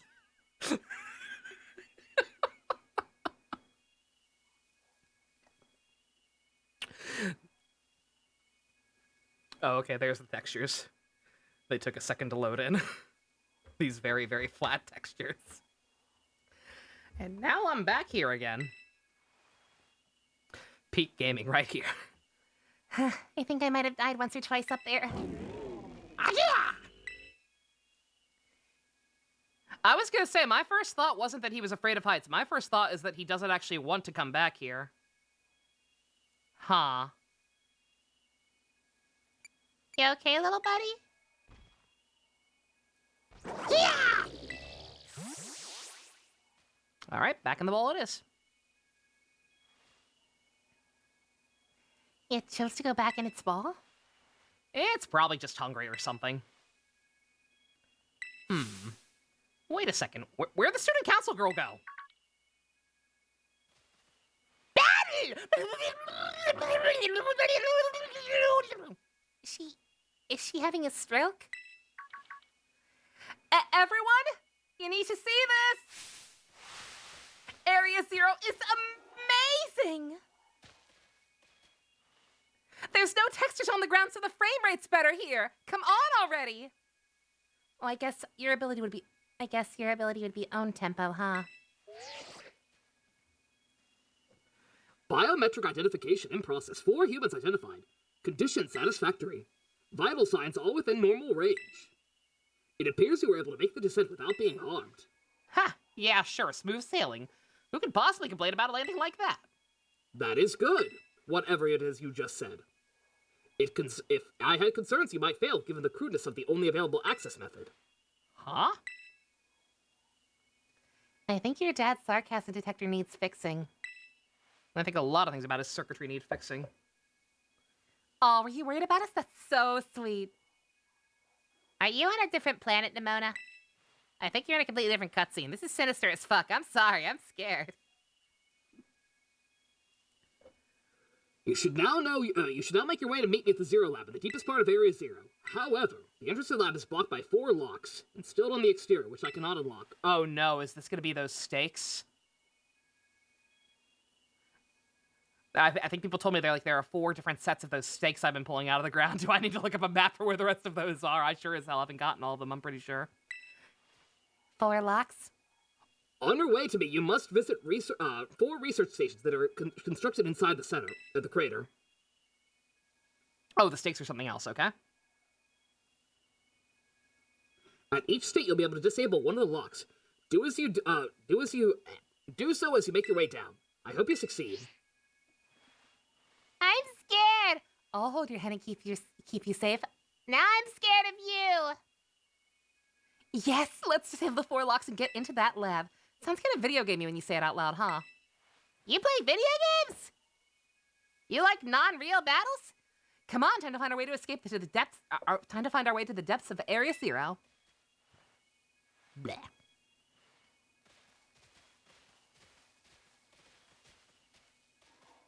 Reminds you of Mother 3. Oh, come on, really? I can't. Oh, he won't come out. Oh, he is scared. Oh, shit. Also, what the fuck? I was so excited. I was like, oh, I bet this is where I'm finally gonna find the last of the missing mons on my Pokedex. Ooh. I was like, there is no music. There it is. It's just the same shit mons we've been fighting all game. God damn it. Also, am I supposed to not have a map here? I'm guessing I'm supposed to not have a map here. This is scary.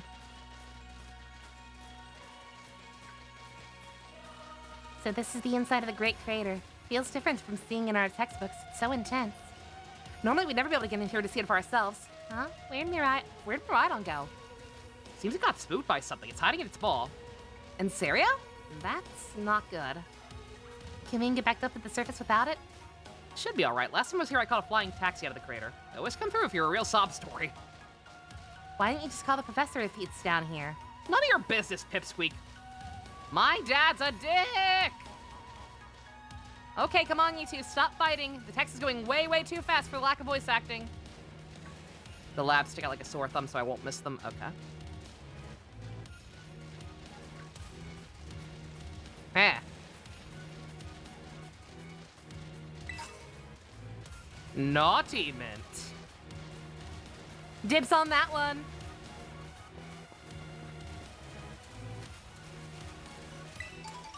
Can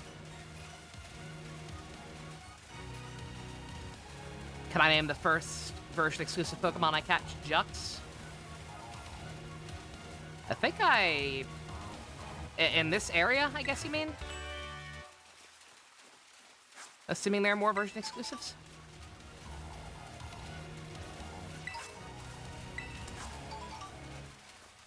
I should probably not be exploring every nook and cranny of this area.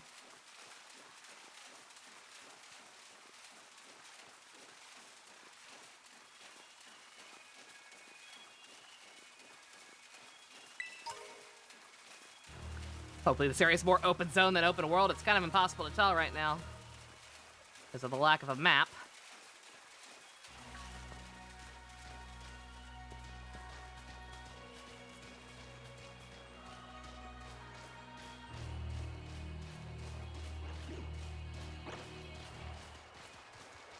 This does not feel like music from a Pokemon game. This feels like it'd be this feels like it'd be the theme in a final dungeon in an SMT game. The frame rate also does not like this area.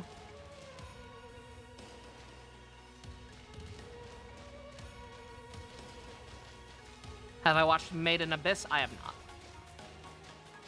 Never heard of it. Oh god.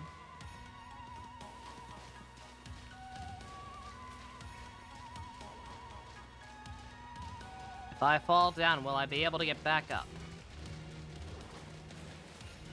Not that there's anything up here. Whee! Ow, my kneecaps! Thank you, Rotom.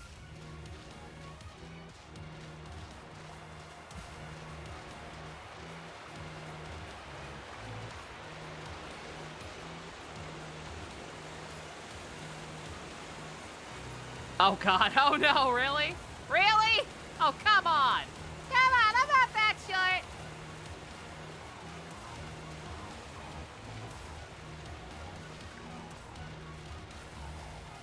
Don't fate Nemodal take the chance to give me mouth to mouth. Yeah, no, she's got it. She is seething right now. I should be heading down. Do I want to go down? Not back up? Okay. Fair enough. Yeah, I think I see a base right there, actually, yeah. Yep. Okay. Fair enough. I know what I'm doing! Or do I? Oh, shit! Wait, what? Oh, no! Alright, back to the other side. Would it get separated? Oh, no. Oh, boy. Oh, where the fuck am I now? Alright, fine. The long way it is.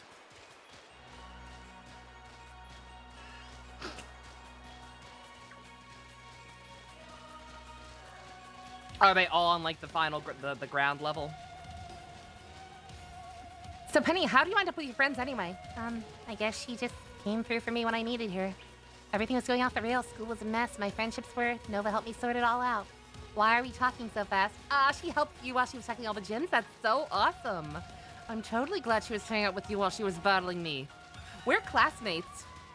I was her first battle. She's mine. Wait, what? I don't, it's go... Hold it right there, you two. You think you've got a cool friendship origin with Nova? That's nothing compared to what me and her have been through. It's on a whole other level. My story made her cry first. Nobody asked you. Stop trying to flex. I guess we're all in the Buzz with Nova Club. That's so great. I love sharing. I am all about sharing her with you all. It's great.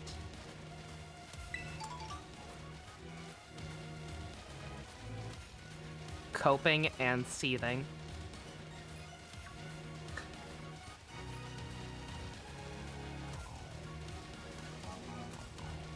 I love how I completely lost track of where I was before, and now I'm no longer heading towards a lab, apparently.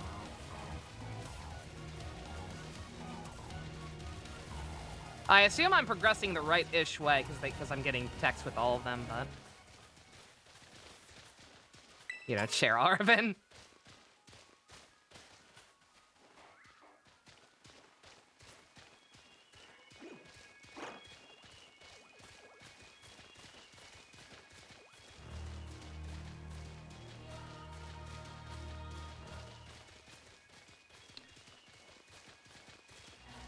Oh, what the fuck? How did I walk right past it? Oh, it was on the other... I came from up there. That's how.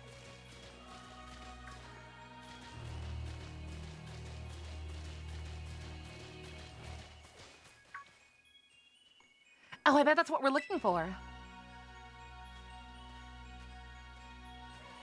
Giraffe for X nose made me think I missed a shiny, but I checked back and I'm in the clear. Okay. That must be what the professor was talking about. Yeah, what are they called? Radish rations? Research Station's 5-head. Oh, well, whatever. I don't give a shit. Fuck my dad. Wow, you have such a great memory, Penny. I hope you remember my threats to you. Well, it is common sense compared to you lot, apparently. Shreem! The fuck is that? Is that a giant butt plug? Don't worry, I've seen this before. What? That's the Pokemon the Primera uses. I didn't know that species could be found in the Great Crater. Come on, let's take it on together.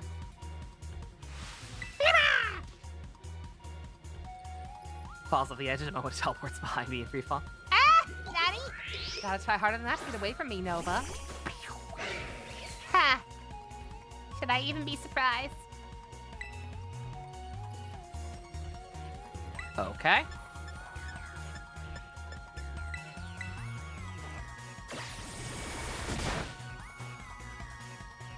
Funky battle music, holy shit.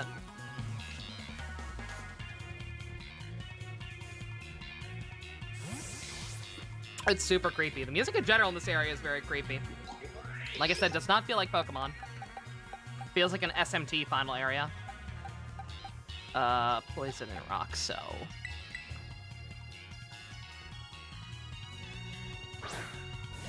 You've seen this before? 11 times to be exact. Or Kirby. I was just, I could also hear this being a Kirby final level, yeah. Good God! Well, thanks, Demona! Thanks for upstaging me, bitch! You thought this mon was Area 0 only until I found it in a cave, really? Or the preview in a cave?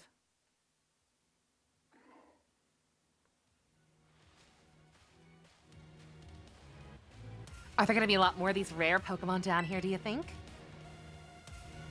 You think that was something? Please, you've got no idea how terrifying this place really is. Wow, patronizing much? Easy, you two. Let's just head inside the research station for now.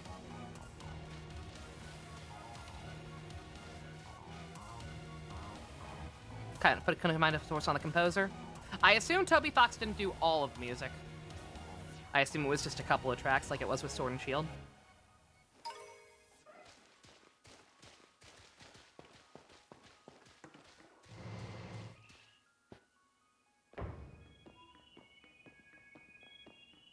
Again, it makes sense for Chernobyl. Absolutely makes sense for Pokemon Chernobyl to be creepy. Wow, are those ancient ruins?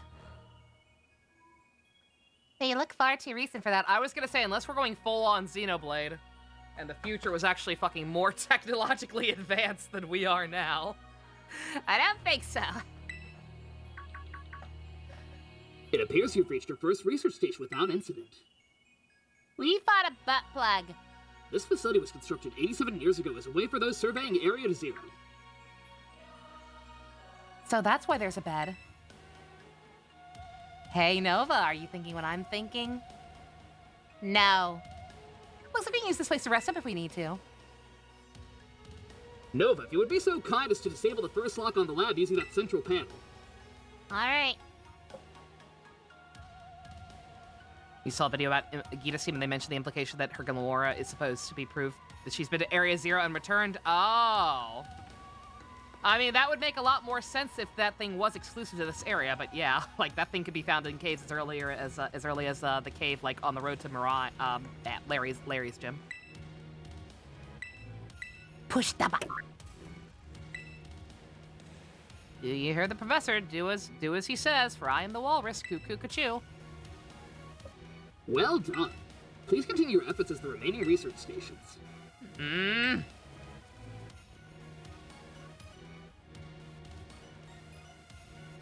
A full party that all has a bond with you in an area that is easy-ish enough to navigate. In the area that's easy-ish enough to navigate. Objectives you can tackle in a specific order. Is this an actual JRPG? Nobody show this game to people who say Pokemon isn't a JRPG. Their heads will explode in abject horror. Get decent rest on that bed if you get tired. Rest. And nothing else. I want to check out the other rooms, but the doors are busted, so yeah, this is going great. Wonder if my dad ever even worked here.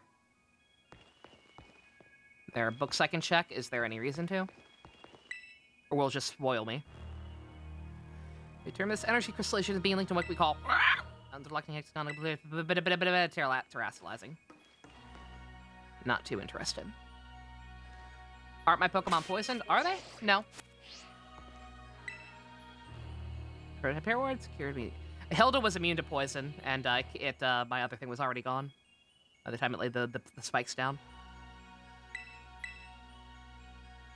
Not too interested in terrestrializing. If any of those are interesting, let me know. I will keep reading them, but Pillow fight!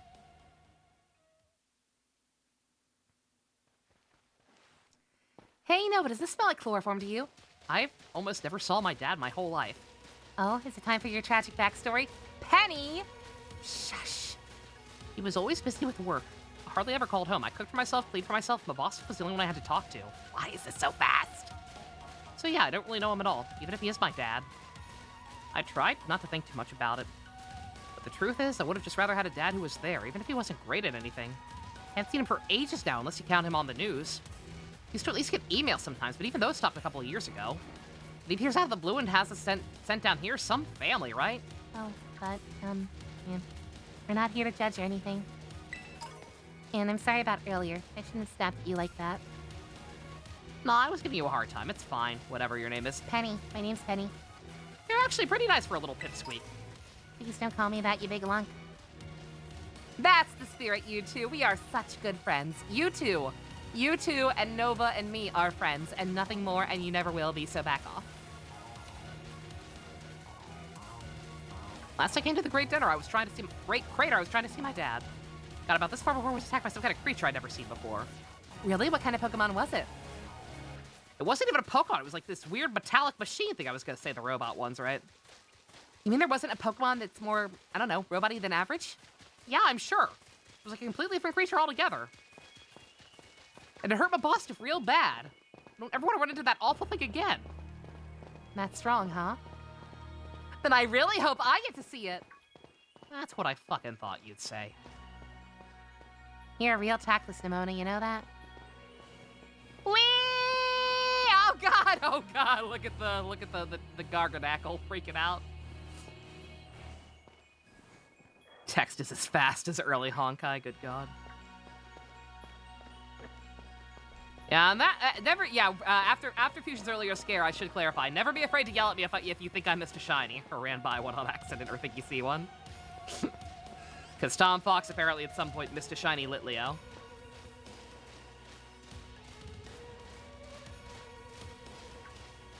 Oh yeah, I can probably actually start watching his playthrough again now. I had to stop because he was getting ahead of me. Second research station, about time.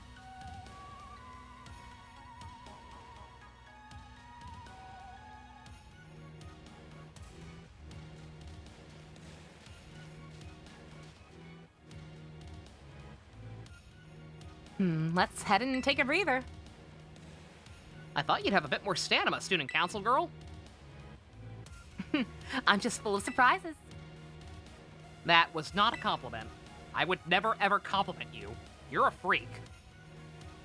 What the fuck? Oh my fucking god! Oh, I wish they would raise the character limit! Thousands! I am the cybernetic ghost of Christmas past from the future, thousands of years ago, before the dawn of man. Oh my god!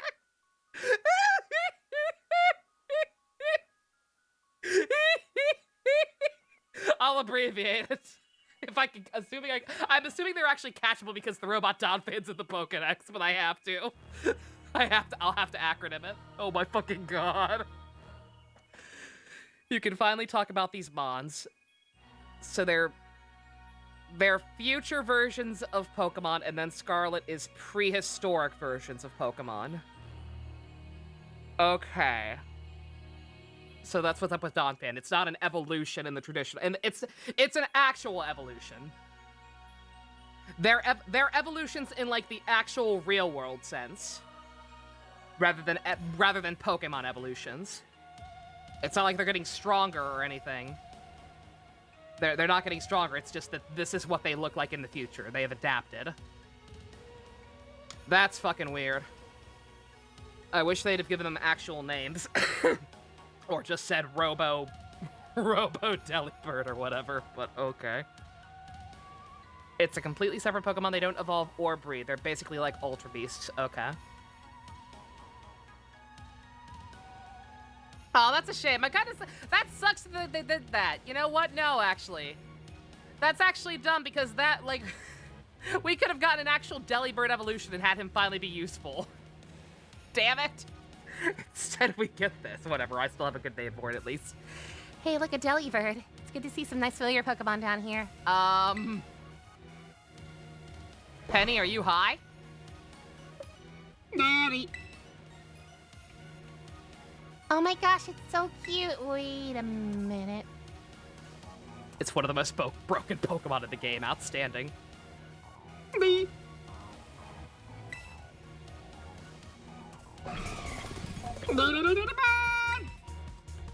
What the? Ah! Nova, battle time. I want to catch it. Kind of scared with the implication of them being robots. It's a little, like, them being robots just because they're from the future is a little silly. But again, like, the way evolution actually works in nature, it doesn't quite Iron Bundle. Oh my fucking god. I'm not gonna, I have no option for Pokeballs. It's not gonna let me catch it, motherfucker. Alright, Ice Steel instead of Ice Flying? In which case, this ain't gonna do shit, but I gotta be able to hit it with something. What happens after face back? They flick one off the Pokemon Company? Yeah, sure.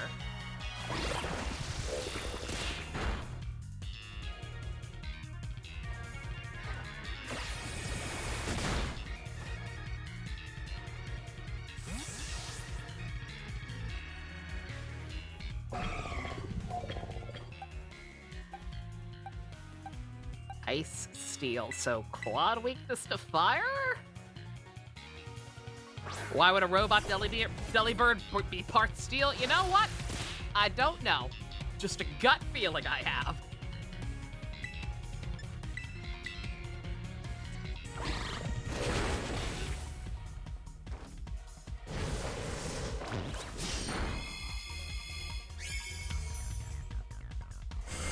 Was that neutral? Was that super effective or neutral damage? I think that was only neutral damage. So I don't know what the fuck that thing is, actually. So it has to still be ice and then something that actually resists fire? Or steel and something that resists fire? That's fucking weird. I'll worry about that later. See the Scarlet ones, but you think we can trade them? I was gonna say, so I'm assuming this is what makes up the rest of the Pokedex, like the missing gaps at the very end. Seriously, what was that? Darn thing scared me half to death. It was definitely some kind of... It was kind of mechanical looking for a Delibird, wasn't it? No kidding. I don't know how we didn't notice that immediately. Come on, let's get inside already. One more jump scare like that and I'm done for. Tell me the typing? You can hold off. I'll try and figure it out if we find another one. I assume it's at least still ice. And yeah, you know what? I get... Because if the gimmick with the violet ones is that they're... If the gimmick with the violet ones is that they're all literally just robots... it'd get, yeah, it'd get pretty boring fast. I'm not sure how many of these goddamn things there are gonna be, but, like... I imagine it'd get pretty boring. If, it actually does not tell me yet. Oh, it does. Ice, water? Okay. Interesting. What the fuck was the Dawn fan, then? I never looked. Oh, it was ground steel. Okay, that one's straightforward. Yeah, if the gimmick with the violet ones is all just that they're literally robots, then I imagine just making them all part steel would get kind of boring really fast.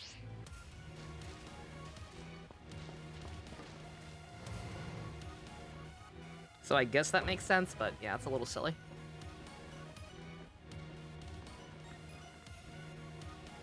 Yeah, actual evolution doesn't work quite that way. I don't think you can just completely change the chemical makeup of your body to, like, become hard matter rather than flesh or whatever, but, like, kind of makes sense, I guess? Well, this looks pretty much the same as the first one. Seems like the Pokemon don't come in here. We should be able to. We should be safe to catch our breath. Yeah. For the record, everybody calm down a little bit. I'm pretty sure people probably should have held off on telling me as much about these things as they have. But because like the fact that people are saying, "Oh yeah, they're Pokemon from the future," that obviously immediately gives away that like obviously some kind of time travel hijinks is going on. Which I already kind of knew based on the legendaries. One looking prehistoric and one looking futuristic, but still, yeah, calm down just a smidge, everyone. Probably should have held off on telling me that.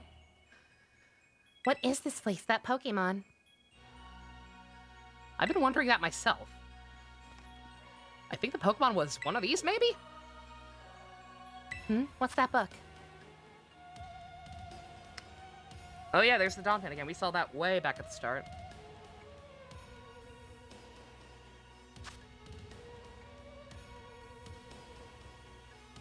Monsters of Area 0. So they aren't actually Pokemon? I have no fucking idea. What do you think, Nova? I don't think they're normal. They do look different, at least. I've never seen any of them in a Pokédex either.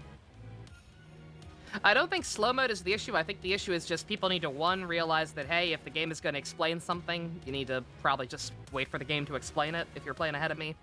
And two, maybe refrain from huge text dumps, like that paragraph Ninja just left that I couldn't read because it got immediately buried in other stuff. Not really the time for that, I don't think. Same for long do the voice skits. I suppose now's the time for an explanation. Professor? Some of the life forms you see residing now within Area 0 are Pokemon that lived in a distant day that we have yet to see.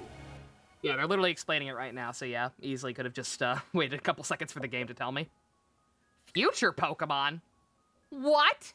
That's awesome! What a totally cool and awesome and unique gimmick that is way, way better than the stupid gimmick from whatever the last game was. Oh, come on, there's no way that's possible. The Zero Lab where I'm located contains a time machine. It summons the future Pokemon to this place. So that thing my dad spent forever researching down here instead of actually, hanging out with me, his kid? You actually got it working? Indeed, though the cost was catastrophic. The cost? That almost sounded like an appropriate response. But a time machine? You mean you can actually travel to and from the future? It is theoretically possible to travel to the future, yes. However, for a being such as a human, it would not be possible to return to the present. Is that why you're always on a video call? Are you talking to us from the future? That's fucking horrifying. Dad, you... Why did you call us here to Area 0? Arvin, I have no pre-programmed response for that question. Moving on. If possible, I would like us to speak when we can meet face to face. It'll be easier for you to understand once you see the situation for yourself. Okay. Now then, Nova, please use the central panel here and disable another lock on my lab.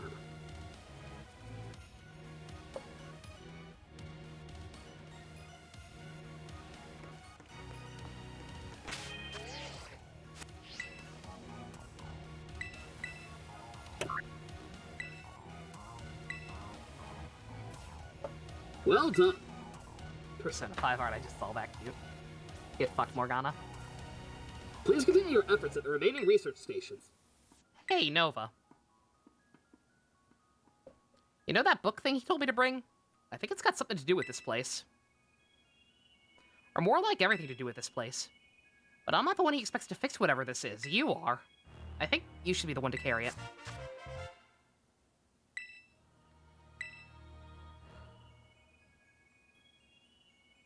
Take care of it for me, okay? Anything for you, Arvin. Crystal's power is tremendous. Unstable output. Are you still talking about terrestrializing? Are you still talking about terrestrializing, or was Poochie on the research team?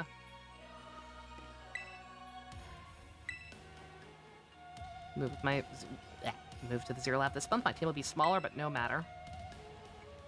Strong influence of crystals makes our experiments much more unstable. It can't be. It just can't. But then, who? Which part? Seriously, a time machine? Feels like we just stumbled into a sci-fi novel or something. I can't believe I get to battle Pokemon from a whole different era. This is incredible. I'm so glad I came here with you. It's the second best thing about being here. The first is just being with you. Too much!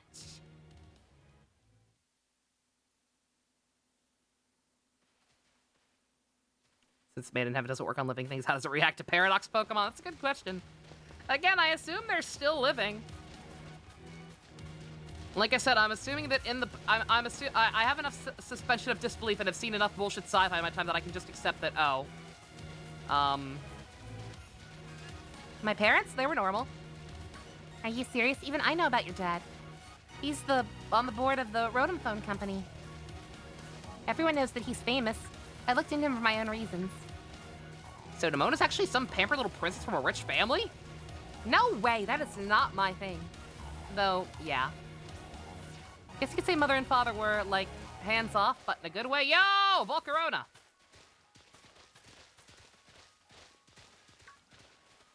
Some pampered little princess stuff. Fuck that. Ah, go away. Go away, I want to catch the Volcarona so that I don't have to evolve mine. Thing takes way too long to evolve. Penny, was your family, like, super normal then? My family is unbelievably annoying. Like, super overprotective, you mean? It's my dad. He's loud and clingy and makes up weird nicknames for me like Pen Pen. That's adorable, though. Most annoying guy in the world, period. That's a real downer for your dad, having his own daughter describe him like that. Don't you dare take his side. Nova, how about you? Your mom seemed nice. You met her? Yeah, that's right. I met her parents before the rest of you. Get fucked. Is Magnemite a robot? Yeah. Like I said, with stuff like Magnemite being a thing, again, that's my takeaway from it, is just, oh, that is cute, the Quaxley Gintinka. Like, I'm just assuming that, evolution just fucking works differently in the Pokemon universe. Even beyond Pokemon evolution, I just mean, like, evolution as an actual concept in reality. Like, I can just kind of brush it off as being like, oh, it just fucking works differently in this world. Humans can just naturally... People can just naturally evolve into robots over time. I don't... I almost want to say something, but it's something we might watch soon, so I'm not gonna say it. I've seen it before. I've seen stuff kind of have that and hand wave it before. Like just turning into a robot is a natural stage of evolution. I let it pass in another show I really like, so I can let it pass here. Not think too hard on it.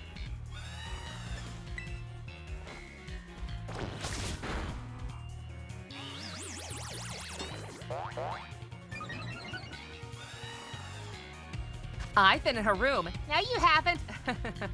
Haven't I?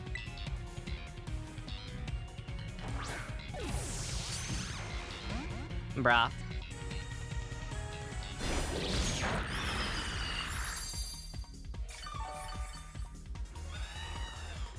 Get in the fucking bag, Nebby.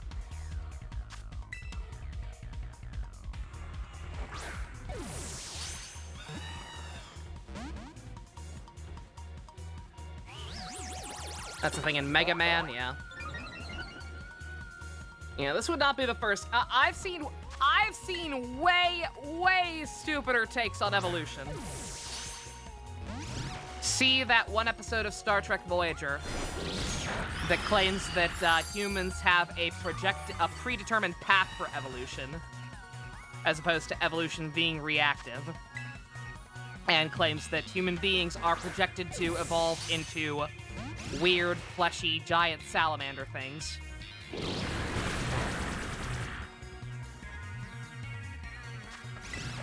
Let me find a picture. Let me find a picture of them. Are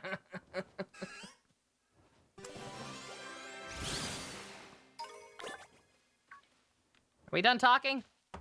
Oh no, Pokedex. According to Star Trek Voyager, this is what human beings are evolving into. According to Star Trek Voyager, evolution has a predetermined path, and for humans, it's these. This is our future, everybody. Get used to it. Makes sense to you, Jux? Hey, there you go. Catfish alligator, sure. Wish I could have seen whatever it was we were talking about before Nova insisted on catching that Volcarona. We can chill on rocks, but yeah, like, when you stop and think about it, you're like, okay, wait a minute, so...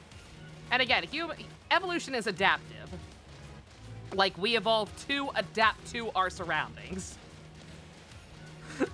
So, like, it's not impossible, but, like, it's still not the way it works. And then you throw in the fact that this is just something that happens because of time travel hijinks.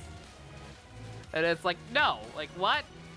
You're saying that human beings became bipedal just to turn back into quadrupeds? Like, what?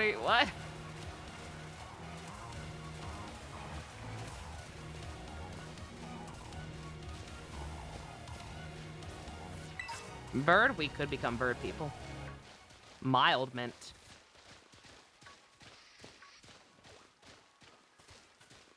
That is the first time I've seen a white Florgus.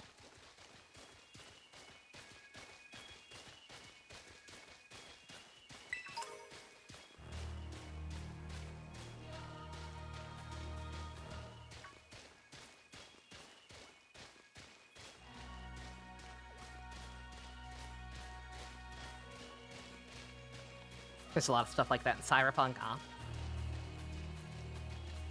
But yeah, no, there's literally a very specific example off the top of my head that, like, kind of, like, has the... Oh yeah, it's totally possible for a human to just become a robot, but... It is something we may or may not be watching relatively soon, so... Hold off on that little nugget of information. Alright, another research station. Fucking poggers. Why do I get the feeling I, like, skipped one early on, and I'm gonna, like, have to go way, way back up to the start of the area? Nice, we get to chill for a minute. Something's gonna jump out at us again. I fucking know it. 100% guaranteed. Oh, Penny, you're such a worrywart. I'm on track? Okay, cool. Dragon! Oh, okay. So you're not... Okay, so it's... So you're... So you're not supposed to also be giant on top of being a robot now. Okay, Don Fan. See? You fucking see? I've played video games. I know how this works. Wait a second. It's like that Titan Pokemon we saw, but smaller, punier. So it was a future Pokemon all along. Wow, you battled one of these before, Arvin? It looks seriously strong. Let me at it, let me at it, let me at it. Yeah, well, Nova and I are old pros when it comes to this thing. Leave this one to us.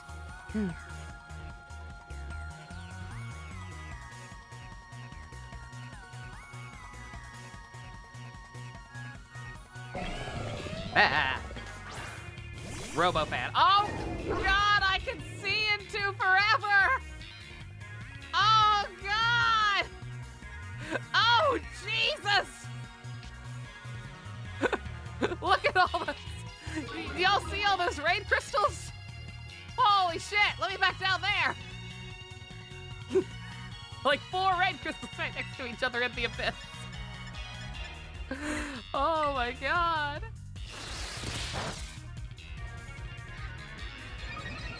Yep, that's what happens when we fight on tilted terrain. Jesus Christ. Also the light keeps popping in and out, right? Yeah. Yeah, not sure what's going on here. You're stuck up Arvin's ass. Ooh, can I do that?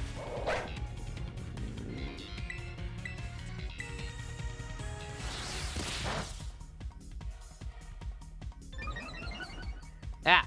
No, Arvin's ass, not his dog's ass.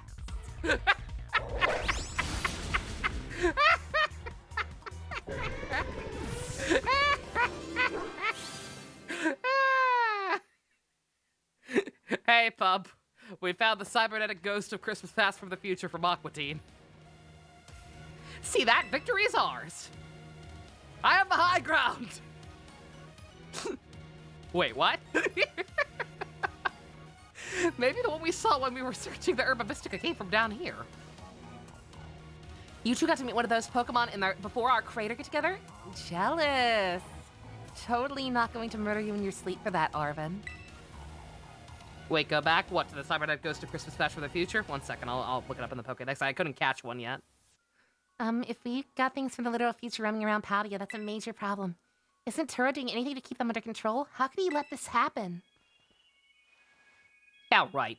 It's not like the oh-so-brave Professor Turo could ever mess up. Oh no, everything he does turns out great, like his kid! Come on, let's search for that. Let's get into that station together. Could that be the title together? What, the Cybernetic Ghost of Christmas Past from the future, maybe? If it'll fit.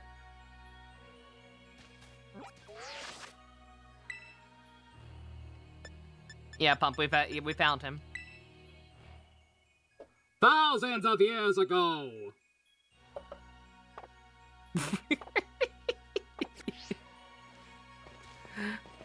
This is a good crew we have.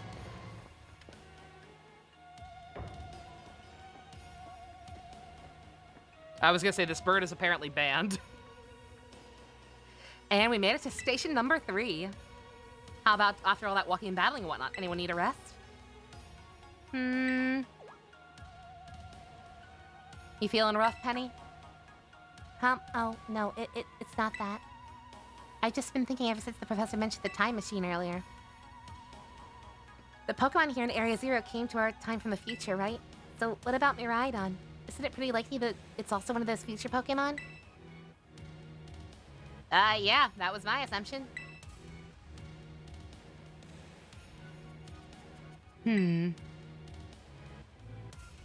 Call the bird, Mecha Pump.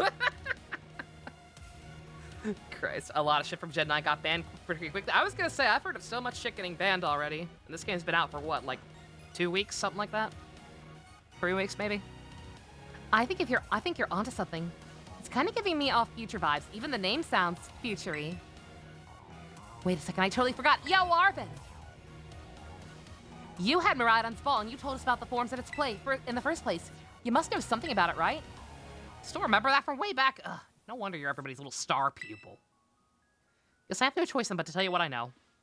That Pokemon, or Miraidon that is, it was found by my dad when he was working on his time machine. I believe it would be best for me to take over the explanations at this point. Professor? Miraidon, which I entrusted to Nova, was the first Pokemon to successfully retrieve from the future by the time machine. Seriously? Through analysis of its genetic makeup as well as its behavioral patterns, I came to realize what I discovered was in fact a futuristic form of Cyclizar, the Pokemon commonly written in this region. So Miraidon and or the Scarlet one are... Is it just a different version of Cyclizar? Why do they get actual names? Why do they get actual names, but why do they get actual names, but the goddamn robots are just iron, whatever? That's lame. So our dragon is not special. Nope, common as it comes in the future, apparently. They paid $8 for Twitter verification. Well, that makes sense, I guess. They do look alike. Many other Pokemon came to this place across from the boundaries of time. I was never able to bring over more than 2 specimens of Miraidon. Huh? There's another one around here? What if they're family? The other one could still be somewhere in Area Zero, waiting to finally be reunited with our army ride on. A heartwarming family reunion? Exactly. Imagine how thrilled they'll be if we can get the family back together after all this time. Family, huh? Yeah, must be nice. If we could proceed, Nova, all this talk of family is giving me the hives. Please disable the next lock using the central panel there. Yeah. Only one book this time. Our time machine research has yielded a triumph. Pokemon from the distant future. We called it Miraidon. Expecting one new life to treasure, but fortunate to be blessed with a gift as well.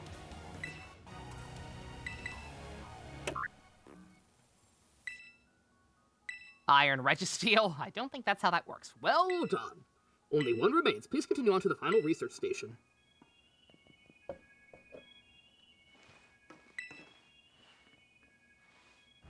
The plot twists really take at the heartstrings, don't they? Not that I'm complaining. It's just like one of my fanfics. You're right, fanfics, Penny? What kind? None that are safe for work. You can leave any wild Pokemon to me. I'll beat them up in no time so we can keep on marching. If that other Pokemon really is the only family it has left in the world, it must want to be together again, right? Do not get into the bed with me, Nimona. I'm fucking watching you. Arvin, Penny, hold her hands. Hold her down.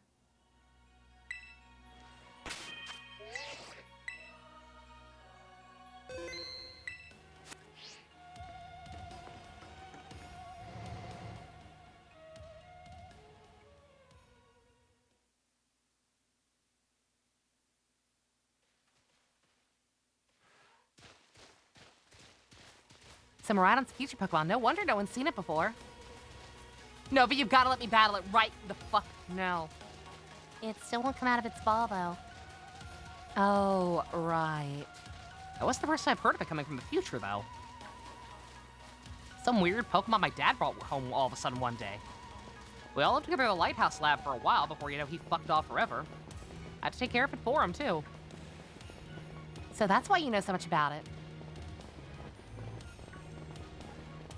Oh, it's just here now. Yeah, one day it ended up living nearby, so the secret was out. Or it scared some folks nearby, so the secret was out.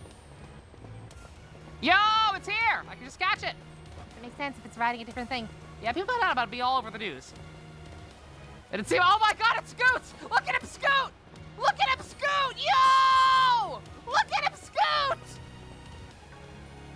I hated Miraidon everything about it. Sorry for not telling you that I knew the full story, Nova. Look at him scoot! Look at him scoot! Yeah! Should have been great to know all that info yesterday. Dang you guys, harsh and by mellow here. Bruh. Oh my god, he's everywhere. He's everywhere. Yo, get over here. This is my favorite. I kinda love it. I don't know if it's my favorite, but I kinda love it. When King Gambit does it, it's bad. Well, King Gambit doesn't look stupid because he's fucking riding in a chair. He's a little penguin. He's a weird little Santa penguin. It makes sense for him to slide on his tummy. Oh my god, it has the dolphin's boob. Oh shit. Yep, already seeing the problem there. Alright, if you're not actually steel type, then I can false swipe you. His little sack is a jet engine, right? It's Robot Santa from Futurama.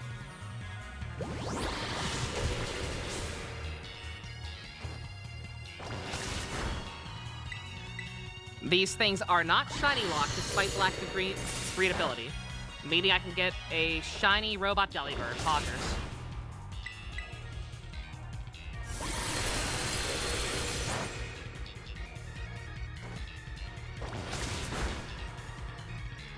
Get in the fucking bag, Nebby.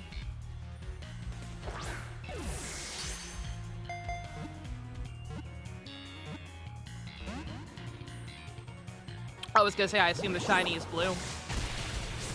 Or wait, is shiny Delibird blue or yellow? I forget. Either way, I would assume that this is the same. Just more metallic-y.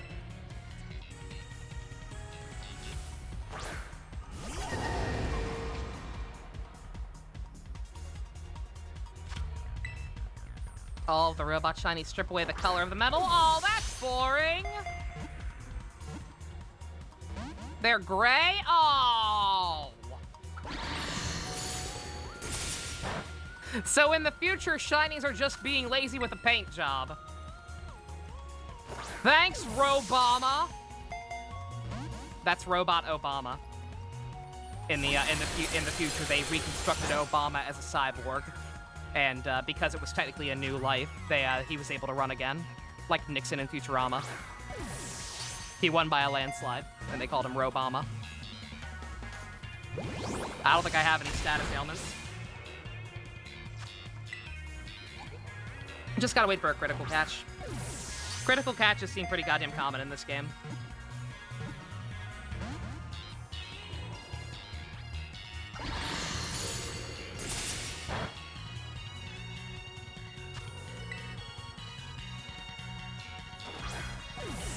Possible title, thanks, Robaba. That's Robot Obama in parentheses. Try a different ball? Hell no.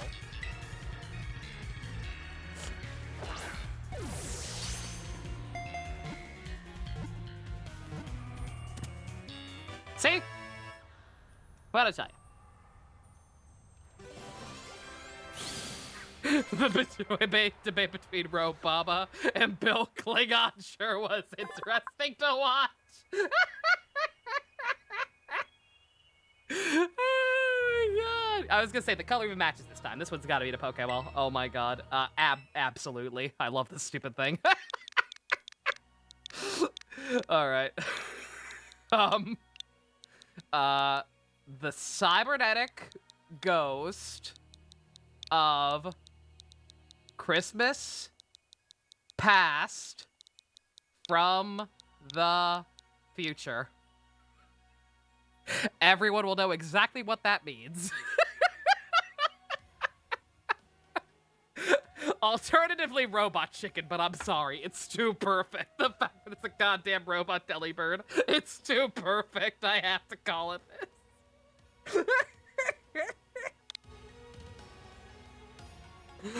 Oh, this thing's great. It's stupid, but at least it's fucking creative. I don't know. It's not creative if they're all just robots. But I don't know. I like Delibird. I've always kind of had a soft spot for Delibird. It was bummed that it's kind of poopy. Oh my god!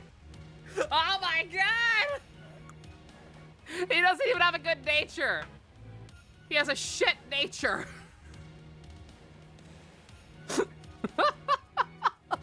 He has a shit nature and he's that strong. Jesus Christ. Yeah, you're banned. Holy shit. Okay. Alright. I can't ride me right on, my bad. Add him to the team? No. It's a little late in the game for that. Oops. Granted, he's appropriately leveled. I don't know.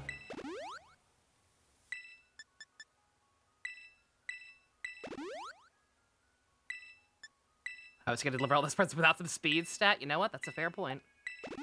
Oh, what am I doing? What am I fucking doing? What a waste of time. Waste of resources.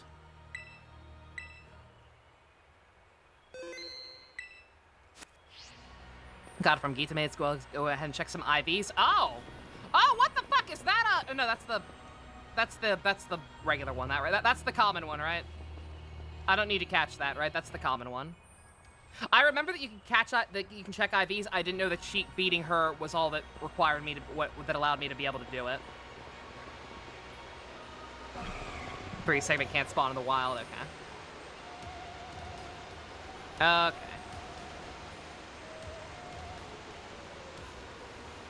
Okay, so I am supposed to be here. That's good. I was getting kind of worried. I was like, the fact that I can catch these things before the story here is over. I thought maybe I was going the wrong way. But no, I'm supposed to be here. Holy shit! The fuck is all that? My gosh, look at all those huge, gorgeous crystals. They go all the way to the bottom. Oh, this is what I saw before. This is what I was seeing when I felt put through the ground in the battle.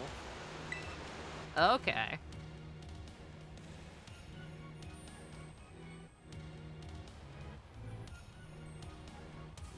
One slip and we can kiss our short lives goodbye.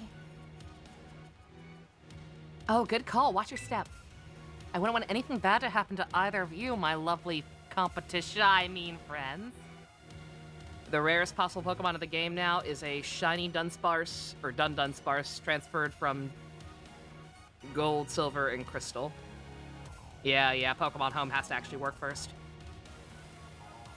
The Pokemon's down there somewhere waiting for us. Our dragon is not special? No. Our dragon is common as it comes in the future, apparently. Because it's just a future Cyclizar. That's fine. Totally fine. This is fine. Alright, team, watch yourselves. Let's get to the bottom of this thing.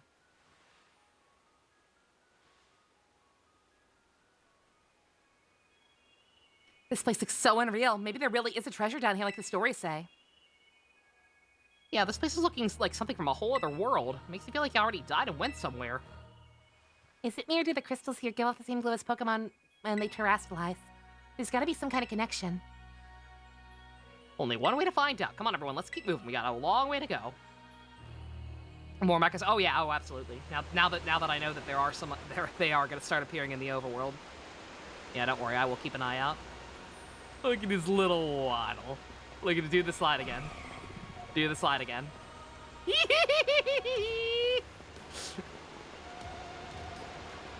What's going on over here? Hello? Oh God! God! Get it away. Ew.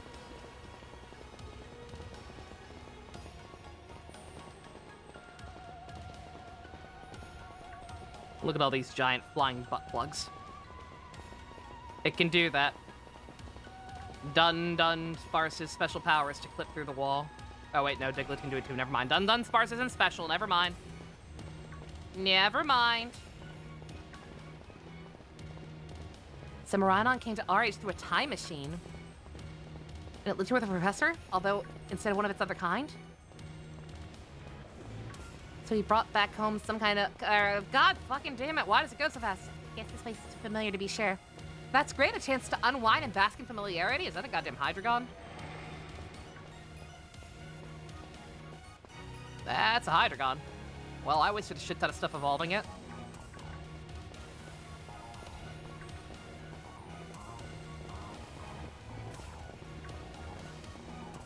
Shit! God damn it, I got distracted.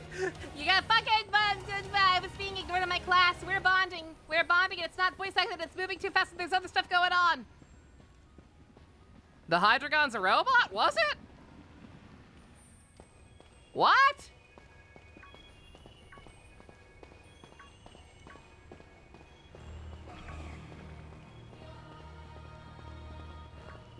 That's a robot? Is it? You sure? Fuck you, fucking tabernacle. I don't care. That's a robot? Where?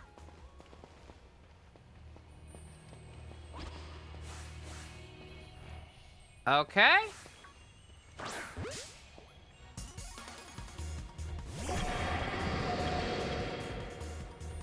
Iron Jugulis? That is, that was not properly conveyed. Name it just, sure. Pretty sure I probably owe Jux a nickname or two. Sure. I was gonna say this is literally my mom's Hydreigon, guys. That yeah. Like now that I guess like the pink parts are supposed to be like more glow in the dark. Like it's supposed to be lights instead of just the coloring, but yeah.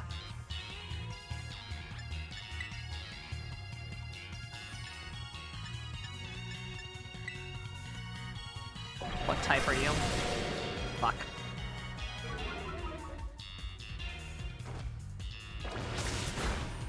Not steel, once again. Yeah, this is not nearly different enough. Did Violet get the short end of the stick? Apparently Violet just got the short end of the script. The script? Stick, good god. Apparently the Scarlet ones have unique names. Here it's Oops All Iron. That's lame. That's poopy. I wish I knew what type this thing was. Do not kill. Thank you. Good God. Can we see the Scarlet ones? Hold off. I was gonna say, yeah, hold off for now. I don't wanna. I would like to finish the story tonight. Why was that so much easier than Delibird?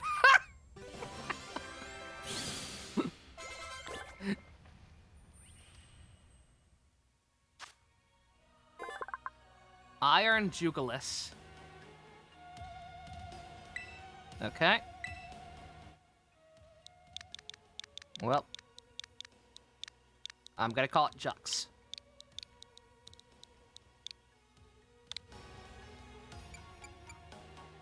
Dark Flying.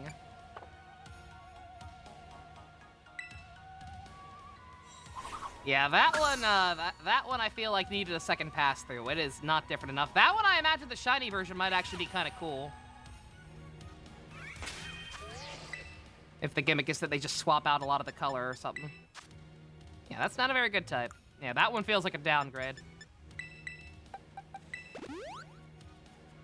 Hydreigon slightly de-evolving with the times. Not gonna lie.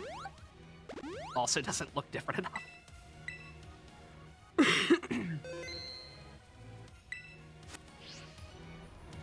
What does the Scarlet Dex entry for it say? Dare I ask? It implies that it's the result of Hydreigon falling in love with an ambiguous machine? What the fuck? Was it Robot Sylveon? I bet it was Robot Sylveon.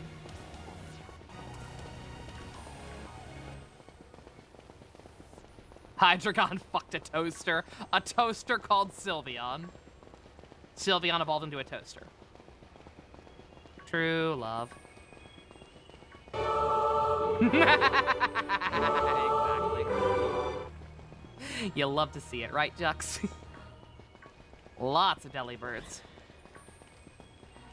For being the most common one available thus far. Kind of funny that he's apparently the OP one.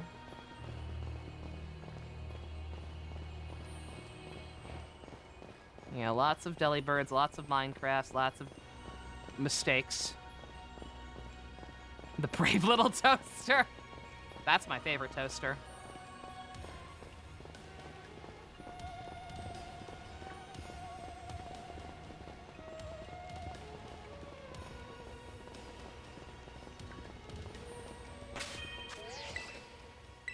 So glad I wasted my items when we weren't that far away from the thing. Music is odd. Ain't it creepy, Pump?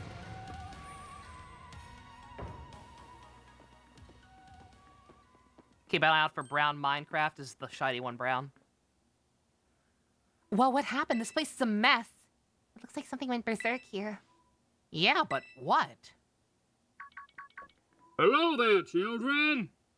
Hey, Chef. Professor, you scared us. I'm sorry. Why is everything in here all busted up? I'm sorry. Hello, children. Uh-oh. Oh, I fucking knew it. Did you have a malfunction in your robot brain, Dad? I'm sorry.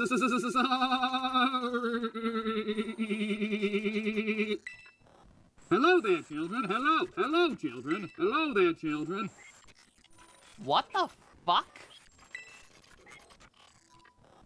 Stop that! You're creeping us out! Hello, child. Children.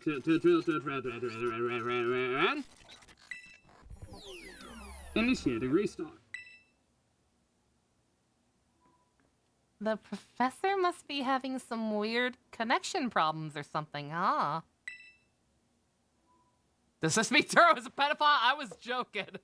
I was joking with the chef thing, but, if he is actually evil, the comparisons are a little fucked up.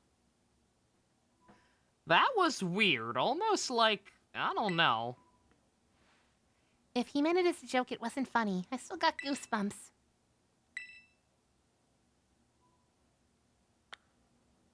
Hey, mass outbreaks are occurring. It's after midnight. That's why. This one's already off.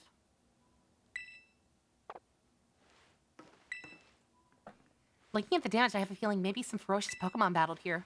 Are you disabled the key yet? I'm leaving this place as soon as we can. That was almost like, no, it can't be. I'm scared. I need more people, more time. The woman walked out not long after the boy was born. I need another set of hands, but could they be trusted? How long would it take to even understand? If only there were two of me. Uh-oh. Uh-oh. Oh, no. My new assistant has intellect and technical skills to rival my own. Bit rigid at times, but I've got no serious complaints. Productivity has doubled. Oh, boy. We even brought in a second Miraidon via the machine. This one's proved aggressive. Oh, boy!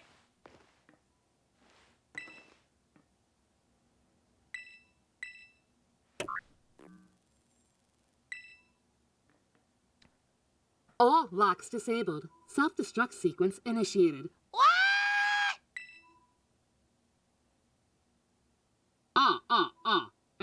Can you hear me? Please forgive my previous transmission. There seems to be a signal interference. That is not what that was. What do you mean, Arvin? The locks have all been disabled, at least. Please make your way to the Zero Lab, which lies at the very bottom of Area Zero. I am totally a normal human with normal human emotions, and totally did not kill my creator, myself, who I am, because I am me, and he is not me. An error, error, error, error, error.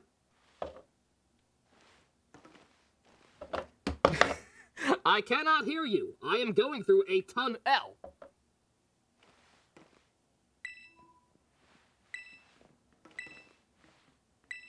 Same dialogue, yeah.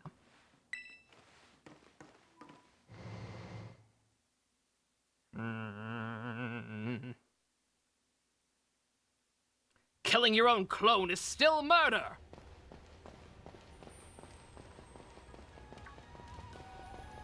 There was definitely something off about the professor just now, right? Maybe it was just a little dramatic flair to get us all jazzed up for more adventuring. That got you jazzed? Yeah, maybe even big-time jazzed. You're a sick little puppy, you know that? That's not right. I'm pretty sure that call was... never mind. Spoilers. What's wrong, Arvin? Tell us the plot. You seem kind of bummed. You seem kind of bummed. No matter how things turn out, I'm counting on you to see this through, Nova. I'll kill your evil robot, Dad. I'm cool with that. Nobody hurts my man. I mean, Secret's man. Secret called dibs. I will respect Secret's dibs, but just know that Arvin is a very, very valid husbando.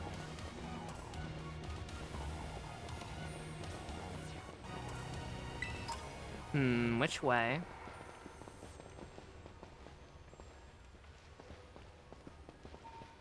I would imagine it doesn't matter. Your phone keeps crashing, Secret? Good God.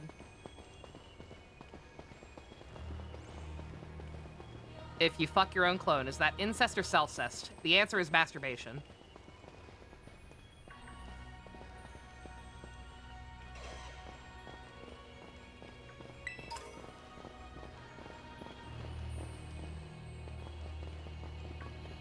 Secret's phone is the dad.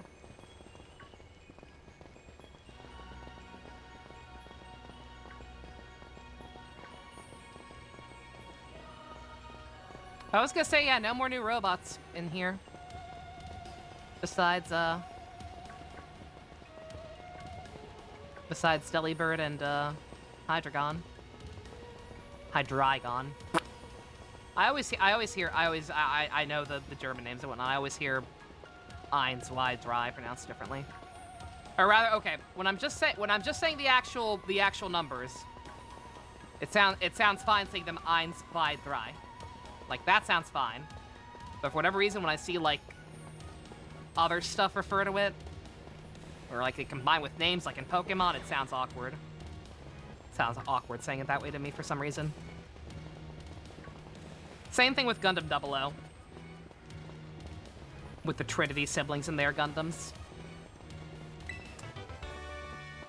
Calling it Gundam Dry always sounded weird to me.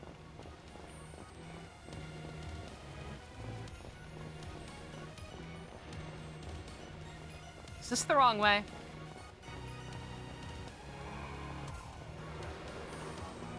At least I pronounced jux correctly.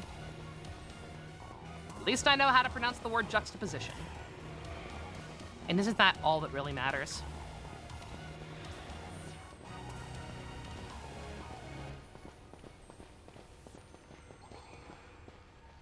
There's a thing. Did I miss a thing? Just a tabernacle.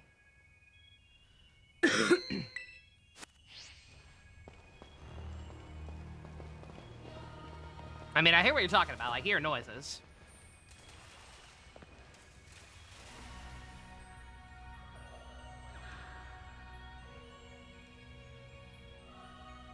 Oh, hey, an ominous-looking vault door. Let's open it! Oh.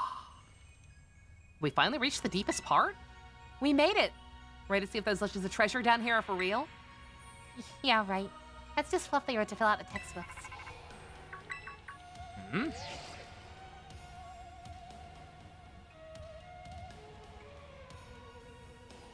Hello, children. You've done well to make it here. The structure you see before you is the Zero Lab. And that's where you are, right, Professor? But why does it look like the whole place is being swallowed up by the crystals? The crystals here in Area Zero possess a peculiar energy. This energy can alter the functions of living things and optimize the performance of machinery. It is the same energy that allows Pokemon to terrestrialize. So this entire building's been terrestrialized. That's what you're telling me? Don't be silly, Arvin. The professor implied something important just now about Terra Orbs. They're made from the crystals down here in Area Zero, aren't they? I thought we already knew that.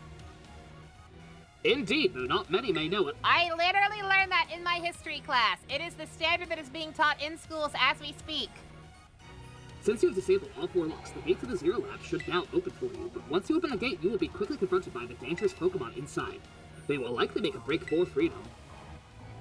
How dangerous are we talking? Can I catch them? With the 4 of you working together, you should be able to test them. Prepare yourselves well and open the gate. You've got me and Nova here. Doesn't matter what we're up against. We'll be fine. Huh. That puts my worries to rest, I guess.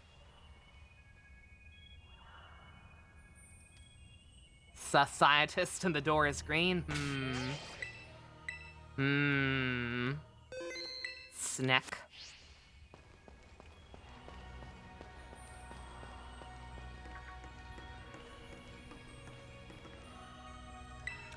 I was like, do I just walk in or do I have to touch the panel? I have to touch the panel.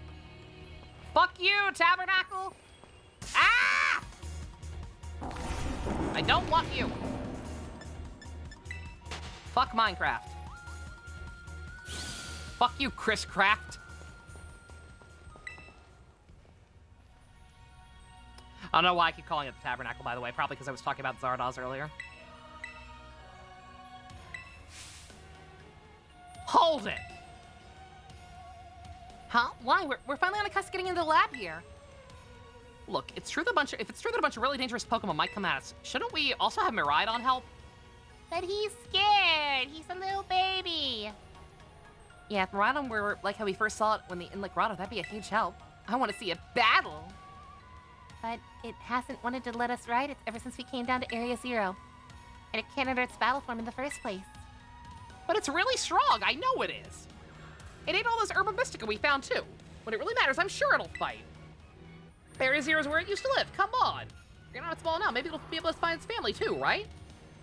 That's pretty sensible by your standards, Arvin. I don't know.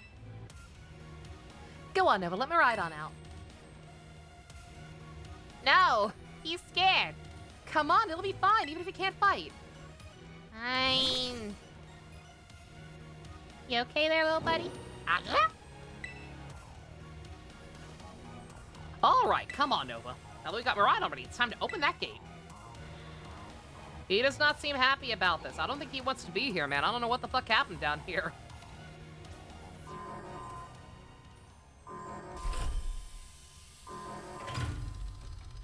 Miraidon. Oh, did you just get that, Ninja? Yeah, yeah. Uh-oh. Uh-oh. Uh-oh.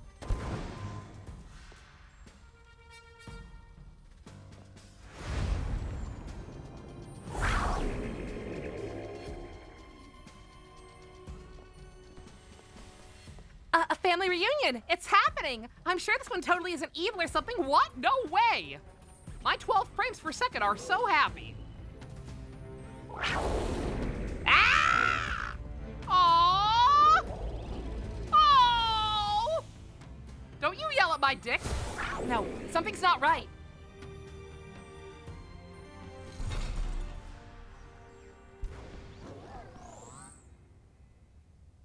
Oh.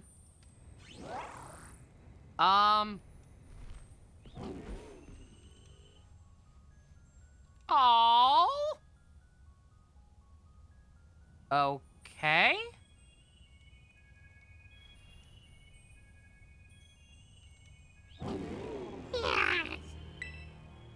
What's wrong? Are you bummed that your heartwarming family reunion got cut off so quickly? Nimona, what about that screamed heartwarming to you? He's terrified. Are you fucking stupid? There was nothing heartwarming about it. And just like that, Penny's my new favorite. They were this close to being caught up in a nasty brawl. Wait, for real? Just look at Miraidon. Poor thing's terrified. I guess that other one isn't exactly its friend. Yeah, that other Pokemon was giving off some real bad vibes. Not that you should worry about that. Not that you should worry about any of that. Once we get you back in your battle form, I'm sure you'll be able to go toe-to-toe against that jerk. If you want to, you know? Yeah. Dude, he's a good boy. He's effectively a dog. Man just wants to help me get places and eat sandwiches. Penny is your favorite? No. Sorry, guess that doesn't really help, huh?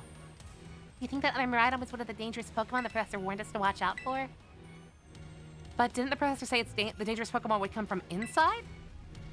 You mean from the gate that we literally just... Okay, there they go.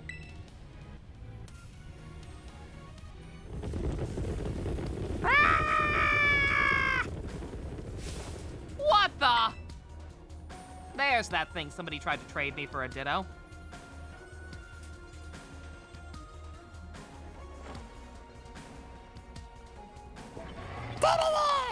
We're surrounded! It's pretty obvious they're not here to roll out a friendly welcome mat. There's no way we can handle this many. Don't tell me they're all future Pokemon. We've got a little disaster on our hands here. Yeah! Look, even that fellow's ready to bail. I guess it's my turn then. I've been waiting for this. Come on, Nova, let's do this together. Together, our love will last forever. I was gonna say, those things also seem very popular in raid battles, I've noticed. I fought a lot of raid battles where people were using those things.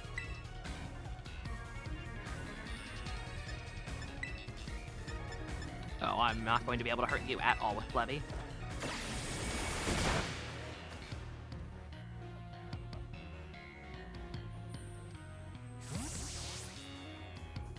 It's fine. It doesn't matter. That's why she's in the lead, because she can just U-turn out of there. She's fast enough to just yeet on out of there or something if she's not good against it.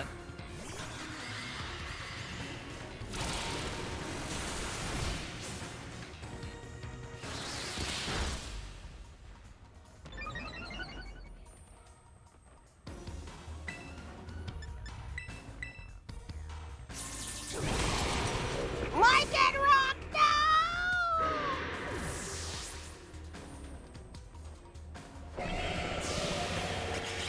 Power Spike extension? Nah, we got this. What are you talking about? Just waiting to see if I could catch it. No, I could not. Wow, they're strong now. This is a worthwhile challenge. I'm glad you're on our side, but you are really, really, really annoying and really creepy when you say words. Booyah! Suya! You're coming at me?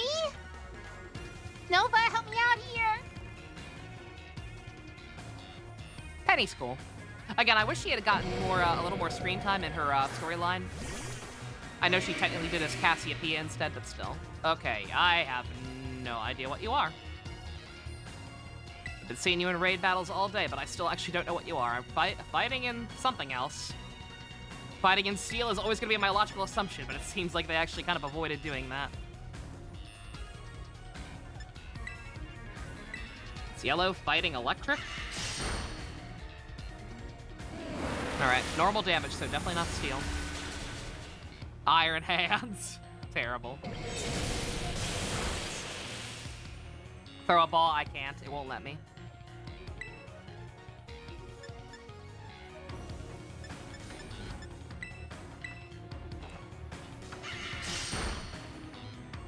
Catch them hands.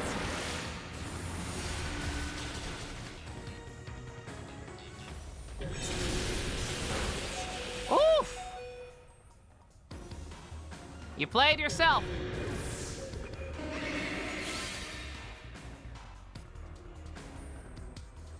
God, am I gonna have to fight the Hydreigon with Arven? Oh no.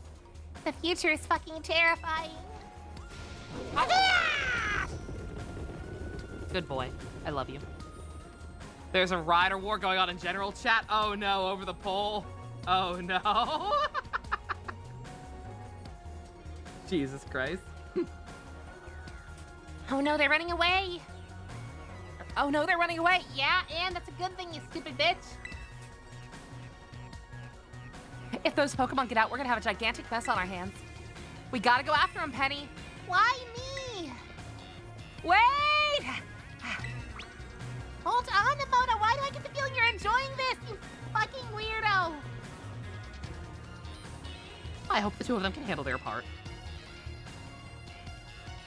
At least the crowd's been thinned out now. Guess it's up to us to deal with what's left. Kevin watching the drama unfold. Let's go for the strong-looking one first. He actually wasn't that strong. He's actually kind of a downgrade from his present form.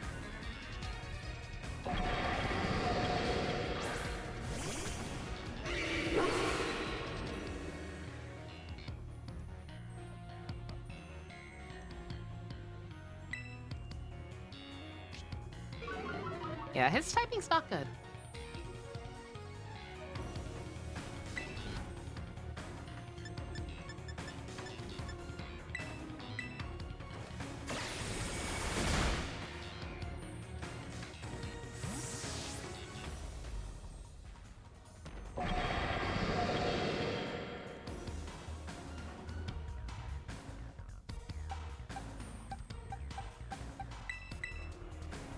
He has like, what, 6, 7 weaknesses? Something like that. Oh, yeah, so, yeah, okay, all Paradox Pokemon have a base stat of 560, so yeah. So yeah, this thing is dead-ass weaker than regular Hydreigon. Hydreigon. Yeah, see again, Hydreigon sounds weird. I know it's correct, but eh. Something bad don't feel quite right there, Chief. Now this is the power of friendship. Us perfectly fighting in sync, all thanks to our Titan hunting together. I love you too, Arvin. Still scared, huh? You worried you might have to face that other one of your kind? Well then, let me take on some of that burden. These stragglers should be nothing. Me and my boss stuff here can take them. So Nova, take your partner and go take care of business. Got it. Huh. Glad to see you've got some faith in us at last. My boss stuff can't wait to battle either. Be careful, my boss, if those things are all fighting type. You're dark, they could fuck you up. Hey, Rhydon! You really ruined my childhood, you know. But it's not like seeing you cowering and scared out of your wits makes me feel any better about it. You've got amazing powers if you just use them. And you've got us too, so don't even think about losing to that jerk. Be brave, stand up and fight, bruh. What a fucking king, holy shit. Who the fuck would have called Arvin turning out to be the best character in the game? This asshole pompous character who just kind of is a dick in the beginning. Bruh.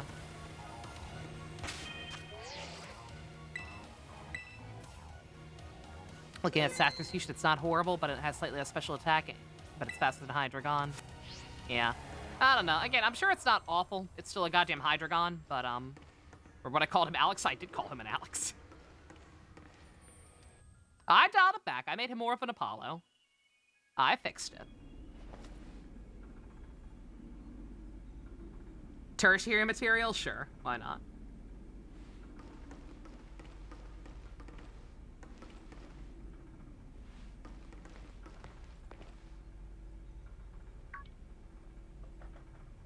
I'm keeping it on because I am 90% sure he is a robot double at this point. Human presence detected within the Zero Lab.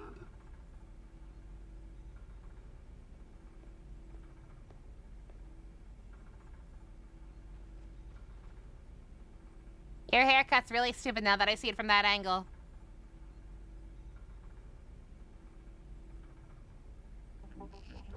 Deactivating sleep mode. Beep boop, beep boop. Hello, fellow human. Hello, Nova. Thank you for coming.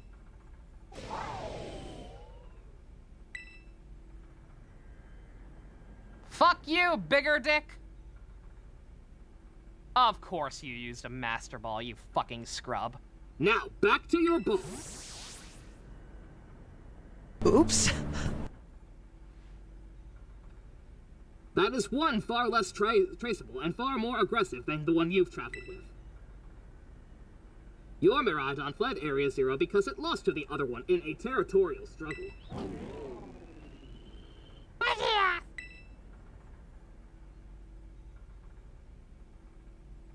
I'm afraid that there is something for which I must apologize. I am not the true Professor Turo. No! What?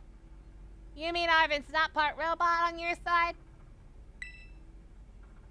Then who the fuck are you? I am an artificial intelligence the professor created, imbued with his memories and knowledge. In short, I am an AI-powered robot. Beep boop. The real professor passed away during the incident that destroyed Research Station number 4. And nobody came back to check it all that time? Good God! Wow! Okay. People are dumb in this world. His dick has Bluetooth settings. Someone died in a Pokemon game? Hey, Boop. We're not bitching, we're just kind of shocked. Somebody died in a Pokemon game. The incident? The Pokemon was not to be blamed. It was the original professor who failed to accurately judge its full power. He was a scrub. I am more than that! No, I am totally a good robot, Beep Boop. I believe the professor wanted nothing more than for the Miraidon to survive and thrive. That is why he threw himself in front of your Miraidon in an attempt to protect it. Brah.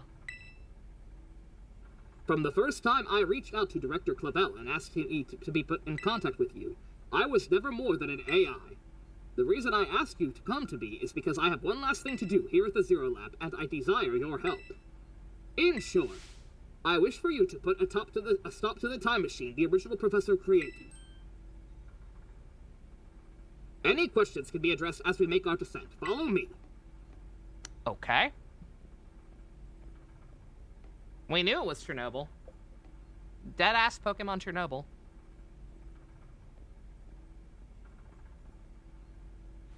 I don't trust him! Got any extra goodies around here? You got another Master Ball for me? Not that I'm gonna use it.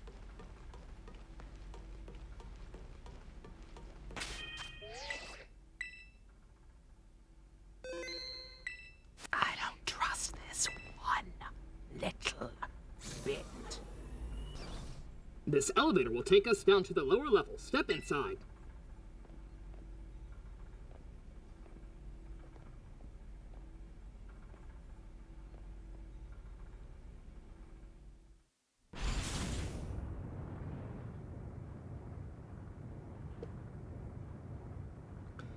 Nova, it is truly a great relief that you actually came here. I will answer any questions you may have, anything you wish to know. What's an AI? I haven't seen that movie yet. An AI is an artificial intelligence created by a human being. A computer draws on the original professor's knowledge and memories to calculate all of my thoughts and actions. The results of those calculations are expressed by this mechanical body built to resemble the professor in every way. Humanity does not, in fact, possess the knowledge to develop such a sophisticated AI at present, but the crystals that make up Zero Lab have made such a thing possible. They are also why I cannot leave this place. Their good writer was locked up in a basement since Gen 5. That would explain a lot. Also, I wonder, is this the plot hole people were talking about? Is this the plot hole where this makes more sense in Violet version? Because, yeah, if it were Scarlet, how would crystals from the past be more advanced than crystals we have in the present? I mean, dilution is a thing. It's possible, but, like, that was my first thought. Yeah, I'm not sure if that's what people were referring to or not, but, like, that was my first thought, and that would... again, dilution is a thing, but, like, yeah, it typically makes more sense the other way around. As I explained to you before, he fucking died. During the destruction of the research station, his physical body received grievous injuries that left it unable to sustain life. I watched him breathe his last breath. I took pictures. Would you like to see them? This may be difficult for his son Arvin to accept. I now manage the Zero Lab in the original professor's place. Is there anything else you wish to ask? What's a time machine? It's a device that the original professor and I worked on together. It sends Pokeballs to a different point in the timeline to catch Pokemon there, and it can draw them back here to the present. When he was alive, Professor Turo had a great fascination with Pokemon from another age. We will not specify which one so that we do not have to change the text as much. Well, what you might call future Pokemon. Even as we speak, the time machine continues to automatically draw future Pokemon to this time. Anything else? What is it you really want? Because I don't fucking trust you at all right now, dude. The original professor had a dream of a world in which Pokemon might live alongside humans. Future Pokemon might live alongside present-day Pokemon in harmony. That was a stupid dream. These Pokemon have gained a strange power due to their adaptations in the distant future. And this power proved too terrible. Their very existence brings destruction to the ecological balance of this current age. What? Really? I can't believe it. I can't believe they're planting things from a different time period worked out badly. That's insane. I'm 5, and I think you're dumb. The same in every way? Yes, his eyes could also glow in the dark like mine. Strobe light. What is happening to me? The original professor would say that such destruction was a natural part of life. At present, the barrier around Area Zero is still working to keep the future Pokemon from escaping into the rest of Paldea. But we've begun to see Pokemon that appear to break the barrier, such as Iron Treads. Eventually, we'll break free of this walled garden known as Area Zero and run rampant across the Paldea region. When they do, the rich and varied ecosystem of Paldea will be trampled beneath their coming. I may have been created as a copy of the professor, and yet, I cannot seem to find the logic in allowing such a tragedy to occur. But any hope of preventing it would require overcoming the greatest AI that the original professor ever devised. Nova. You have become a formidable trainer. Now use that strength you have gained to destroy the dream Turo once cherished. Sure, is it the opposite, actually? Maybe I'm thinking about this the wrong way. Maybe the original one went cray-cray and evil. And this one, like, decided better. Sure. I appreciate your willingness to help. We have reached the lowest level. Now I can murder you with no witnesses. Just kidding.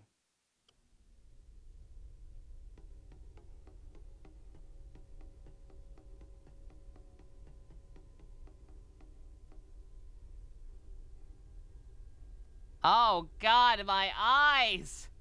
It's like we're inside the disco ball from SMT3.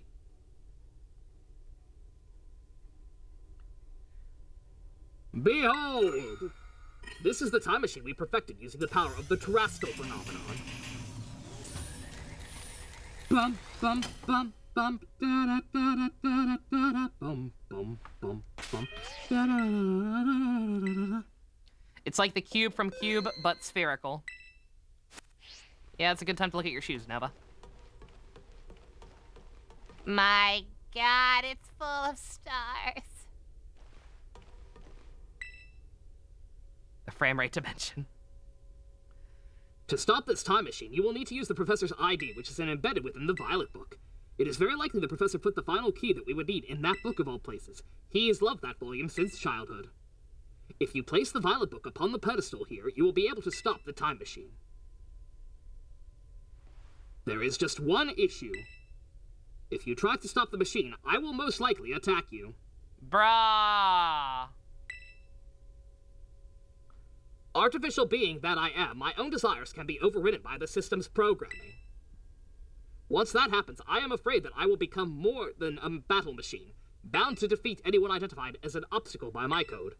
My battling abilities are peerless. They are built upon analysis of the battles carried out by various champions of the Paldea region. Having seen the bond between you and your Pokémon, however, I believe you can prevail. I could just stab you now and save myself some trouble. Once you have readied yourself for this fight, please place the Violet Book upon the pedestal. Okay, I think I actually had it backwards. Evil, sort of. So yeah, I guess the actual Professor Turo is the one that got kind of unhinged to program his robot in this way. And the robot actually, like, exceeded its parameters and was like, this is a dumb idea. I don't want to do this. But in an instance like this, still has no choice. Is still bound by the code to at least a degree. Alright.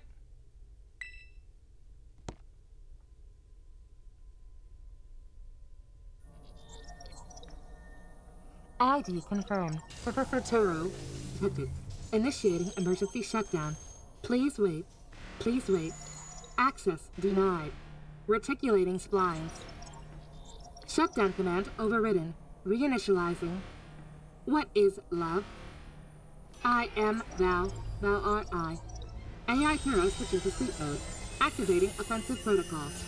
You can do it, by the way. I believe in you. I said that between everything. What the fuck? Please. Defeat me.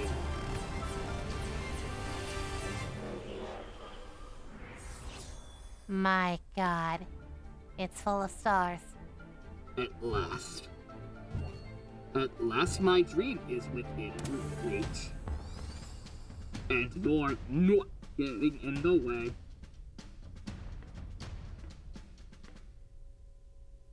How the fuck did you get up there? I guess he was up there when the towers appeared. Okay, sure, whatever.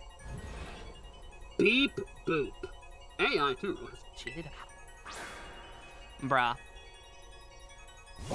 I have the high ground! What the fuck?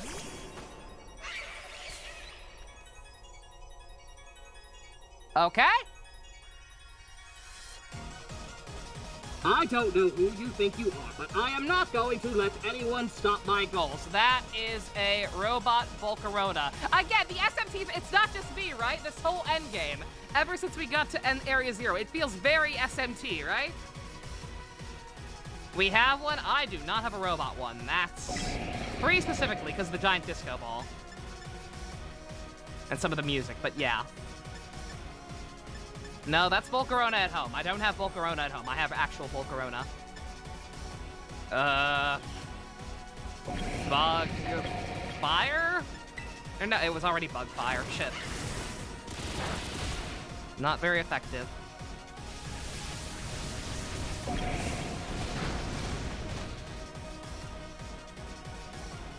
This is the power of distant future holds, but indeed is... Oops. Get out of there. This was the real SMT5. This is way better than SMT5, I'll tell you that much. Story is somehow more mature than SMT5.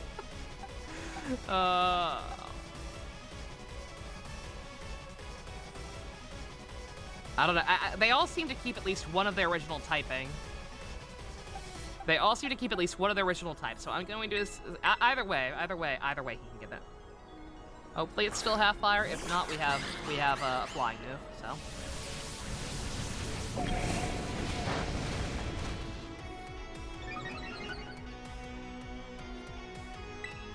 I can do without the cup. I know I can, but like, because, as soon as I realized he actually was a robot, I was like, I'm keeping it. I know I don't have to have it.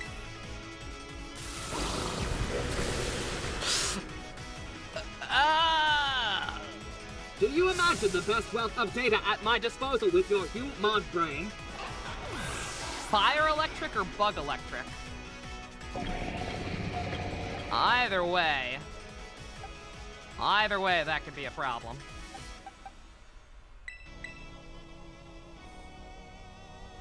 Yeah, sure, because this is only his first Pokemon and it's curb stomping me.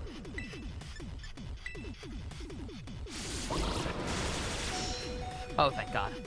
Fire poison. Okay. So quad weak to ground. Now this is interesting, child. Do you actually understand future Pokemon weaknesses? Music's really good. I was gonna say, I'm gonna need the names for pretty much all the music we've heard in this area.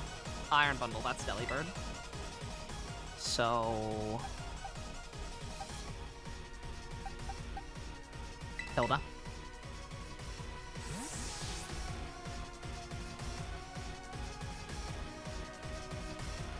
So I started whacking!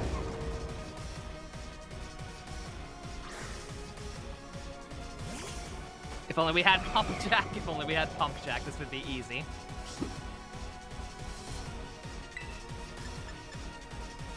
Not super fast. Oh, right, water resistant, fuck. Oh well. At the very least, I don't think he'll be able to hit her too hard either, so. Oh!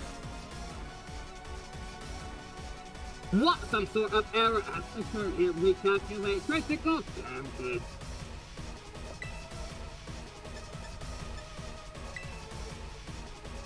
I was gonna say, yeah, him just dropping the Master Balls is pretty raw. Not gonna lie.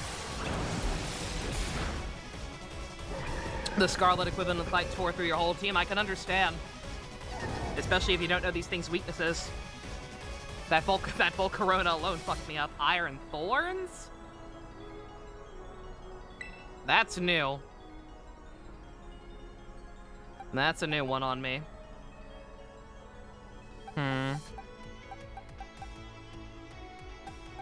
I'll just keep Hilda out for now.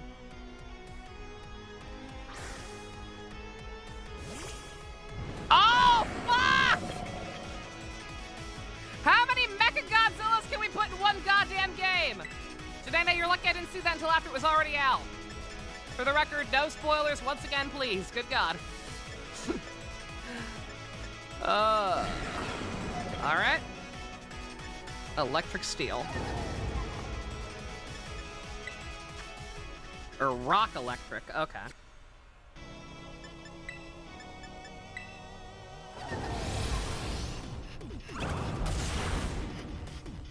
Or not? Electric doesn't resist steel, right? I don't think electric resists steel, so no, actually. It does? Since when? I don't know how this goddamn game works anymore. It has since Gen 2. Alright. Fair enough.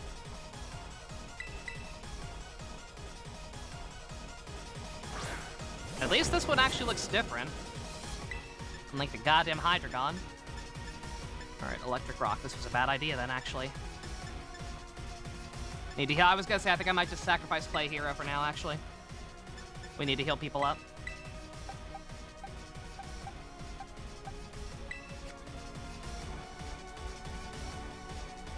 Yep, no, even if you think you... Again, I saw, like, in the case of that thing, I saw the Mechagodzilla thing after I'd already seen it, but, like, I have to imagine it was on screen, but it was in chat before I saw it. Or before it was actually out, so, again. If it's not on screen, calm down. Do not try to time comments if they show up at the same time as something either, because half the time there is a delay. Don't do that. You like its colors? It's Mechagodzilla. I don't know. I feel like the new Pseudo is more of a Mechagodzilla than this thing, but Tyranitar was already Godzilla-ish, so.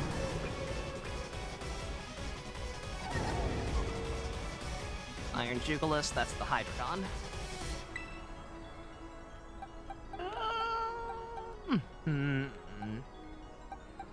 I don't think I have anything that can deal with him, actually.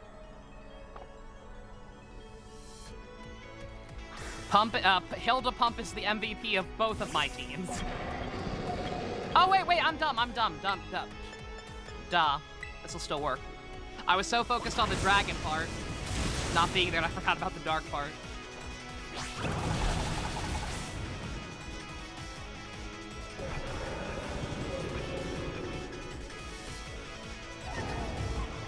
Next, I have to fight Larry and his army of legendaries. It would not surprise me at this point. Okay, the Hariyama. I don't think I ever checked and confirmed what that thing is. Fighting in electric, I think people said.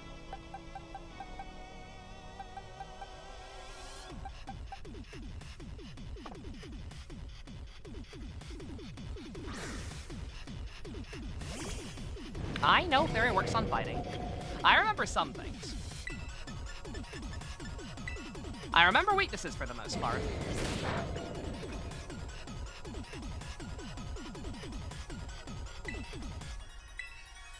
It's just a lot of resistances that elude me.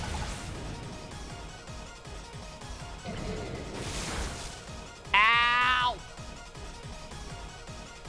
Just as calculated, critical hit to your Pokemon. It is time to give up.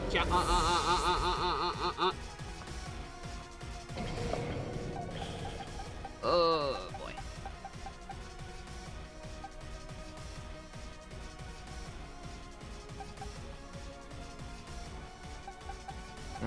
I've got to heal. We've got to do more healing.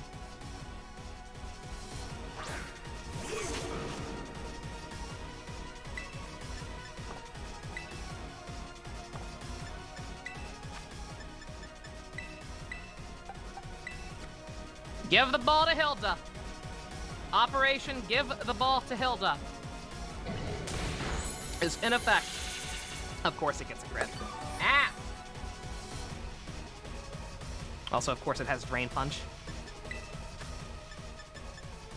Yeah, Grim, I hate to sacrifice play you, but we need to make sure I have my bases covered here.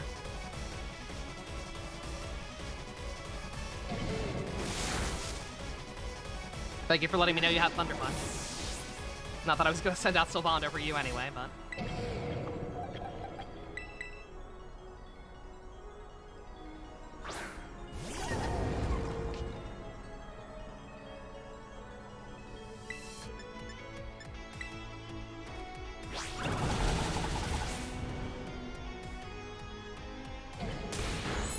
Yeah, keep spamming that, my dude.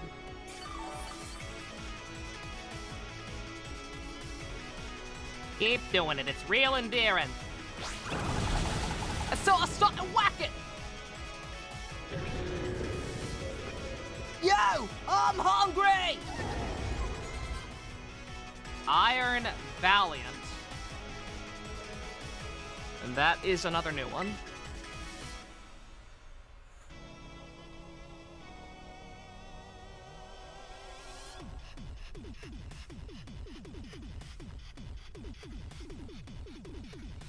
I'm gonna send out Blebby, I think. It's gonna be a partial sacrifice play, but I'm gonna send out Blebby and U-turn, and maybe if I can tank a hit, heal something, and then U-turn. You believe in Sylvando? I believe in Sylvando too. But depending on what this thing is, it's probably gonna be on him. Everything is proceeding perfectly within my expectations. I'm afraid that Area Zero is the dialogue was too fast. Sorry. Yo! What the fuck? The fuck does that mean? Quark drive? Okay. In the future, I was gonna say it's not. Yeah, I thought it was a Gallade, but it's not. It's a combination of both. In the future, everybody is non-binary. Or at least the Pokemon are. Okay. Sure. Psychic Steel? Are any of these gonna be Steel besides the Donphan?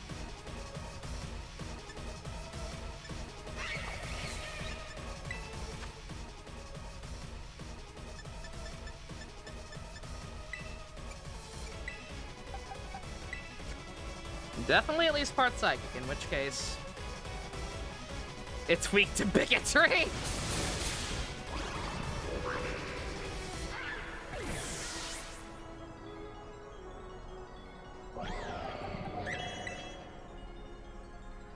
Let me know, Blebby's fine. She did what she needed to do. She did what she needed to do.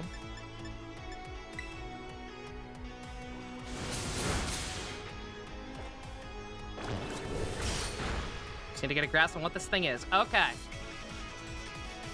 Night-night, Minati, you have a good one. It's almost 1 o'clock in the morning. Understandable. Alright. So it resists Ghost, despite definitely being at least part psychic, I assume, so... So, Psychic Dark, maybe?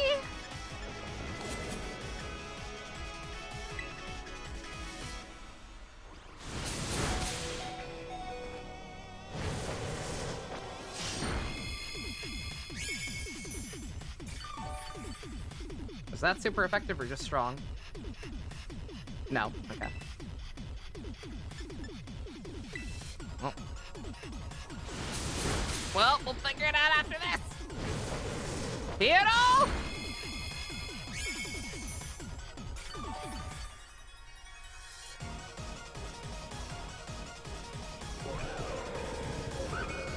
Oof.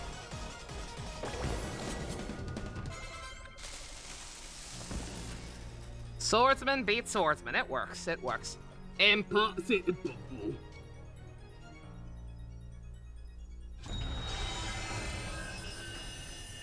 Valiant is meant to be the strongest, but it's outclassed by others.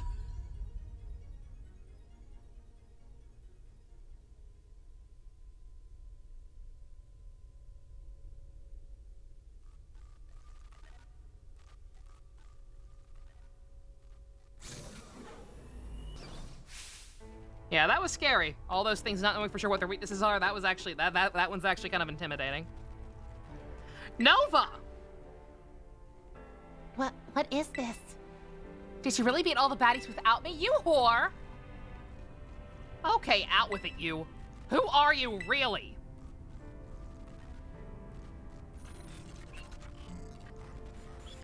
Thank you for everything.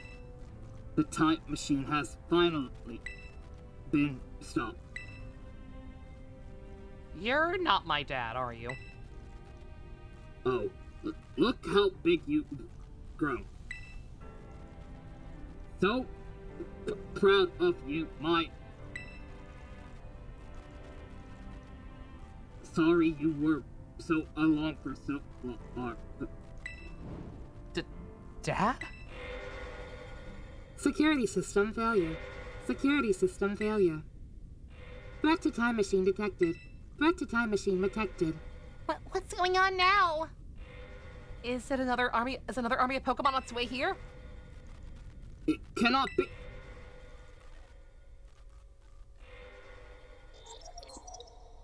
An obstacle is preventing the time machine from performing as intended. Activating Paradise Protection Protocol to remove the offending obstacle. What was keeping the time machine truly running all along was? Locking all Pokeballs. Except those registered to Turo's ID. Wait, what? Program initializing. Scanning Terrestrial's energy. What the... I'm sorry, this is too much for you. Bruh! Bruh, this is fucked up! You must run!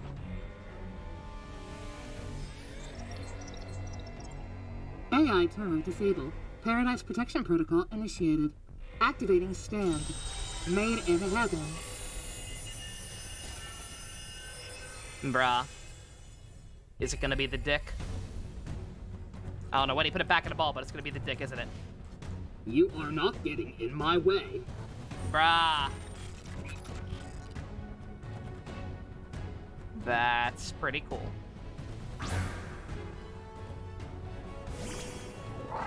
Yep.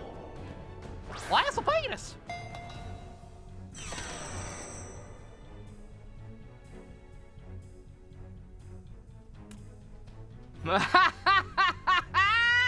Bruh. Oh my god. It's true. Our Pokeballs won't work. How are we supposed to battle? Run like small children!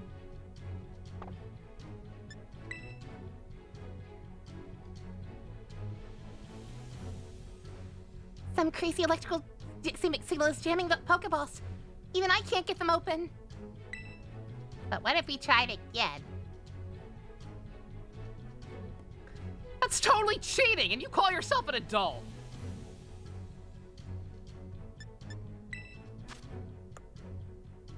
It's like, I used my sandwich. Oh, has he always been there like that? I was thinking, obviously this is the correct answer, but I'm not sure how to do it. I was gonna try to run away. Has he always been there like that? If so, Kino. I was like, yeah, but he's the only one out. He's the only one who was already outside the ball. He came in with us.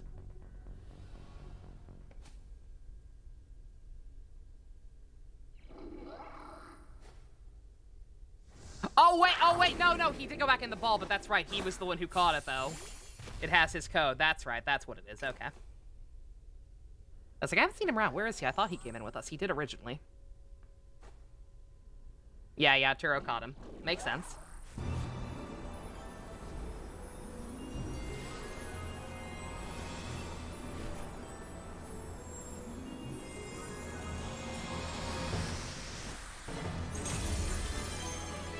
The dick became erect!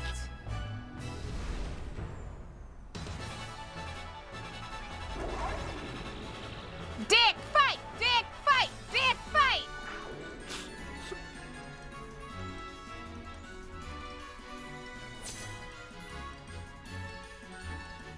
Episode title: Sword Fighting. Alright, what even actually are you, my dude? Hadron. Not hard on, Hadron. That's an actual term. You cannot blame me for misreading that at first. Hadron is not a term you hear very often, and all the jokes we've been making, you cannot blame me for that. No, that's the game's fault. That is the game's fault, and you know it. Not my fault. As soon as we're like, oh, Hadron, like a Hadron cannon. But just looking at it at first. Taunt, already ahead of you, my dude.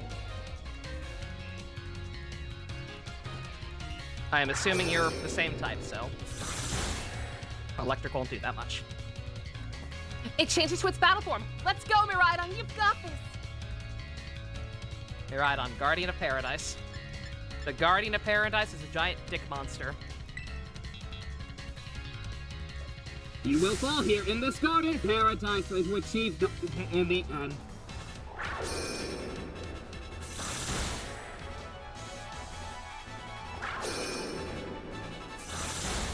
I was gonna say, yeah, even the music for his transformation sounds like a Precure animation, right?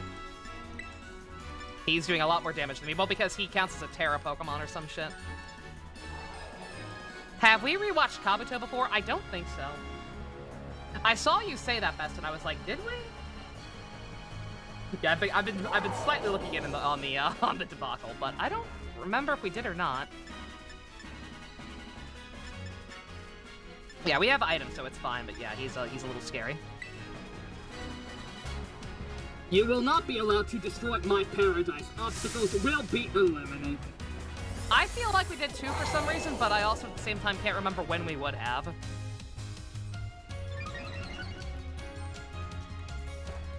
Don't raise the special defense. This is gonna take long enough as it is.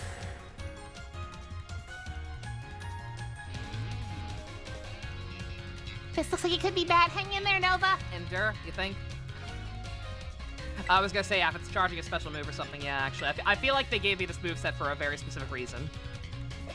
The data says I am superior, fall and become the foundation upon which my paradise might be built or something. I rewatched Ryuki, Gaim, Build, and Exade, and 01. Oof. I was gonna say, this moveset feels very deliberate. You took that hit like a champ. You can do this. I know you can.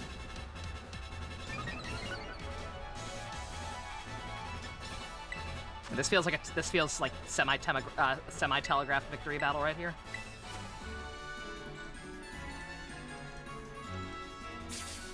It's not pink, it's magenta. I don't know if this is like scripted fully, but Oh man, can we really not pull off a win here? This doesn't look good. Hey, no, but your Terra Orb's glowing. Ah, there we go. I was like, it seems semi-scripted, because like, I don't necessarily have to be doing the things I'm doing, but yeah. No, from Ryan, Terrasilize! Finish this off!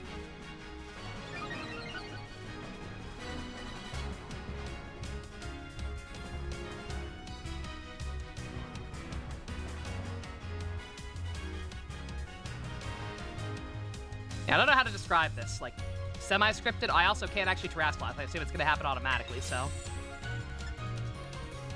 I don't know what it wants me to do. I'm gonna assume Power Gem. Like, this thing's clearly at least part electric. I assumed Electric Dragon the whole game. R button? Oh. There was no prompt for it.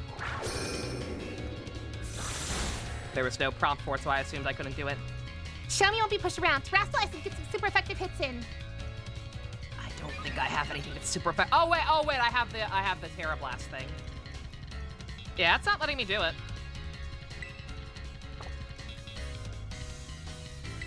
Oh, I'm dumb. I forgot. Oh, there it is. Okay, yeah, I think I'm doing right. All right, there we go. Ah, yeah.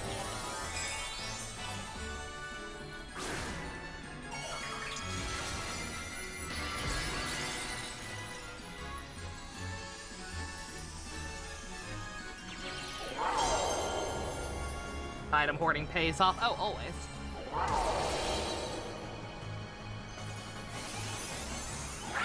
And now our dick has a hat. Mine's bigger.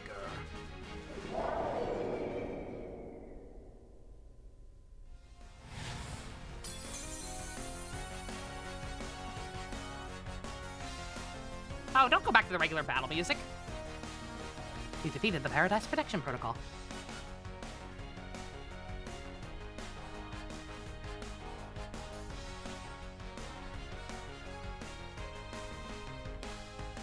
Do you feel like that's not intentional? Is that not supposed to happen? I'm also guessing the screen wasn't supposed to be quite for that long. Is this music not supposed to have kicked in? Glitched?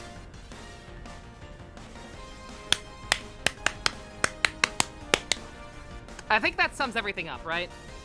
Like, in the midst of being the most genuinely impressed with a Pokemon game's writing and just atmosphere, and having a really, really cool final boss, in the midst of all of that cool stuff happening, the game is glitched. I feel like that sums up the entirety of this playthrough, and the game in general. You did it! It's not going berserk anymore? There it is. How? There. Slightly more appropriate, I assume. How very astounding.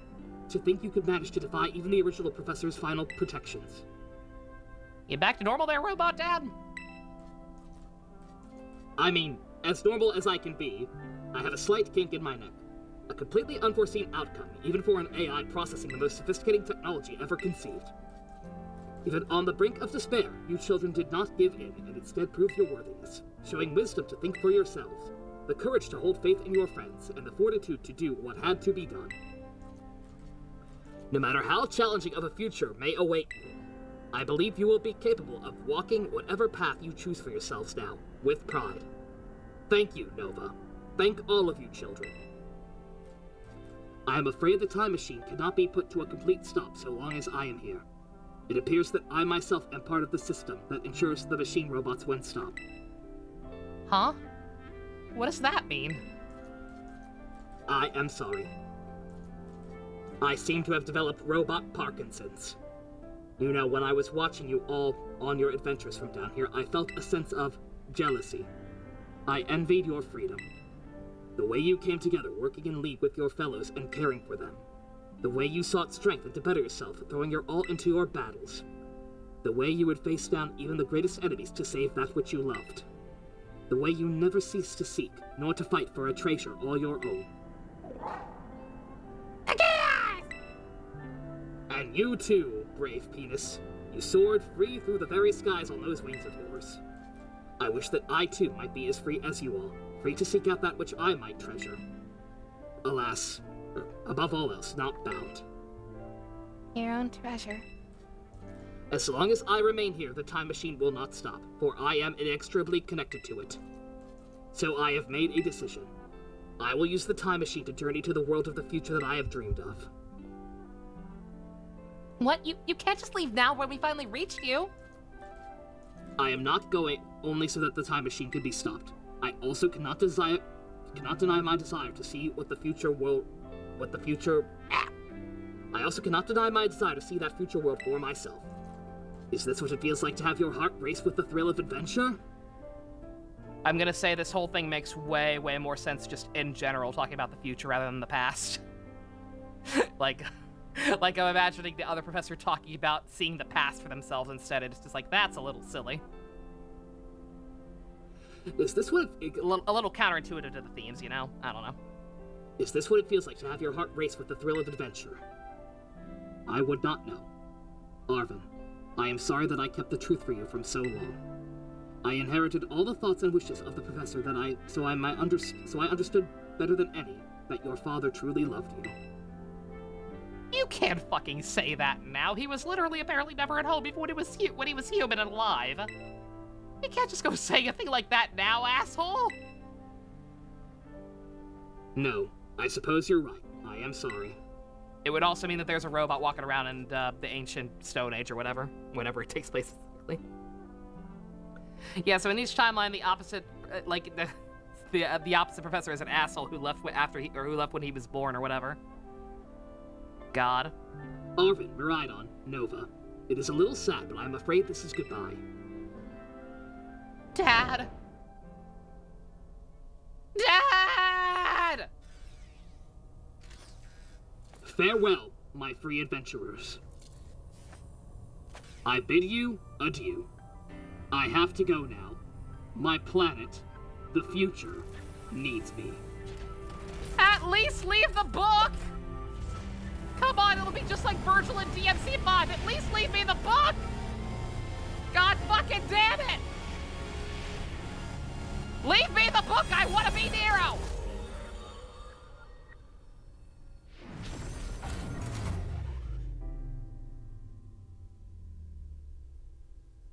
Arvin is the real protagonist? I agree.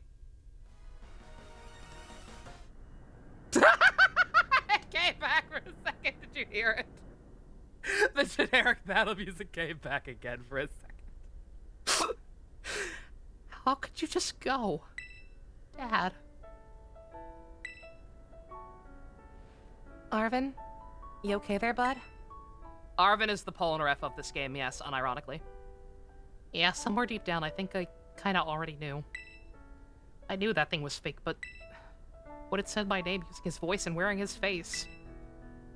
Even if it was fake, it just felt real, you know? And so Does that feel when your robot dad loves you more than your actual dad? He's saying it felt real, I believe him. Like, the thing developed beyond its original parameters, and was doing stuff that conflicted with the professor's vision, so clearly. Sorry, I don't know what I'm saying. It's okay. Yes!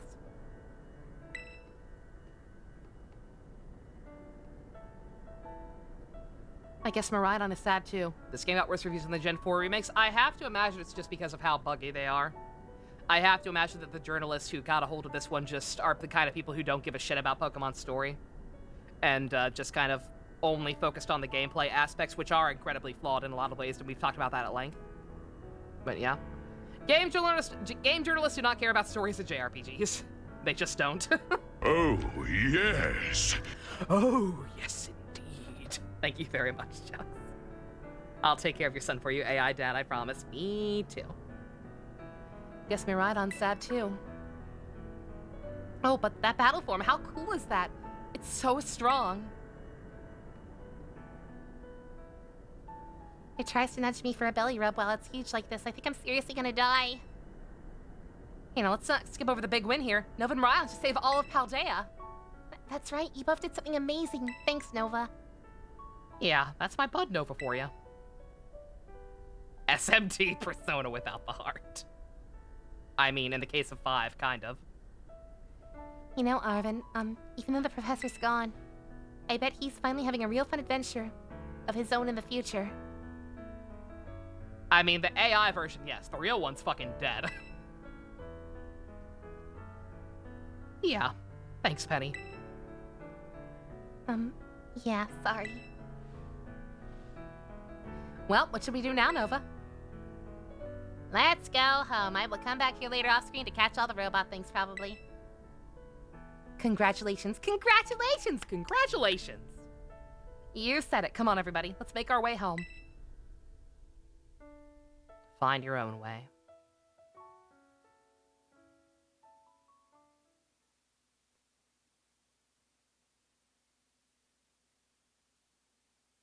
Be prepared to mute the game audio for the credits. I'm not going to do that. Twitch won't give a shit and I'll mute it on YouTube later if I have to.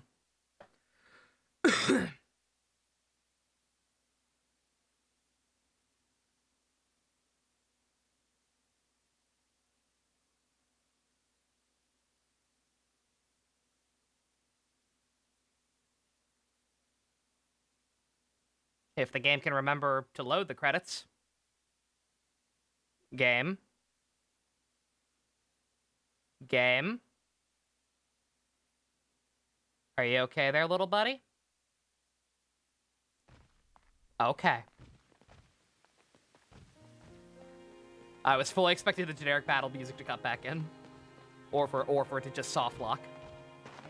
Okay, everybody, listen up. What?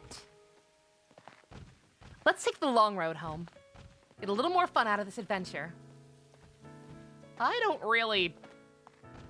Sounds great. If we can load up on snacks first, I'm in. Aww. Nova, not you too. My dad just died, girls. What the fuck? Oh. All right, fine. I guess we're doing this, bruh.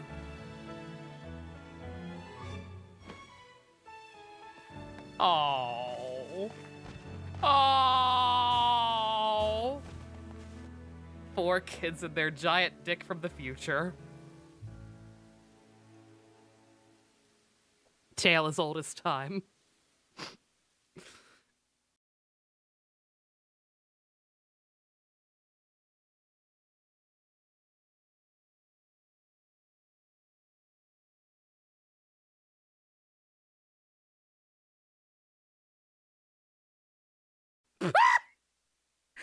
Ed Sheeran's lame. Oh, he meant to mute it because it's bad. Yeah, you should have told me. If you just told me it was Ed Sheeran music, I would have been like, ew, no. Fuck that. Who's Ed Sheeran supposed to be? He's one of those fucking dime a dozen indie folk singers who just kind of sounds like he's mumbling when he sings. We are... He sings the way Ryan Johnson looks like he would sing. Play Moon Halo. I could play something more appropriate.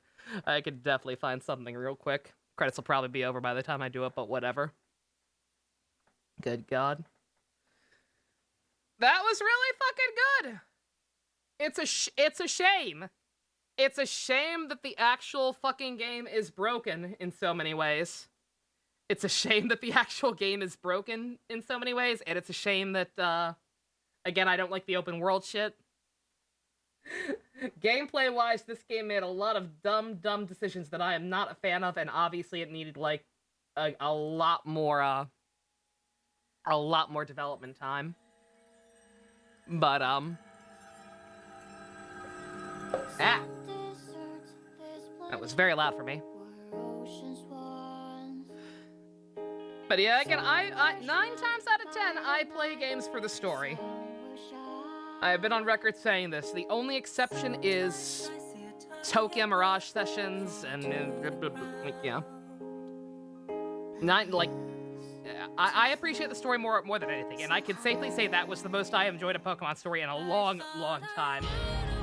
I think Gamrick or someone was saying that only the end game is really anything exceptional. I disagree.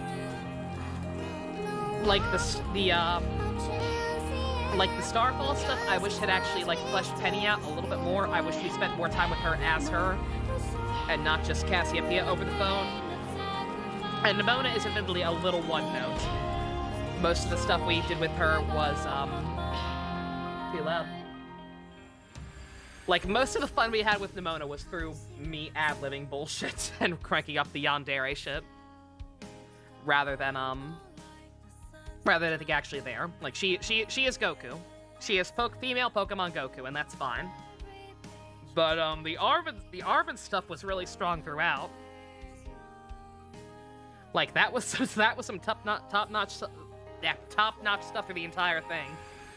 And so having the entire endgame like hinge upon him was a very, very smart move, because his story is definitely the strongest of the three.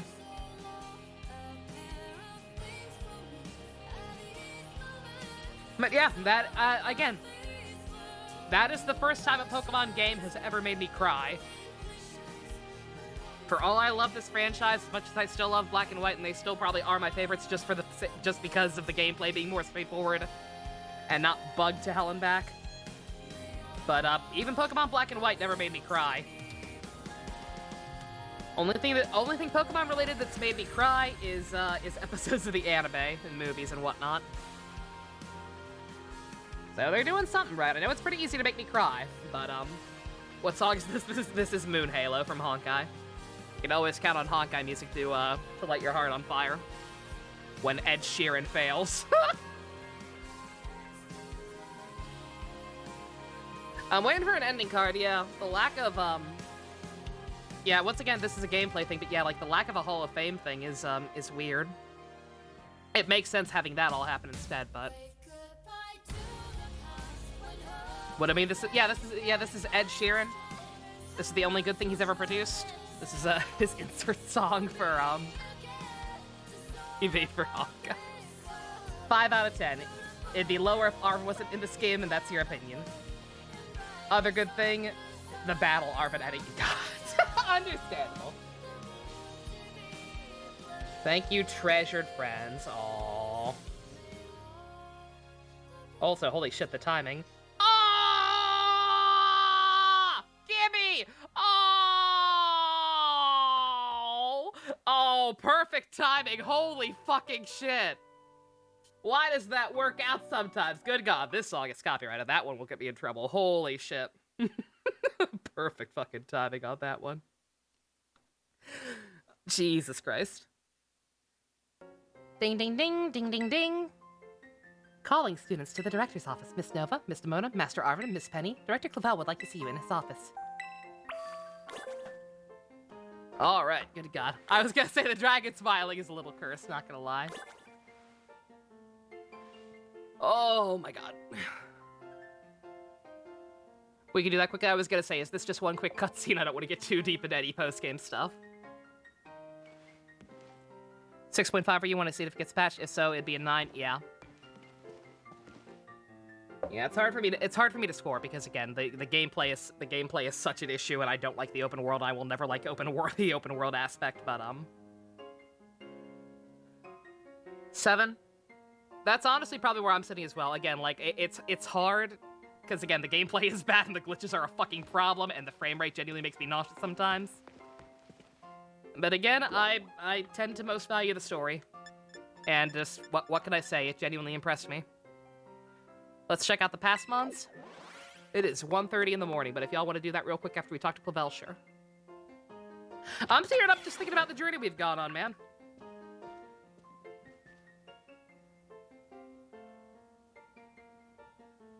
This game certainly made me feel more than AI, too. Made me cry in the correct way. Ah, looks like the hero's finally here. Would you join us, Miss Nova? We're in for an earful, aren't we? Guess we'll find out soon enough. No need for concern, you two. I'm not angry in the slightest.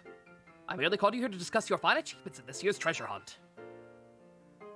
And I hate Game Freak. I still hate Game Freak, for the record. Or, you know, whoever's in charge of Game Freak scheduling, specifically. But even I am praising the shit out of this for the most part. By my standards, I'd say. You shut down the professor's time machine and thus prevented the Pokemon from the future from running rampant across Paldea. Your actions were truly outstanding in every regard. I couldn't be prouder of all of you. Though your decision to enter a strictly off-limits area was admittedly regrettable. We got permission from the guy in charge of it. Fucking nobody else had gone in there to check on him for like at least a year or some shit. I think we're fine. You got us there. You round out 7 training tomorrow, Fusion? Ooh, nice. Yeah, I'll probably do the same. Yeah, since tomorrow is group watch day, I'll take the time to try and catch some of those things off screen, and we'll do another round of trading for like a post-game session. However, since it was necessary to protect the world and everything and its precious ecosystems, I'm willing to overlook that one particular point. Oh, so we're not getting ranked over the coals after all. Before I forget, Miss Nova, there's something I'd like you to have. Each of your friends received one already, but this one is for you. I won't be using this, but thanks. It's cool. Oh, and how about the Hall of Fame badge I gave you a short while ago? This is one gift we bestow only upon students who achieve truly remarkable feats. I expect you to honor that badge, all that badge represents, by striving to always serve as a model for your fellow students. You can count on me. Make a movie out of this game? I would love that. There's all these rumors about the anime retiring Ash. I unironically kind of want that to happen. And for them to just do an adaptation of this game's story. I generally think that could be really cool. Count on me. Splendid, such enthusiasm. It will surely take you far in life. Yeah, though, they suggested that he died at least years ago, right? Miranda, was it his childhood? I was gonna say, I'd be curious about the exact time scale as to, like, when all this stuff happened. You and me both. Like, he mentioned that his dad was never around even when he was younger, so I wonder how long it's actually been since 301 died. And Master Arvin, I'm sorry to hear about the professor. You have my deepest condolences. Ah, well. It depends on how Arvin is. Again, because the school is weird and I have no idea how old half the students are. I don't know how old Arvin's even supposed to be. Pretty rough when I found out my dad had died. I'm just screen capping the fact that they used the word died in a Pokemon game, don't mind me. Weirdly enough, my head actually feels clear now for the first time in ages. In the Great Crater, I got to learn a bit about my dad's research, what he was trying to achieve down there. I guess if you're building something as mind-blowing as a time machine, it takes priority. We're showering your son with attention, huh? 17 at least, probably. Pokemon used the word died more than G Gundam. That's actually true. All I know is I'm done feeling like some lost little kid. It's time to move on and say goodbye. I'm gonna enjoy every last day until graduation with my buds here. And the boss stiff, of course. Well said, Master Arvin. You truly are your father's son. Of course, I must remind you that you've nowhere near enough credits to graduate yet. You need to study frantically to catch up, but I have every expectation of your success. What? Oh yeah, you used to skip class too, didn't you? To what another Yamato situation. Secret understandable for secret's sake, let's say he's 19. Let us not forget the other good news. Our academy has a new champion. Though we sadly cannot make your valiant deeds and the Great Crater known to the public, your new champion week at least should be celebrated throughout the whole school. Ooh, I know how we should celebrate. We should hold a Pokemon battle contest. Of course, that's what you're suggesting. Seriously, could you not? Could you not for once? Classic Nimona. A Pokemon battle contest, you say? While your own vested interest in such a venture are more than apparent, Miss Nimona, I think that is a fine idea. Please understand that a large-scale event will be quite beyond this. We have many other school activities to keep an eye on, after all. Pardon my intrusion, but I couldn't help it over here. Who? Oh! Hey, girl. Hey, road lady. The Pokemon League will, of course, happily lend a hand in organizing this contest. La Primera? Well, well, a most kind offer, Chairwoman Gita. I do everything in my power to nurture the young and up-and-coming talent. But that's not to say the youth have promise when it comes to Pokemon battles. A former gym leader, the developer of the Pokédex app, and this academy clearly counts many skilled trainers of Pokemon among its staff. As such, my suggestion is as follows. Students and staff should compete for the title. Whoa, we can battle the teachers to compete too? You compete too, Light Primera? Is that even allowed? The chairwoman's not part of the academy. Actually, I think the chairwoman of the school board, she's the chairwoman of the school board as well as the Pokemon League. Wait, for real? For real? I knew she was on a whole level, but wow, how many jobs does this woman have? Thank you for the invitation, Champion Nimona. I'd gladly take you up on your kind offer to compete alongside you all, but I'm afraid my schedule is packed quite tightly right now, with work I simply must attend to. Oh, can't you free up some time, please? Well, I suppose I might be able to participate if Champion Nova would agree to lend me a hand with my work. Sure. She has more jobs than Larry? Oh, God. Excellent answer. Much obliged, Champion Nova. To get straight to it, I'd like you to go out and inspect Paldea's various gyms in my stead. Are they fulfilling their duties as beacons of strength and inspiration for all those aiming to achieve champion rank? Or has their brilliance started to fade? Especially Larry's. Larry will never fade. To find this out, I ask you bring your full might as champion to bear against each of the gym leaders and their prowess in battle. Yo, rematches? Hell yeah. Boss Rush, I'm down. I love when Pokemon does that shit. I fucking loved going back to Kanto and re-challenging all the first generation's gym leaders in Gold and Silver. That shit was Kino. All trainers of exceptional talent handpicked by me personally. I do expect you'll not find any cracks in their armor, but, well, consider it a formality. And they're all high level, nice. This will also provide the perfect stage for your first appearance as a new champion. Single-time rematches? Oh. Boo. Since all the gym leaders here will be expecting you to carry out the inspection, I imagine they must have mustered their full strength. How high level, so I know what to grind to? I dare say they might become more of a challenge than when you faced them before. You have to have all-out battles against the gym leaders? Man, I'm so jealous. Now then, on to another crucial matter. I'd like to discuss with Penny how to patch the weaknesses in our league point system. Make it so that nobody like you can hack them again. But there's a bunch of anime I missed that I was gonna binge. Yo! Penny watches Precure confirmed. Thank you in advance for your willing and eager cooperation. I'll do it. Fine. I'll help. Please let me help. Don't kill me. Great. Excellent. Leave it all to you then. Come now, Penny. This is awesome, Nova. Show this inspection thing who's boss so that La Primera can join our tournament, okay? And enjoy taking another swing at the gym gauntlet while you're at it. I'll take care of filling out the forms and other administrative stuff so the ball gets rolling on the tournament in the meantime. It's wonderful to see you all showing such initiative. You each have a critical role to play. Penny assisting the league champion, our new champion inspecting gyms, Nimona arranging the event. Give it your best, everyone. And I'll make the sandwiches. Yes, Arvin, you'll make the sandwiches.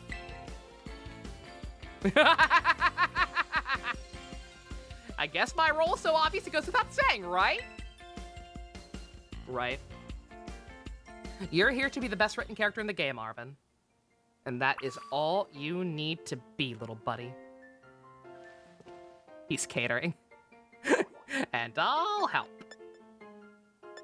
Alright, okay, we still got the social links with everybody. That's good. Yeah, let me go ahead and get out of here. Make sure that nothing else is going to interrupt me so I can do stuff in my free time. Oh, Arvin, that was quite an adventure. I was so scared of this game. I talked about what a fucking bad feeling I had, like premonition tier disaster stuff about this game coming out. And then it turned out to be one of the most pleasant surprises of the year. So many games have let me down this year in one way or another. This was such a fucking treat by comparison. Yep, everybody's popping off. Okay. All right. I was gonna say, yeah, I wonder. Can we use Miraidon in battle now? Is he just with us? Or could that be something that happens later? Since this is the post-game, it seems like there is like a proper post-game storyline.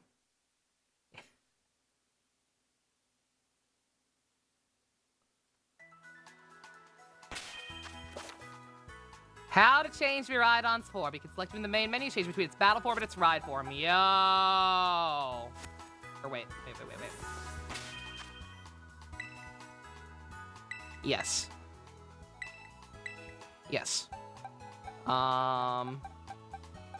Yeah, get out of here for a second, Hero. You had your day in the shade. Yo! He is high level. He's ready to battle. Oh my god. Look at him! Look at him! He's just here! Quirky! Boo! Boo! Boo! No good opportunity to soft reset for that either, so I guess I have to allow him in for that one. Nah, I'm not gonna redo all that. It's not like he can breed anyway, so for him I can just use a mint, it's fine. It bugs me, but whatever. He can be quirky. If I have him like this, I can't ride him. Okay. Yeah, it auto-saved afterwards anyway. Yeah, that sucks. That sucks, but whatever. Pokemon do be quirky, am I right? Hadron Engine. Electric Terrain when the Pokemon enters battle. Futuristic Engine. Can boost its special attack on electric. What is he meant to be? I'm not trading him away. Other than to very quickly be traded back. If somebody wants to swap legendaries just for Pokedex completion or something. I doubt anybody has a special one. Special attacker, check your message, Nene. What'd you do? On Twitch, or did you miss something? Did I miss something in chat? I'm not like that other Miraidon. I'm quirky, Twitch. Let me see. What did you do this time, Madman?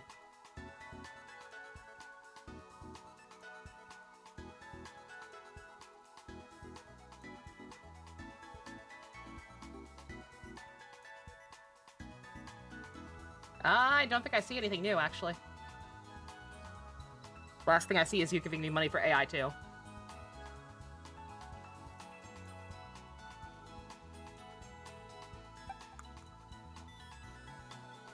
I'm scrolling. Oh, you meant Twitch chat. My bad. If I go back to Area 0, I can get the other Miraidon. Oh, okay, really? Okay. All right, good to know. Okay, so I can get one with a better nature if I want. Why would I want? I don't want another one though. This is my baby. This is my dick. I don't want someone else's dick. I want my dick. All right. Okay.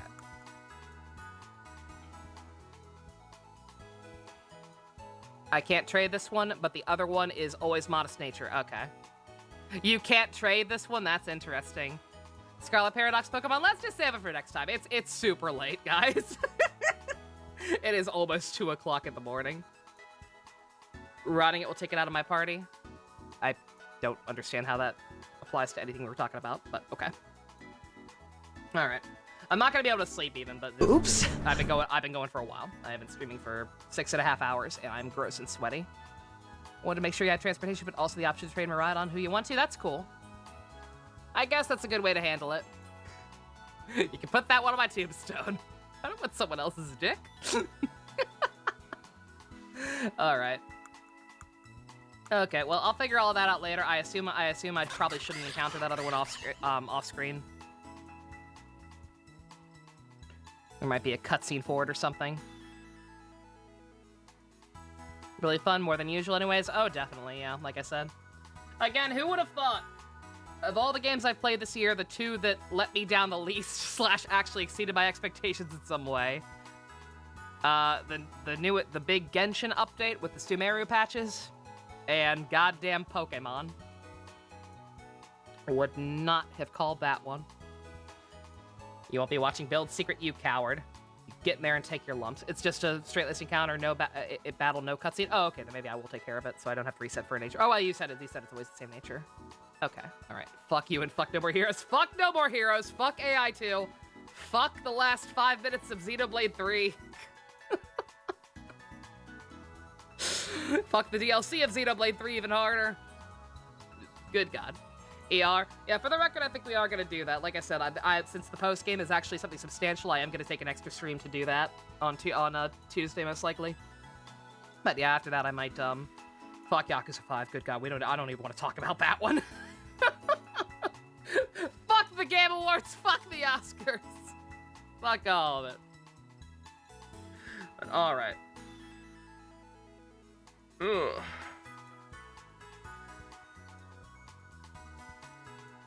Alright, don't mind me. Just reading stuff, good God. Alright.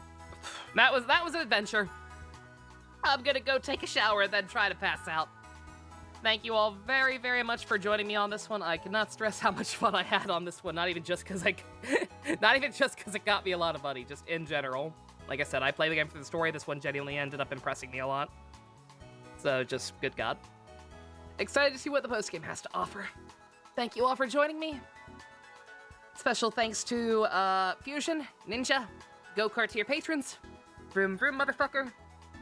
If you want to help support me catching shiny Cybernetic Ghost of Christmas Past from the future, check out the links in the description. Love you guys. Nighty night.